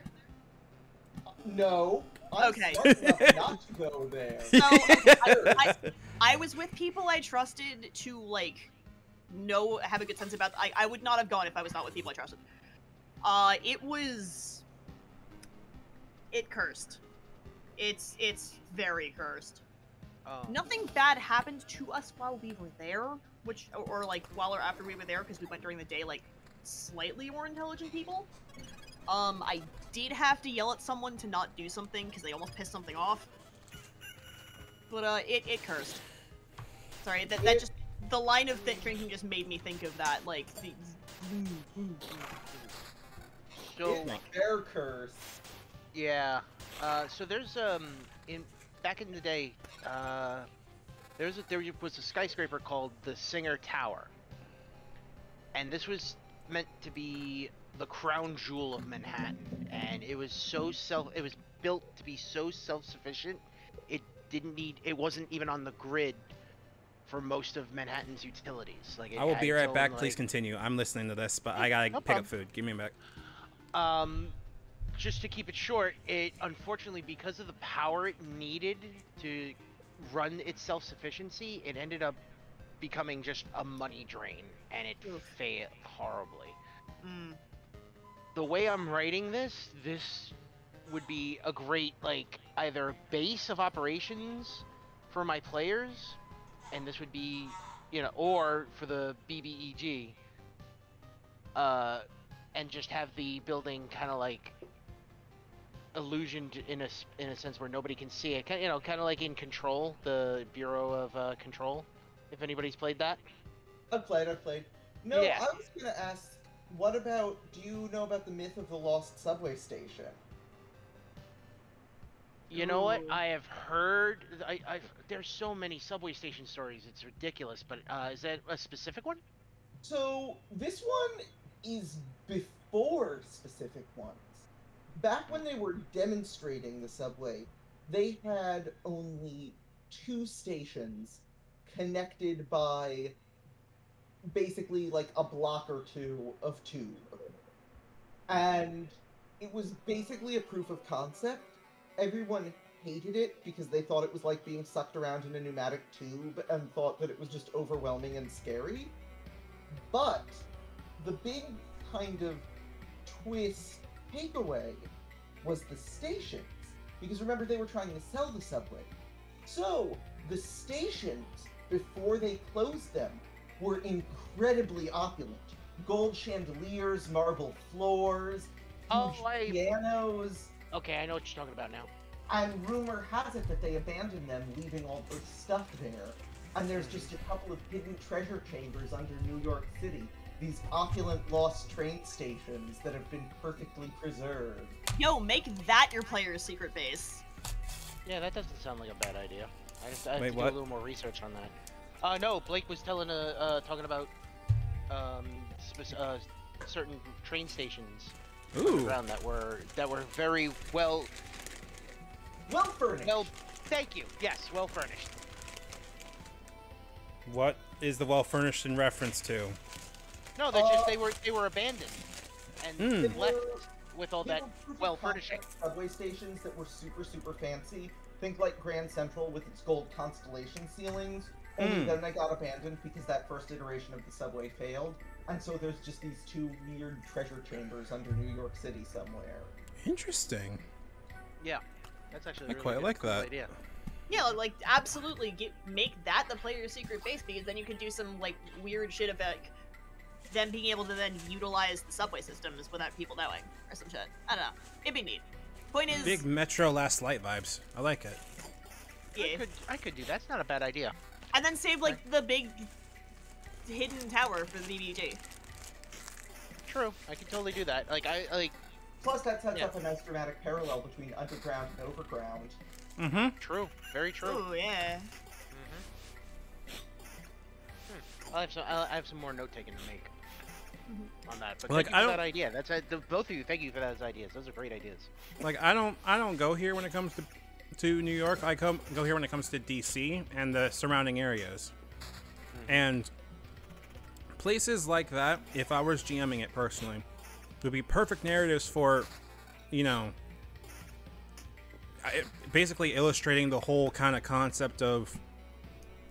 I like the concept of an underground city, but also like a society that kind of has to be underground because outside Upworld's not Upworld, the fuck, not like homeless people, but like someone made a found family community and then just rocked with it because it actually worked for them, kind of thing. And people Morlocks. making, Like the Morlocks. I Time meant, machines. They're a race of underground future people.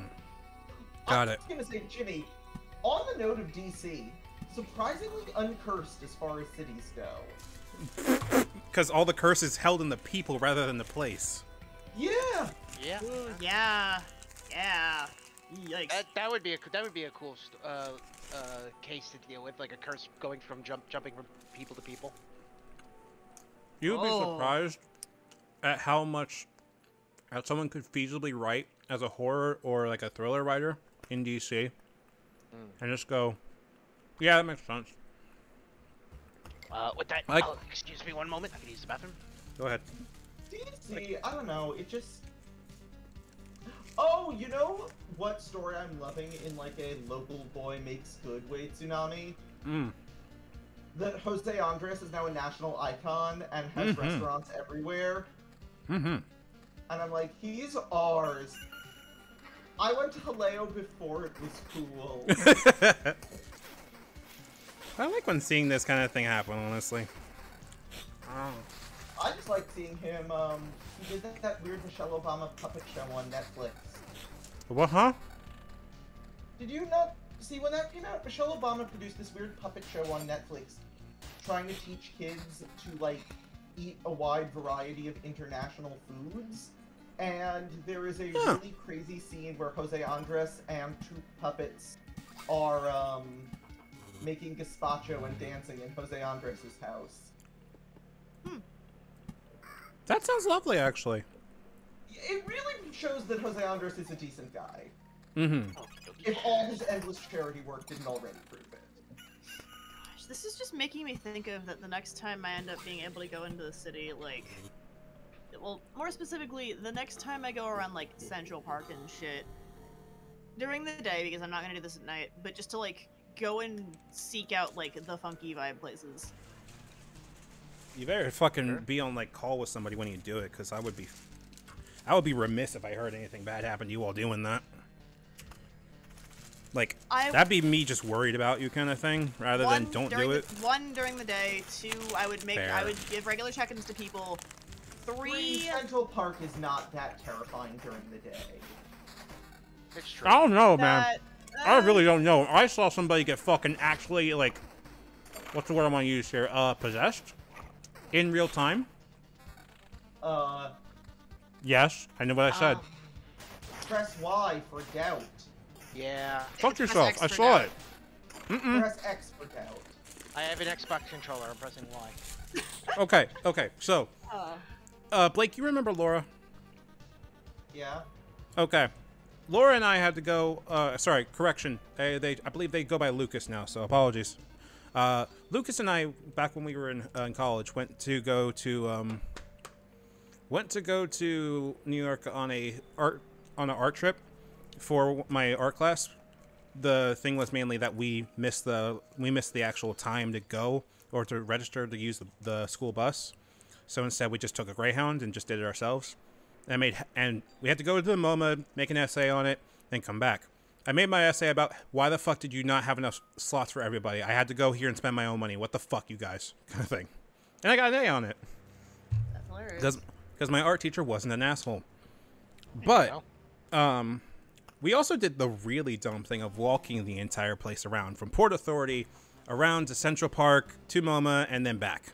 Had a blast. Had a very fun time, mind you. But it was a lot of walking. Yeah. Yeah, that's a lot of walking. I'm just mad at your art teacher for doing MoMA as opposed to Met. If you're gonna do a New York big art museum, do the classic. I would imagine so, but he was an odd duck even for what I assumed art teachers would be in terms of odd ducks. That all being said, Central Park was really cool. We hung out with a few Amtgard folks. We did like a really impromptu Amtgard LARP. Had some fun times. Met a few people that were busking, so on and so forth. Took a lot of photos, but I lost most of them. But round near, I think it was Bethesda Fountain or something like that. I don't remember the name of it. It had a fountain that was near a little underpass or something like that in Central Park. And there was somebody meditating against one of the walls that one of the walls in there. It had a ring of white flowers around them, and they were like almost impossibly white. Like translucent skin white. And it stuck out in my head because, and I shit you not, someone accidentally broke the circle, and they immediately, and their eyes were closed. I watched. I was like trying to figure out what the hell was going on because I was like, is this an art piece? Is this? And I'm pretty sure they didn't hear the circle get broken or anything like that. But as soon as that circle was broken by somebody, they started twitching and like almost crab walking at them. And both of us were like, nah, fuck this. We got to get out of here. Like, even without any fucking, like, actual thing. I know that's press X to doubt, and I don't blame you, but, like, I fully, like, something fucking happened there. I don't doubt that this person was disturbing. I doubt that they were possessed. Yeah, I'm like on that. Like, because we've seen, like, I'm sure Blake kind of blasé to people being weird in New York. I mean, take it from somebody who would take the subway to and from work on a daily basis. I've seen some shit. Still not as scary as hearing someone shout, "It's showtime" on your morning commute. Right, that's true. Ooh. What the fuck is that supposed to imply? Showtime? No.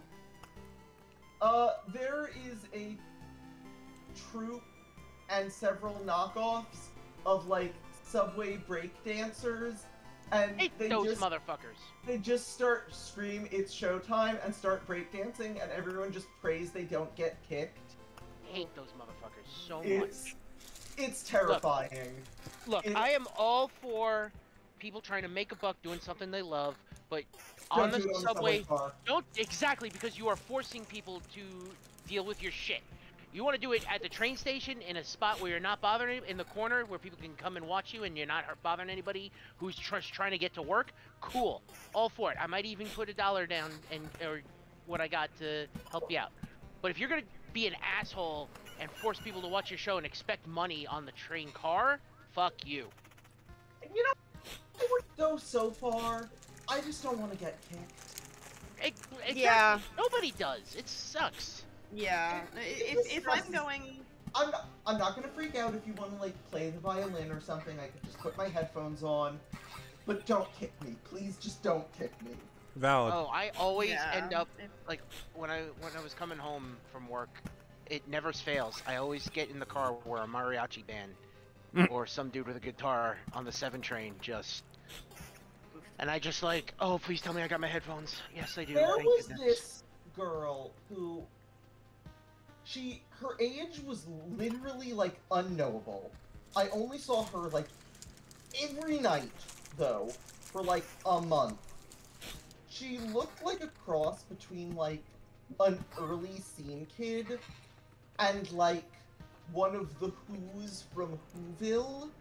That is a very specific mental. You said the Yeah. same thing twice. Okay. And she would like play the ukulele incredibly poorly. Oh no. God. And she would always announce, I'm not poor. I merely have a lot of Christmas gifts to buy for my friends, so if you feel like donating, please do. Oh God. See, I would be an asshole and be like, nah, I don't feel like it. It's all right. Well, I was more just like, okay, so now I don't pity you. I just am irritated by you. I'm more irritated. They should be paying me to deal with that nonsense. Oh God. No. Trust me, she brought a smile to my face with her nonsense more than once. She was very Hey. silly. She was Okay. exceedingly silly. Like, maybe she wasn't making me smile in the way she was hoping to, but I smiled. God. Looping back around to the going looking for trouble. One, if I'm doing it, like, alone, it would be in the middle of the day and not, like, super out of the way looking for trouble, but go with someone else. Two, I'm not gonna go looking for, well, air quote, Look, if trouble. you're looking for trouble in Central Park, the worst thing you're likely going to find during the day is some, like, gay couple having an ill-fated COVID hookup. I Or, mean, or a couple of Karens. it depends on the kind of trouble you're looking for, because if I'm going looking for, like, interesting vibes is not the right word for it. Okay, let me put it like this. If I go looking for shit, the worst I'm going to find is Fey nonsense, and that's fine. Like, I can handle that shit. That shit's what I'm used to handling. That's the worst thing I'm gonna find. I'm concerned about how many of us are able to handle Fey nonsense. That's more of a "Are you okay?" kind of vibe. Like, I mean, if I could deal with people on the subway, I could deal with fake nonsense. same thing, isn't it? No. That's kind of my point. Column A. All right, fair. I guess it depends on your opinion. You know, It I'd probably depends. be more respective of the fey nonsense. Like, Mm. I haven't run into much Fey nonsense outside of whatever the fuck that was in Central Park. And I know well enough to go, nah, I'm not fucking with you. You can do your own thing, but let me be. Kind of thing. Yeah, and that's the right thing to do. Yeah. Like, I don't know. I get nervous, I guess, when it comes to stuff like that, because part of it's like I totally believe in, and the other part is like I really don't want to have to be the kind of person that gets like the pink hair and goes, I'm gonna be the fucking actual protagonist, god fucking damn it, kind of thing. Like I don't want to. I have too okay, not complex of a life. so I just let don't want me- to fucking deal with it. All right, let me break it down like this. The way I like to break it down is there is a difference between fairies and the fae. Right. Yeah. I specifically go looking for fae nonsense, not fairy nonsense. Mostly because I don't want to deal with the former type of bullshit that is more likely. So, fairies are not inherently malicious. That is where I draw my line. Fairies are never inherently malicious, even when they like fuck around and make you lose time for like a half an hour or etc. or the stories like that. Mm. That is where the line is drawn. Fairies are not inherently malicious. Fae depends on the day. Yeah, I don't want to deal with that. Hey, But also, like, fairies are more the kind of thing that people will accidentally stumble on, so it's probably better that way. Like, ain't no problem with the prospect of dealing with the Fae as long as I don't get Changeling the Losted. You feel me? Yeah. Like that's my main fear. I just don't want to get Changeling the Losted. For that. If See- you're not you are a respectful enough person to where I do not see that as an issue. I'm not sure most Fae tend to care. Eh, It depends. I guess it depends on the fey itself and what you do. If you are a respectful enough individual to at least be like, nah, fam, or like, no, fuck this shit, I'm out, Mm-hmm. that's fine. Like, Mm-hmm. they are the other distinction I like to make between, and I have distinctions like this because like, my main tarot deck is Fae. Mm. This is the shit I work with. The other main difference between fairies and Fae is that Fae are much more likely to fuck with people despite them not being very malicious. Mm-hmm. Because to them it's a prank and they don't actually mean harm. Unfortunately, that tends to come across a bit poorly because they're not meaning harm can sometimes be very harmful to actual people. Like, they don't have a sense of time, really, so them making you lose, like, an hour means that you might be fucked up for the whole day, but they're just like, oh, this is just a prank, we're not hurting anybody. Like, that sort of shit. Right. But they're also more likely to interfere and fuck with people. They don't really normally give a shit likewise. Like, if you're not deliberately trying to fuck with them, they're not gonna deliberately try and fuck with you. I mean, that's in agreement. That's usually how it sounds from the stories I've read. It's like you've got fairies and then Fae are like another step removed. They are another step further removed. So you having a I don't want to fuck with that attitude towards like Fae and fairies in general, totally understandable. You won't get fucked with. Like, Fae will not deliberately mess with people unless they have a very specific agenda, and that's normally only... If you don't piss off a Fae, they won't fuck with you. Fairies you don't really piss off because fairies don't have a full sense of the... I want to say the human spectrum of emotions, but at the same time, it's just like, fairies are a step removed, and then Fae are another step removed. Right. The issue and difference between Fae and fairies is that fairies don't fully get the difference, or understand the difference. Fae do. And that is why they will not normally fuck with things unless they feel they are slighted or angry, that's it. Because they tend to understand. And this is why a lot of the times the Fae are much more terrifying in folklore and stories and whatnot, rather than like brownies and other fairies and that shit. Right. Is because Fae, be another step removed, also understand a lot better that even if they don't have it themselves, more of how humans work and how their emotions tend to work and all that. Which is also the reason they're better at manipulating that. Makes sense to me, I guess. On the flip side, it's also why that if you're not intending on intentionally fucking with a Fae, the worst they'll do is like kick you the fuck out of their basically kick you the fuck out of their house and tell you not to come back. I'll take that. Eat off my lawn. Like wait. Like you've been to DR, right? DR? Dystopia Rising. What? Have you been to Dystopia Rising? No, never.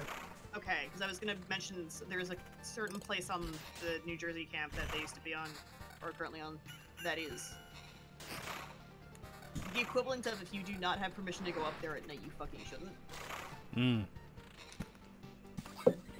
I have permission to be up there. That's why I'm not super worried if I go looking for trouble, like, in New York City or not, is because if I don't have permission to be somewhere, I will find out very quickly, and I will fucking leave. That's fair. Makes sense. However, if I have permission to be somewhere, then I'm like, I'm gonna be over here. I'm gonna leave you alone now.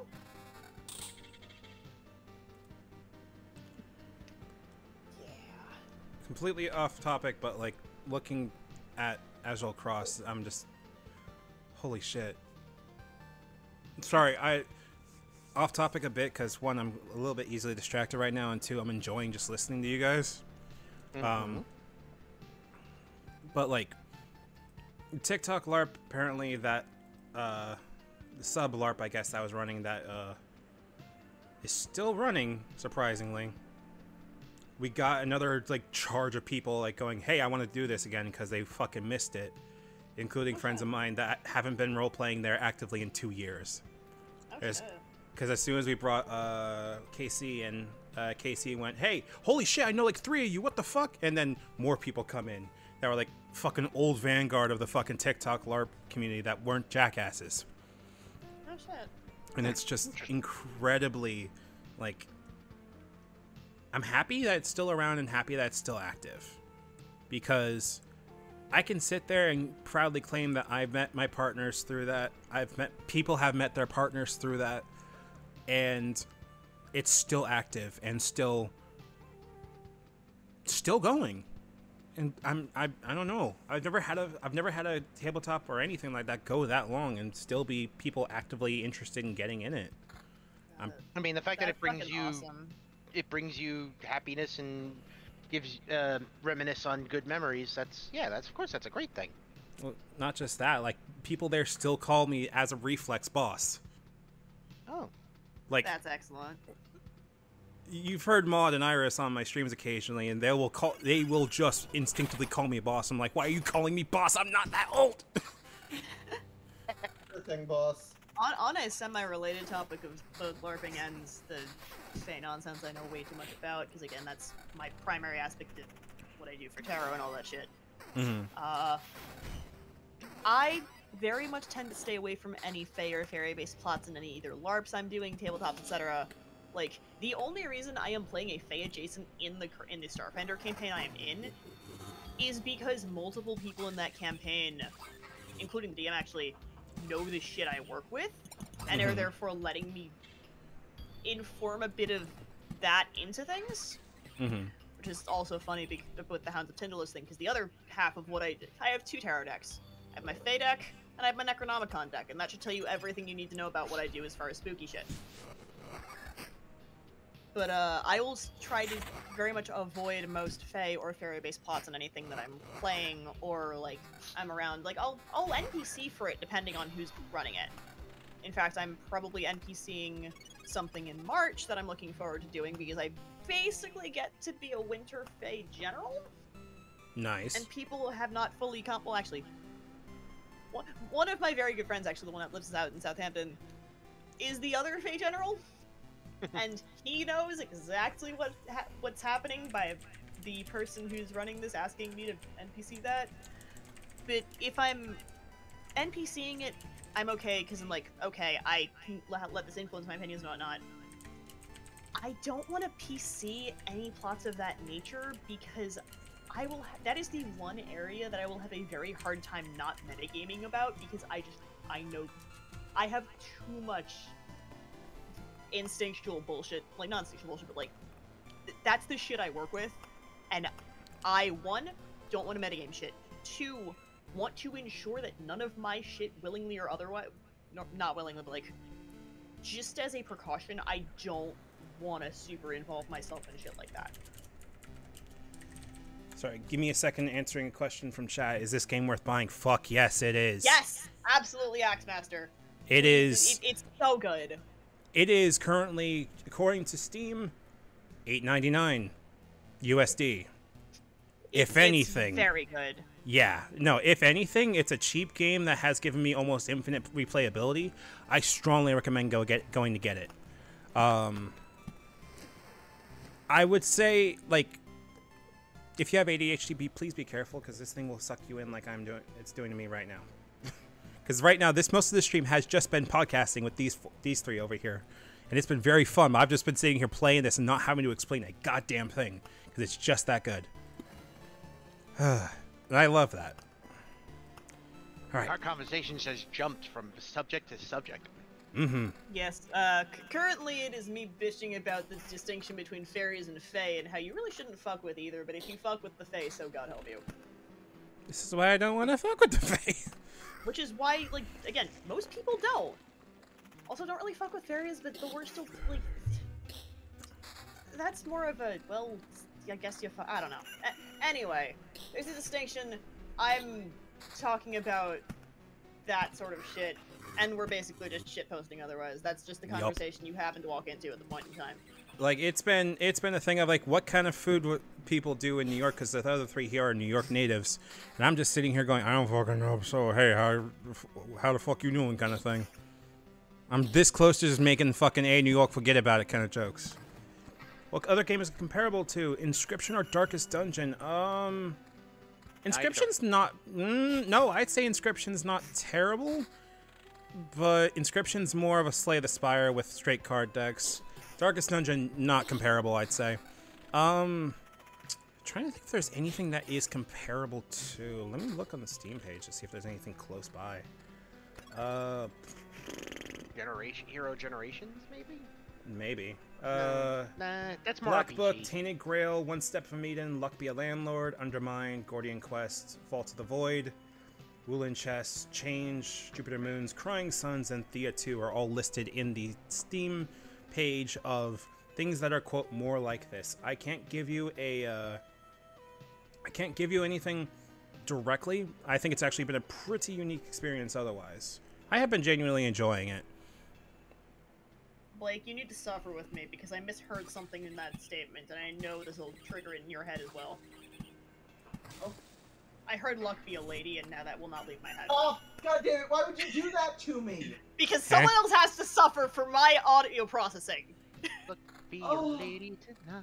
Oh, I was in that show. Oh god, I didn't know that. I just figured that you would have... Guys, what the fuck are you talking about? We're talking about Guys and Dolls, the classic... Never mind, don't care. Actually, correction. I do care. I just sit there and go, I was never a theater kid, and every time I saw this, I'm like, eh. There's no problem. No problem, Max Master. Like, I could genuinely recommend this game. It's good. You weren't a theater kid, but I cannot make excuses for your failings. I'm sorry? Wow. Do you want to go with your $30 haircut, you 125-pound looking motherfucker? Oh, wait. Who pays $30 for a fucking haircut? Wait, I do. I'm... Because I'm a fancy boy. Deal with it. I don't have You to. didn't even turn me down. I really don't have to. Wait, hold on. You're like my height. There is no way I weigh more than you. I don't actually know how much he weighs, just for the disclaimer. About to say, like... I was just calling him. I was calling him tiny compared to me. Oh my god. I'm allowed to. What the fuck is he gonna do? Fucking stop me? No, he likes being called tiny. Oh. Compared to me. You want to die? I'm so sorry. You kicked me in? You kicked me in like football? We have been on and off topic a lot. Anyway, welcome to Shitpost the Hour. real reason I spend $30 on a haircut is because I have very curly hair, and if I don't spend $30 on a haircut, they cut it like it's straight hair, or they cut it like it's textured hair for, like, non-Jewish curls. And so either way, I end up looking kind of ridiculous unless I get a salon cut. So idea 100% on that. understand. Idea/suggestion on that, because this is what I have been recommended. Oh god. Latinx. Latin hairdresser. would be easier to Latin, thank you. Thank you. I was unsure of the proper what people who are that use now. I just don't know exactly where to go in Philadelphia, and also I like that my place gives me a free whiskey and comic book when I go get a haircut. Oh, that's so cool. You know what? Okay, so you have a place. I'll That's do that valid. for $30. Hell yeah. That's totally valid. It was what was recommended to me when I'm like, because I'm not Jewish, but like, my hair is not quite the obnoxious level that is that curly, but it's enough to where I'm like, who the fuck is gonna grumble? So that was actually what I was recommended, was go to a Latin hairdresser or her like Latin salon. Smiles and only one haircut I typically do. Smiles and just get it buzzed. Smiles and can do it perfectly at a fucking black-owned barbershop because it's the good shit. Oh, Smiles and just keeping my hair long. See, here's the thing. I'm at a point right now where I'm in there is no melanin where I am. Oh. So I wish it was that I had more melanin. I work with a lot of black people, and that sounds, you know what I mean. But I have very natural, like, textured hair. Right. And I, in high school, always got a buzz because I was in ROTC. And so most of it was just, I get my hair buzzed because it's easy to take care of, and I also look pretty slick with it. Okay, cool, we'll keep it that way. And then when I got older, I'm just like, you know what? Fuck that. And I just haven't been able to find a good hairstyle since, other than like just shaving down the sides and just letting the top grow, and I looked like I was in Kid and Play, and it didn't look the greatest. But I kind of want to do that again because I have like my own pair of like buzz clippers, and I just kind of want to do that. Oh, why? Have you, if you don't mind my asking, have you asked your coworkers where they go if they have I similar hair? probably will, but the problem is like half of them have their hair twisted, and like I'm tempted to do that too.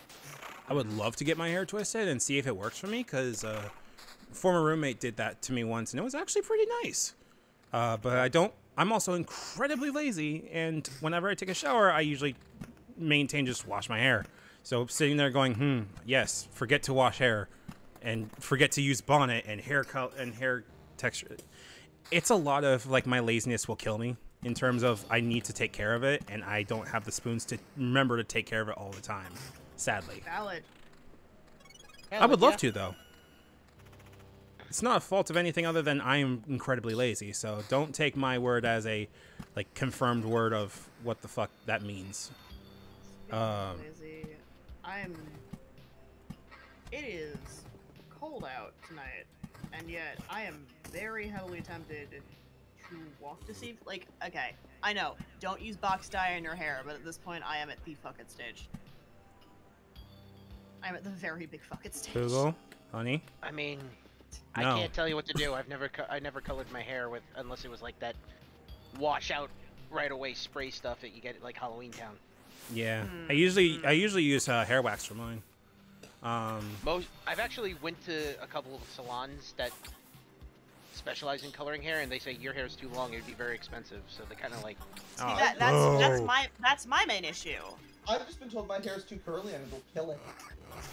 That's also boo. I've gotten my hair colored before, and yeah, I have like longer-ish hair, so I'm like, right now it's just at the point of where I need to do something with my hair right now, and I know that's like a bad thing to say, but my hair is a very big depression point for me.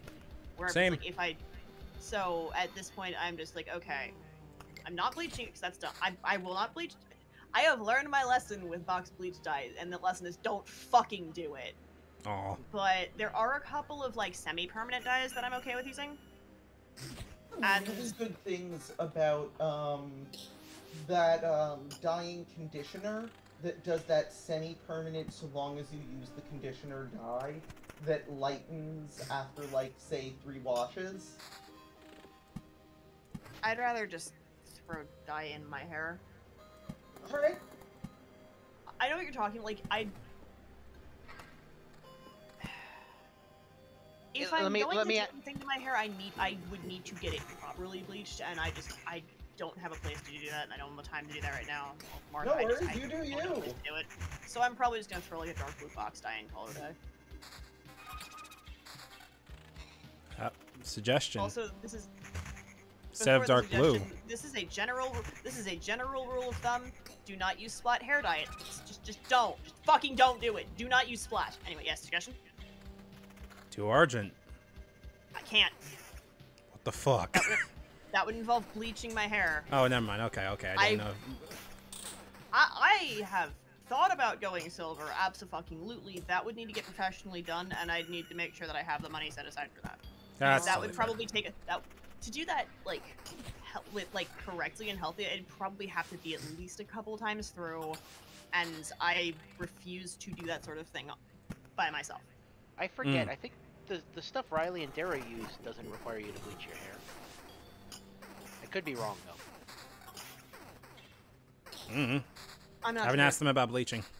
Yeah. I with how my hair is, because I have gone like ice blue once, and it was great, but the person who did my hair had to full bleach it out and then had to add shit in, and I do not trust myself anywhere near bleach.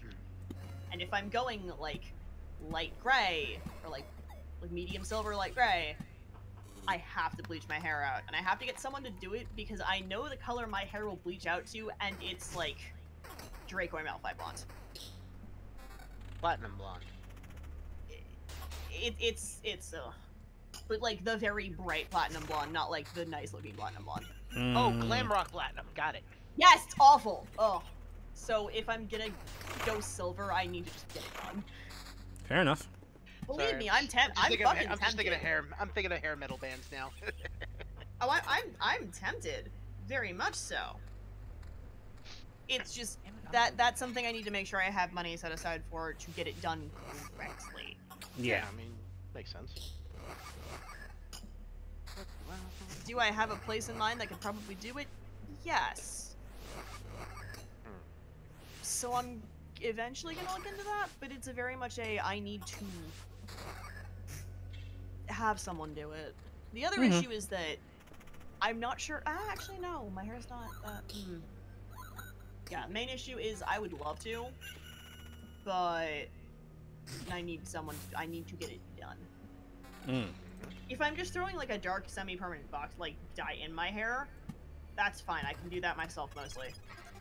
But I've learned to never bleach my own hair again because I can't do it. I'm dreading the fact that I might actually have to cut my hair because I'm looking to get a superintendent's job. Ooh. Yeah, been studying for my standpipe and sprinkler system tests. Oh, nice. It's a good thing to have, even if I wasn't looking for a superintendent's job. It's just something to have on the resume to make yourself look good. Yeah. According to my brother and sister who took it themselves, it's a walk in the park test, so they should be all right. Because they both have it under their belts.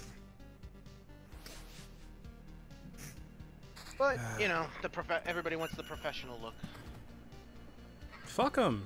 But that again, that's just me. But like, I've kind of Nah, already yeah, made a but- mandate of just I'm not doing that kind of shit for anyone again. Like, Well, here's the thing. When I worked in my last job, I started with short hair. Hated it because I hate having short hair. But, you know, over time, once the tenants got to know me and everything like that, I won the right to keep my hair long. right. Because I did such a good job. So I can always do that again. And I can, you know, grow my hair in a different way right now because it's,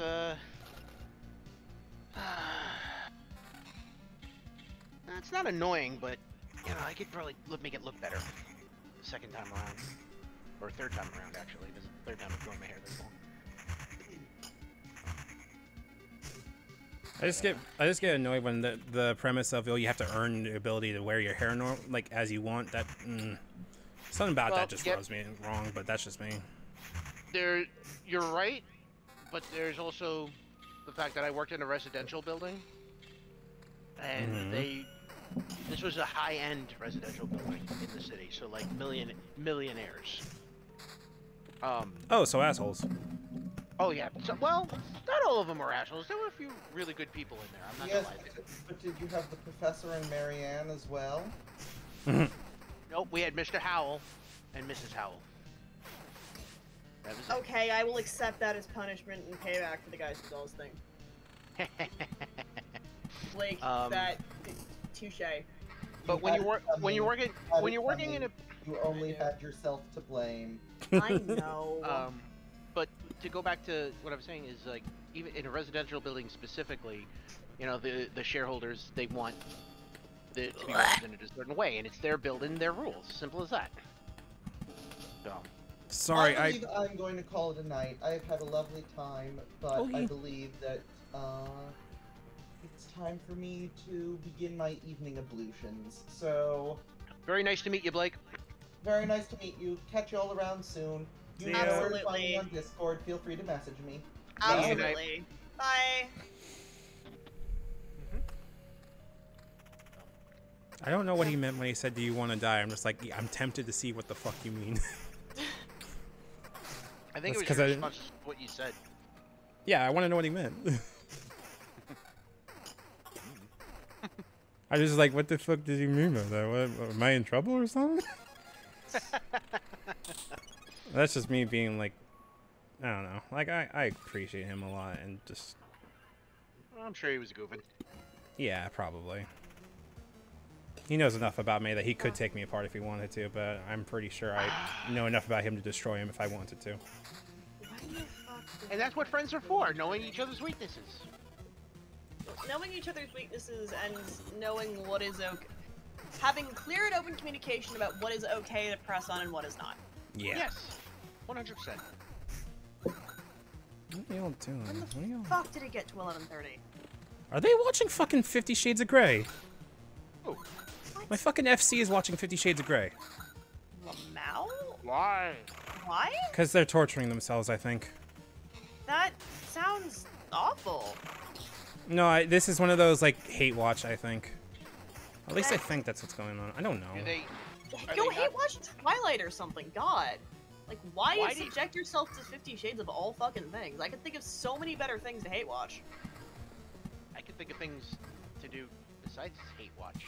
Yes, but if you're gonna Yeah, make like, fun watch of a something movie, you at like. least- or Mhm. like make fun of a movie that is still fun to watch and not just a cringe fest train wreck. Good. Have you Yeah, I don't either get y'all ever see like Alizé's fucking video just like doing an analysis of 50 Shades? Like that's I don't want to read No. I don't want to read that. It is legitimately like a bad book. Nope, Yeah, I Like- did hear Gilbert Gottfried read the book. I'll pass on that too. Fucking hilarious. It's actually- Cringe as fuck, but Cringe. hilarious. It's only a few sections, like a few small Yeah. sections, but it's fucking hilarious. Mm-hmm. And that's about all of my extent of interacting with the book because I have no desire to interact with anything of that nature. Yeah, and then they made like You kn- 6 you know other what? books. You know what? Here's the apt analogy I will give. The what? Liking 50 Shades of Grey is like telling someone that you think Harley and the Joker is a non-problematic relationship. Oh my god! Google, you're the best. Thank you. I'd go a step further and say that you Fucking A. I would say here's my analysis of it from what I listened of it. Being an unironic fan of 50 Shades of Grey tells me that your sense of a good time is not making your partner come.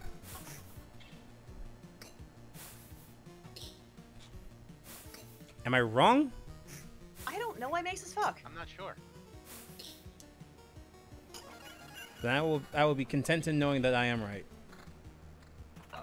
But yeah. I don't have any basis I- of judgment. Like that's why I went with the Harley Joker thing. Like Yeah. liking 50 Shades of Grey is akin to thinking that Harley and the Joker is relationship goals.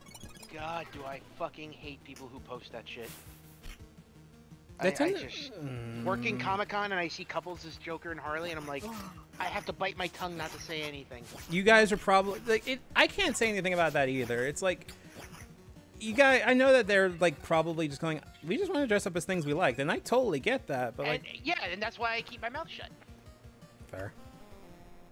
You're 100% right. It's they're doing something that's fun for them, whether they understand, the true meaning behind that relationship or not. It's not my problem, nor is it Okay. my duty to correct them in the middle of something. So I will spread the analogy further to make this make sense as well. The same people who don't understand, who don't know why Harley and the Joker are problematic, don't know why 50 Shades is problematic. Whether it is ignorance or just...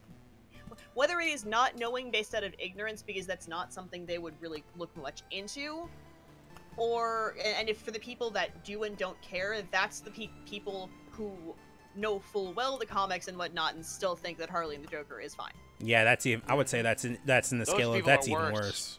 Yeah, no, Yeah. that's worse. But like, there's the two different things. It's like there are people that don't understand why 50 Shades is problematic, and there are the people that look at that and go, "Oh, that's fine." Like, there's a difference between ignorance and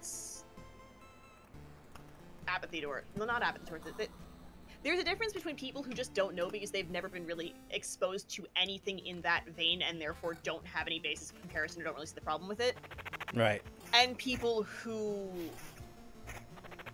refuse to see the issues with it. Like that, and that's the difference between people who are, oh, this is cute, it's the Joker and Harley. Like, that's one thing.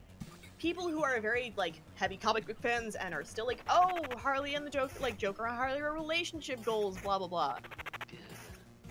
Yeah, that's my point. One time, actually, back in our last Comic-Con, I was working a booth, and a couple came Really and they fun, were just... which is really funny because we would have been in the same fucking building. This Yeah, I past did. October, I was, right? Yeah, I was working that Yeah. Thursday and Friday. No, I was working Thursday, Friday, and Saturday. I was there Saturday. Oh, okay. Yeah, I was That's in the booth that's the entire that's time. wild. Were you in cosplay? Yes. You probably passed by me and I didn't notice. God, I'm trying. My friend who I was with was much more recognizable than I was. They were walking around as Human Flick all day. Human Flick? Flick from Animal Crossing, the lizard. Oh, okay. I don't know the character. It's fine. They had like a giant butterfly net with them, and like red spiked hair. I don't remember where we were and where you might have been. I was in a. We had a giant sign called Fanboy Collectibles. That's the company I was working for. I don't think I went over there. Bunch of stat. Yeah, we were towards the far left of, near the far left of the main hall, exhibition hall. Okay. Anyway, back to the story. This one couple came up. You know, they actually had pretty nice costumes. Like, hey, you know, nice costumes and whatnot. And you know, it came up.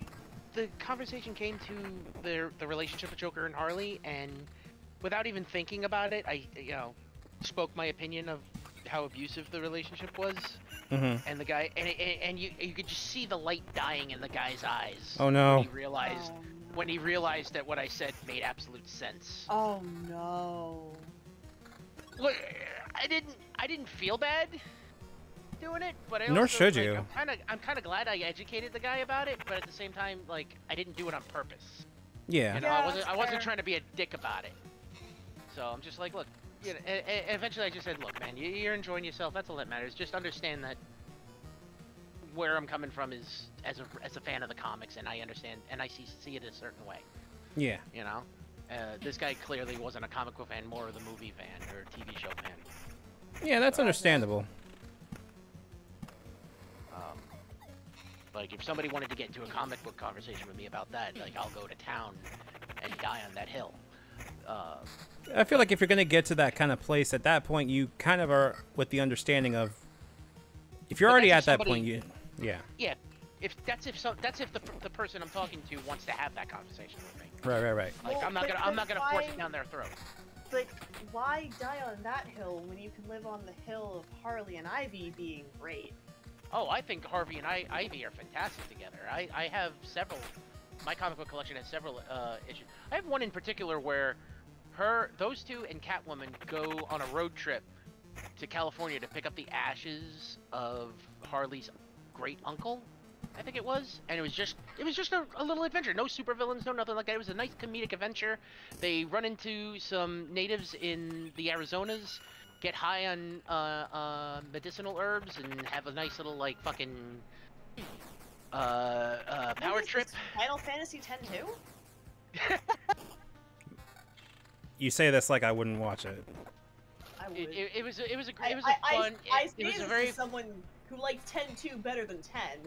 You're right, and you should say it. Damn. 2 reasons.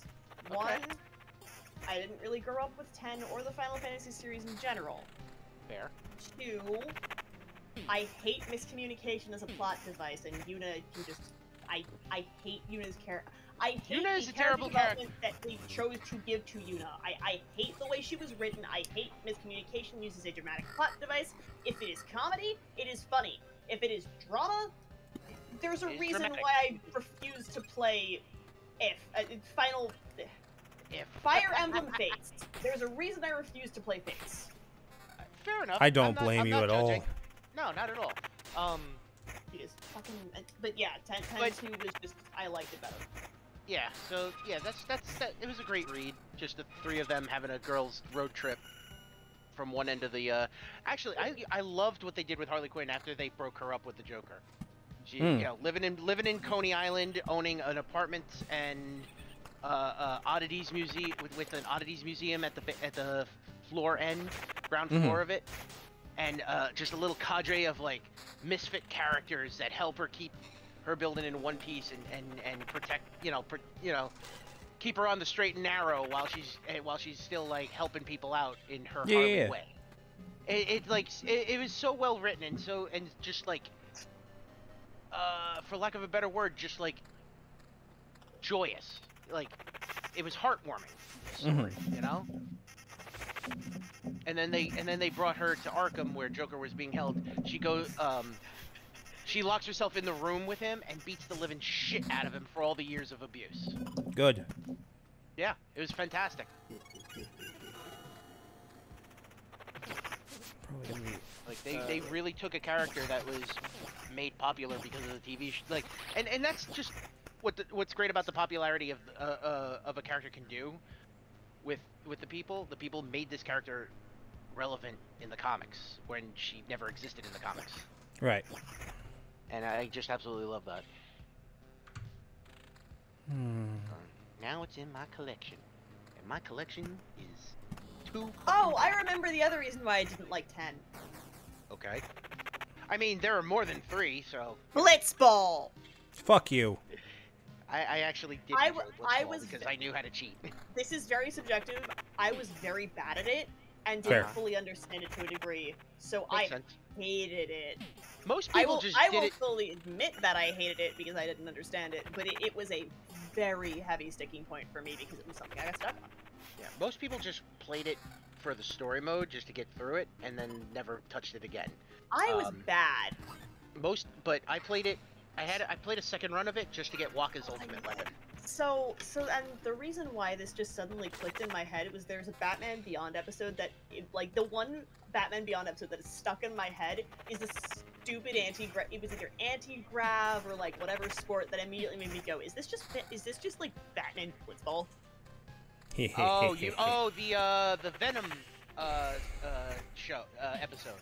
I don't remember With which the episode slappers. it was. It was a Say No to Drugs episode, basically, where they were these drugs called slappers. I know the episode. I don't. I just remember that there was, like, anti-gravity sports that were Anti-gravity in, like, a bubble lacrosse. It was anti-gravity lacrosse. Oh god, that's probably why I didn't remember it, because lacrosse. Yeah, because they had like these. Or as I'm going to make Brad cringe, lax. Die. Die. No, Brad can tell me this because Long Island. Wax. Lax. Oh, lax! Oh, fuck off. I say as someone who played that in high school. So, Lax never made sense to me, I'm not gonna lie. Like, the entire premise of the know. sport just didn't click in my head. I mean, it's the only thing that I've been able to compare people to. So, when I got the COVID booster and this normal, like, the original thing in general, the best equivalent I could give to LARPers was getting hit full force by a latex weapon in the middle of winter. Yeah. In the arm a couple times. The best description I could give to non-LARPers was getting checked in the arm full force by a lacrosse stick. Yeah, it's a very heavy contact sport. A friend of mine back in the day was on the lacrosse team, so you know. Yeah. But obviously, we used his gear to beat the shit out of each other with helmets on because we were idiot white kids. But yeah, it was anti-grav lacrosse was the Batman Beyond episode. If it's the one I'm thinking of, I thought it was like I thought it looked or more like anti-gravity air hockey because they took Something a puck like and that. chucked it at each other. All I remember it was like an anti-gravity bubble that immediately made me think, wait, they're in a sphere that's it's like weightless. Oh, it's like Blitzball, and my mind went from Batman, the Harley conversation, Blitzball. to fucking Batman Beyond and that, which was I was already kind of thinking back from me bitching about 10. God damn it, my brain. Also, I not got the gonna lie. points. Not gonna lie, also, like, now that you've made me, like, think about, like, what in 10 I actually liked, I will freely admit that the main thing I actually remember liking was the island aesthetic, because I'm a sucker for anything that intentionally goes for Hawaiian aesthetics. It's because I am. But everything else they did, like Waka being a fucking racist the entire time, and then Waka being the one that gets with Lulu rather than, you know, none of them dating.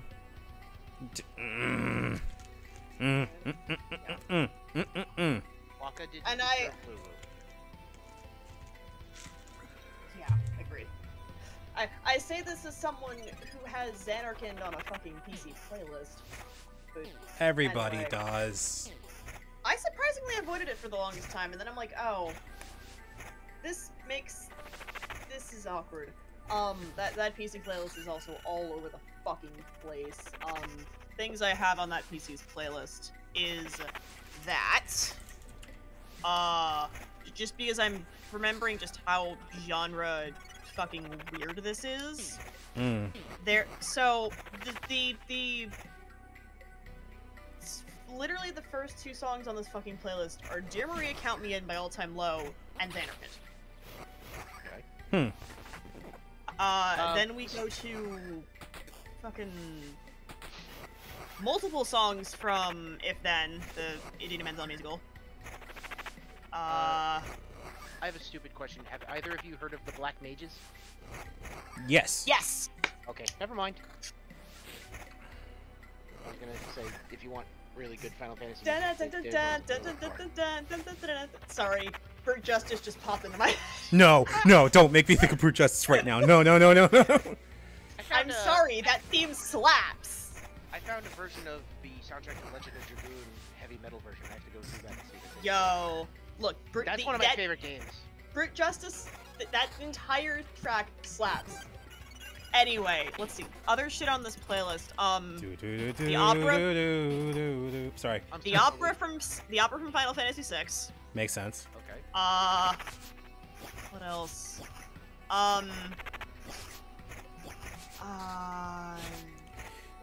Poogle, I'm gonna Why kick is there your ass because you Bloodborne now. music on this soundtrack? Because Bloodborne music's actually good. Also, I'm gonna kick your ass for now. I'm just thinking of all the fucking Alexander raids. I'm upset now. I'm not gonna bitch about the one I hated the most. Which and was? Surprisingly, was not A12. Which was? A9. Which one's A9?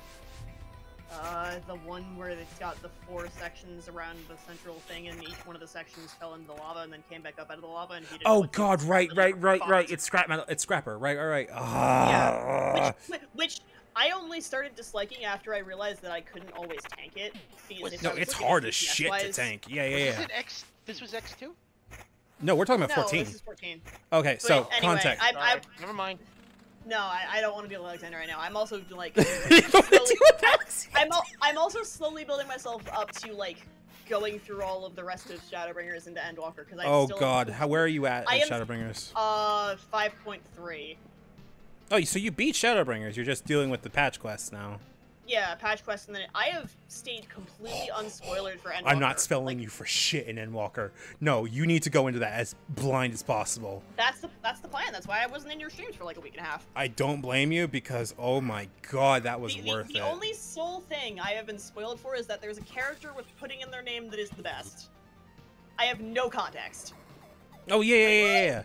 All I'll say is Pudding Way! When Pudding Way, yes. I have been told Pudding Way is best character. I have no context. I think they're a Lawful? I don't know. I No, actually they don't are know the not. context. Cool. I have no idea the context. All I know is that someone said Pudding Way is best character. I have no further context except for like a couple of the screenshots I've seen of like one of the areas. Mm. But yeah, I'm working myself back up to getting into that, which I'm slowly doing after things. But God, this playlist. Brad, what were you saying? I was just saying that you had a hell of a moment when you finished Endwalker. That's all. Oh, dude, yeah. Honestly, like I remember watching that. I'm still like thinking about it, I guess, because like I stopped streaming for about a week because I was just sitting there going, Oof. no, it was heavy, but in a very Yeah. Okay, I'm not gonna spoil anything for it. I promise you, I'm not. And if I start, like Brad, you saw it, so you can tell me if I'm starting to get into spoiler territory. I'll do my best. But I think this is more of a review of how it was as a game. I don't want to know. You sure? I don't want to know. Okay. I want to go in blind. Okay. Fair enough. I appreciate it. I just want to go in full blind. and No, I just- got you. I get part of this is also me just wanting to gush about it, to be honest. Give me a couple weeks. Yeah, no, You're like me after reading a good book. yes, You I want to am. talk about it with some. mean, You want to talk that's- about it with people who haven't read it yet. Yeah, That's- and, Valid. God. and I Sorry, just I'm- want I'm- to. You're good. You're good. I'm just sitting I'm here just going. through- that's fair. I will let you know. I will fucking pseudo live tweet to you where I'm at once I You start. could just call me in when you have like dungeons or raids you want me to tank for. Wait, what do? You DPS or tank? I'm a tank main. I can't DPS to save my life. Fuck. Well, okay, that's a good enough reason for me to fucking do Reaper stuff then.